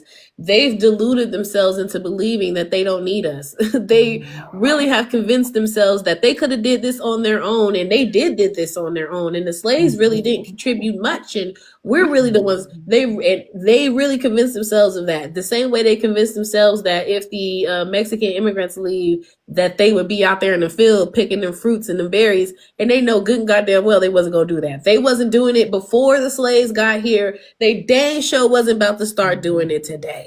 So I think in order for them to give us reparations and for us to actually be able to do something with it, we're going to have to let this country suffer for a while. They're going to have to feel what it feels like to be without us so that they can learn to respect us, because you don't respect. What do they say? You don't know how much you love something until it's gone. Yeah. That's literally what I believe. I believe they won't know what they have until Black Americans really stop contributing, really stop showing up, really stop spending money, really stop protesting and fighting for everybody's rights. Because everybody seems to pretend like we didn't fight for everybody's rights. Nobody wants to acknowledge that. But now that people's rights are getting stripped, now everybody's like, oh, hey, like, where's the Black Americans at? Like, where are they at And to we help us tired. at? And I think that's another thing. Can we like touch base on that? Like the least that people can do, especially Black people, if you know, like you come to this country and you're identified as Black, like, okay, stop thinking like this is not your, like, okay, this is not your fight. I'm just coming here to just make my money and go. and I'm just gonna, that don't have nothing to do with you. That is how you were able to come over here. That is how you were able, and it's something, it kills me, because it's not just immigrants that come here. It's immigrants that I know personally. I know that was raised here. And I'm not just talking about just the Liberian girl. Okay. Both of the Haitian girls were raised here too, in this same education system. Okay. And yes, I did get educated outside of the public school education, just because my father felt like we wasn't going to be educated enough. However, we still learn about the civil rights movement. We might not learn about redlining, because you learn, you have to go more in depth, but we still learn about certain things. And I tell you, like, as an adult having certain conversations with these women, it seemed as if they are very oblivious. Like, I had somebody ask, I feel like that is so racist. They have a BET. It was built out of necessity. They don't understand. Exactly. But And these are like, even your statement about how they say, like I said, I'm gonna come over here, I'm just here to get my money and leave. Do you not know that your ability to pull out your debit, you know how they'll be like, oh, I'm just here to get my money, I'm just here to make my money and leave. And I'm like, do you not know that your ability to pull out your debit card and swipe it and know that your money is going to be in your account is a privilege that Black people fought for? You know how many times Black people went to the bank and our money was just fucking gone? Just gone. And then the bank was like, sorry. And if you dare complain about it, they called the police on you. Right. And had you arrested. Do you know that's actually why a lot of Black people will store money underneath their mattresses? Yeah. In coffee cans. The bank will just steal their money. Our money. They would just steal our money. And people don't even understand how much of a privilege it is for you to be able to say something like, I'm just here to make my money and leave. And then, like, even in the movie Sinners, people watch that movie, but did y'all pay attention? Because then Black people was paying for those drinks with wooden nickels because the companies wouldn't pay them after they did the labor. They just refused to pay them. Oh, I didn't even pay attention to that. Yeah, they was that's what Smoke and Stack was talking. That's why old girl went out there to meet up with the white folks to see if she could get money from them, because they weren't making any money, because most of the Black people there were being paid in wooden nickels because the plantations they were working for refused to pay them cash. They refused to pay their former slaves to do the jobs that they were enslaved to do. They did not want to pay us. So much history of Just that. Just so much spitefulness. So spiteful towards us. And so, like, y'all don't even understand your ability to go work a job, even if it is cents on a dollar, because we know they underpaying you, a lot of these immigrants, for the work that they're doing. Yeah. They're not paying them what they deserve. Even though your ability to still collect a paycheck, be able to cash that paycheck, deposit your money into a bank, know that your money is going to be there. All of that is privileges that Black people fought for people to have. And it's like, every day I was like, if everybody just sat back and thought about how many things they do on a daily basis that black people actually fought and died and paved the way for you to have, people would be much more grateful and way more gratitude towards black people. But because America does such a good job mystifying the origins of stuff or just straight out lying, like saying that the Chinese built the railroads when they didn't. They worked on the railroads. They worked on the railroads. But black people had built those railroads for 100 years before they got here. And America don't ever want to give those black people that credit. They never want to say our infrastructure was built by slaves. They just be like, America has a great infrastructure thanks to the founding fathers. As if the founding fathers was out there building shit. I wish he was still here. I think is Mo was his name, or Bo, the middle school teacher that was speaking. Yeah. Gone. I wish he was still here because I wanted to say to him that, it's designed this way. We know that, race is this is social construct, and everything thereafter is designed to keep a certain, group of people in their places, right? And this is what the banks did. When the Asians come and the Indians come, they give them that loan specifically to build in the black community to keep black people down, specifically black Americans. And then them people build them stores, and then I have to deal with racial microaggressions when I go in there to shop for my Shea Moisture and my bonnet. Then we should not be supporting them. We Yeah, should not be yeah. supporting And them. that's where it's at. Like that's why I think for me, I was able to come back to. I moved away from Colorado. I'm in the DMV now, and let me tell you, I will say the DMV is just as diverse as Colorado is. Maybe more because the population. I think Denver has a population of 4 million, and the DMV has a population of 6 million. Even though, in comparison of Colorado, Colorado is a huge ass state. DC is small. DC is small. It just has more people. And I will say, I walk into the Asian stores out here. It smells. Hi, welcome. Hello. Nice to thank you for coming. And a lot of the reasons why that is because the black people in the DC are very much so, they're more politically involved. Yeah. I will say that the black people in DC are more politically, this is the most politically involved city of black people that I've ever encountered.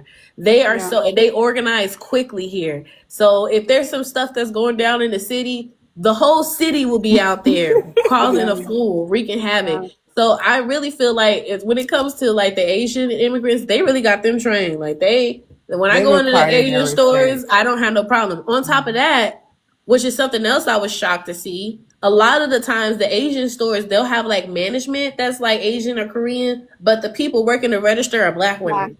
Are all black girls or black women. I never saw that growing up. Never. Black, you could not get a job in the hair in the hair store. I'm in Florida and they do too. And I'm in Florida and they do too.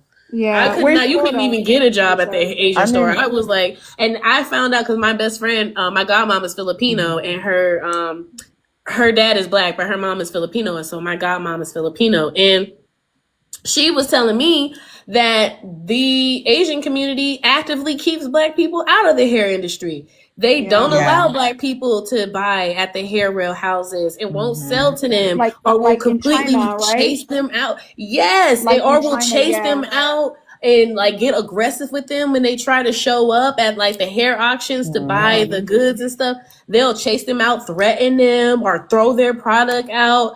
And I was like, I had no idea that this is really what was happening behind the thing. I have a cosmetology license, and I had a business way back when with my sister, and we went through that. It was hard to get products shipped over. They did not want to sell to us. When they did sell to us, they sold to us at a higher price margin. It was crazy.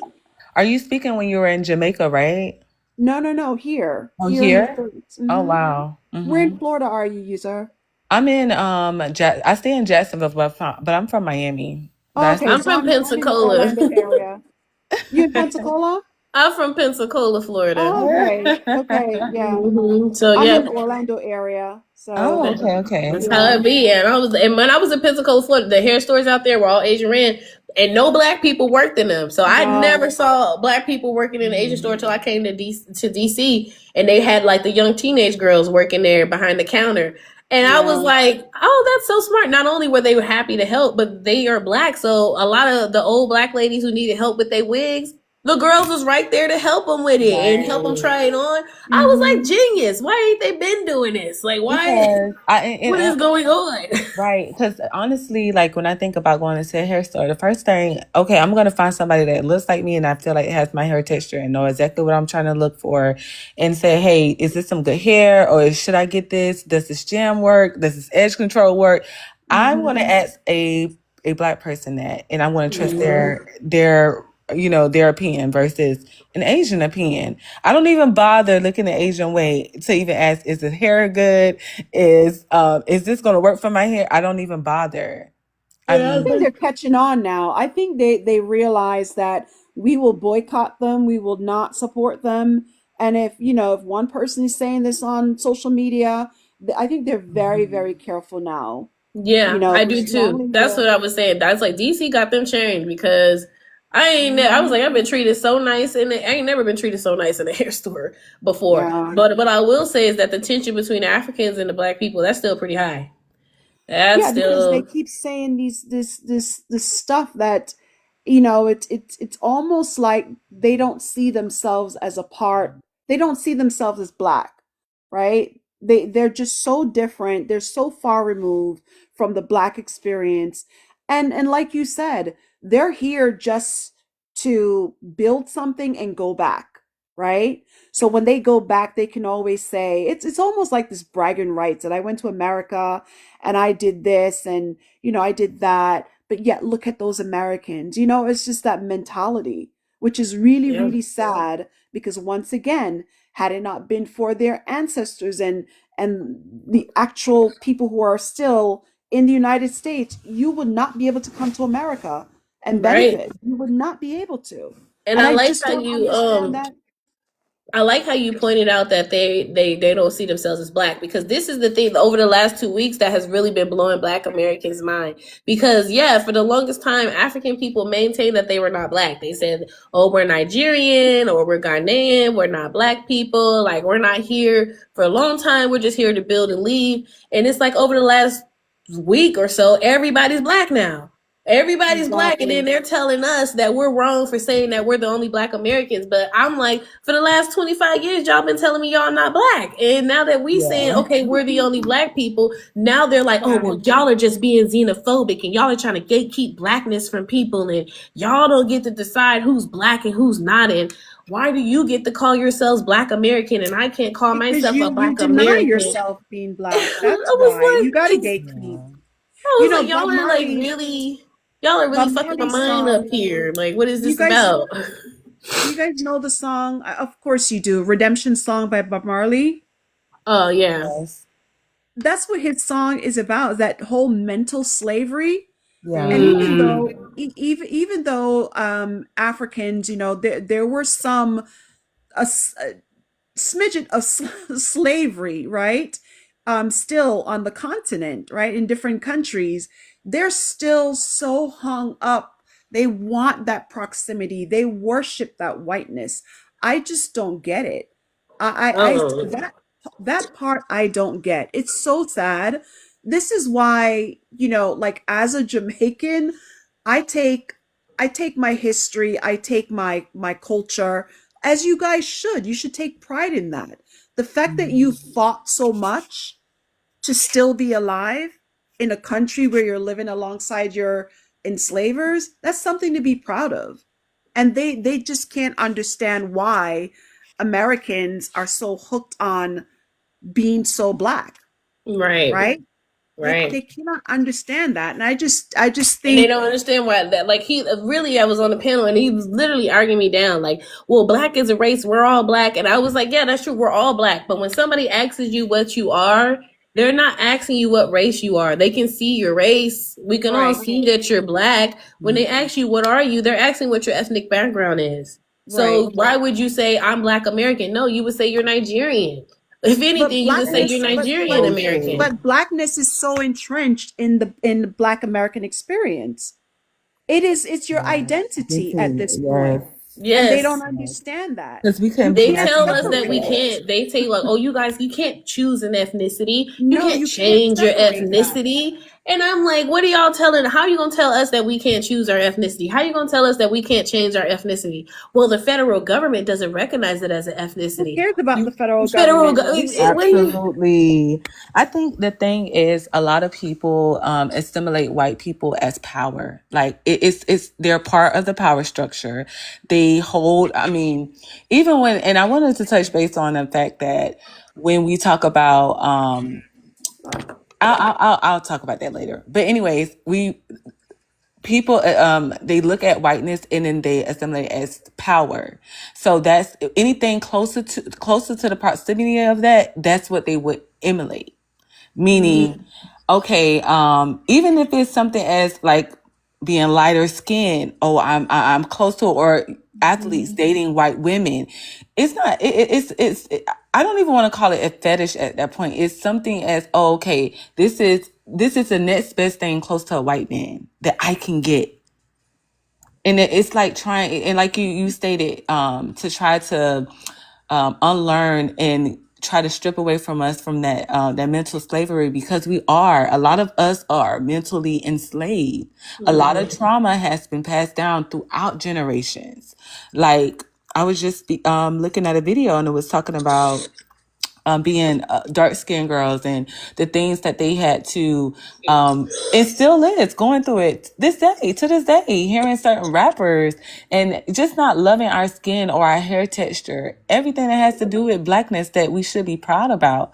So us stepping into this era of not only being black and proud, because we know like the Black Panthers, that's something that is still very firm on, but just as really genuinely loving our everything about us, our beauty, our hair texture. You're starting to see more black girls wearing natural hair. That wasn't a thing with me growing up. The first thing was like, oh, we need a perm in that hair to assimilate white people's hair texture. But you know what it is? You guys understand the concept of like Stockholm syndrome, right? It's like this psychological response to how a victim relates to their hospital, whatever you call them. Do you guys understand that concept? Yeah, yeah. Yeah. It's They this start to fall in love, start to like them, start to take up for them, start to justify their behaviors and right to explain their it views. away. Right. Yeah. Right. So, you know, the whole concept behind that is for survival, right? And I think a lot of people are still running around in circles in the survival mode, right? Whereas they want that proximity, as Yuzu was saying, they want, anything that is lighter is better. All the negative connotations about anything being black is Yes. just so bad. You know what I mean? It's that, Right. and I brought up Bob Marley because it's this mental slavery that a lot of people, not everyone, I think the more educated you become about who you are and accepting that blackness, I think the better off you'll be, right? I think the better off you be. And I don't think a lot of people are there. I think everybody's stuck in this trauma response behavior that it's going to take a while to break loose from it. It's always the people who understand, like, what they say, the first thing to to get your addiction you have is to admit it, right? It's the same idea. Like, you have to say that this is what I'm experiencing. You got to call it for what it is so that we can move on. Because it's like everybody's saying this and saying that, but there's no way it seems to bridge that gap. You get what I'm saying? Right, And we're right. No, talking and I think about it. I think you're right, especially when I like when you just said like you have to like call it out, say what it is in order for us to move forward. Because I honestly think that's what's happening with this conversation as far as Black people finally addressing the way that a lot of immigrants have treated us and talked about us over Yeah. these last time. And it's like we can't unite without mutual respect. And there can't be Exactly. respect without accountability. And so while a lot of times I hear, people talk about how we might have made fun of some immigrants, especially Africans, they love to talk about how, black kids call them African booty scratchers growing up and things like that. We black Americans, we can acknowledge that we're not the best. Like, we will bully you, we will roast you, we will, but again, kids, these is kids. Like, these, a lot of times their complaint is like, oh, well, kids picked on us. Meanwhile, our complaint is adults that are siding with white supremacy against Right. us.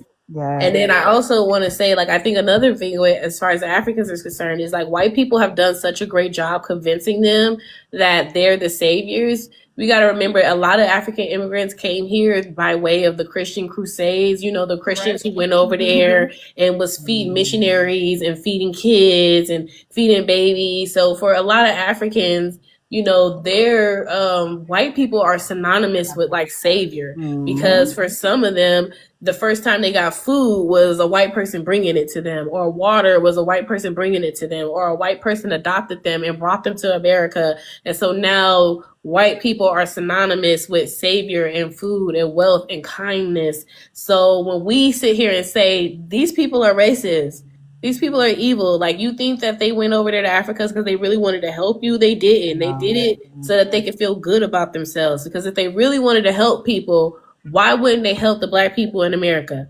You mean they went They went over the ocean to help feed starving babies when there's starving black kids in the hood right now? There's reservations without running water, and they went all the way over to Africa to give y'all running water. You think that's because they were kind? No, it's just easier to help a group of people who don't know who you are, who don't see It's so you as the sad. monsters that you are. You know what's really, really sad about a lot of Africans, and I can speak for West Africans. They use a lot of them used Dr. Kwame Nkrumah's, revolutionary status to say that we understand, right?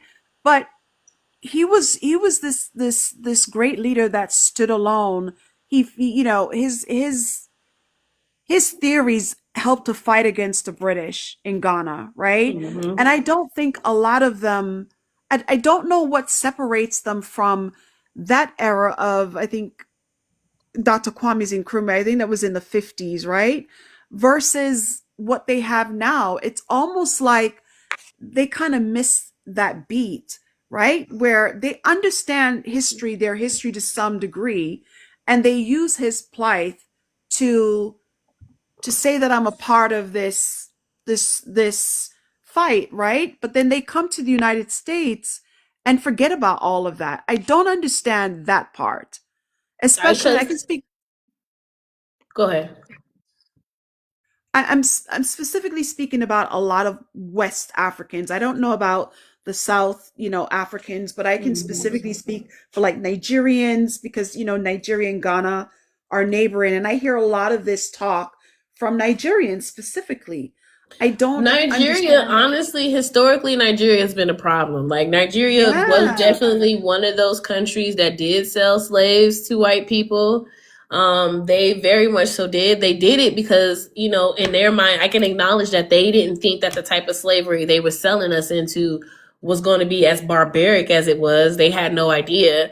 But there's always been a level of arrogance amongst Nigerians. There's always been a level of, we're the better African, we're the smarter African, we know what's best.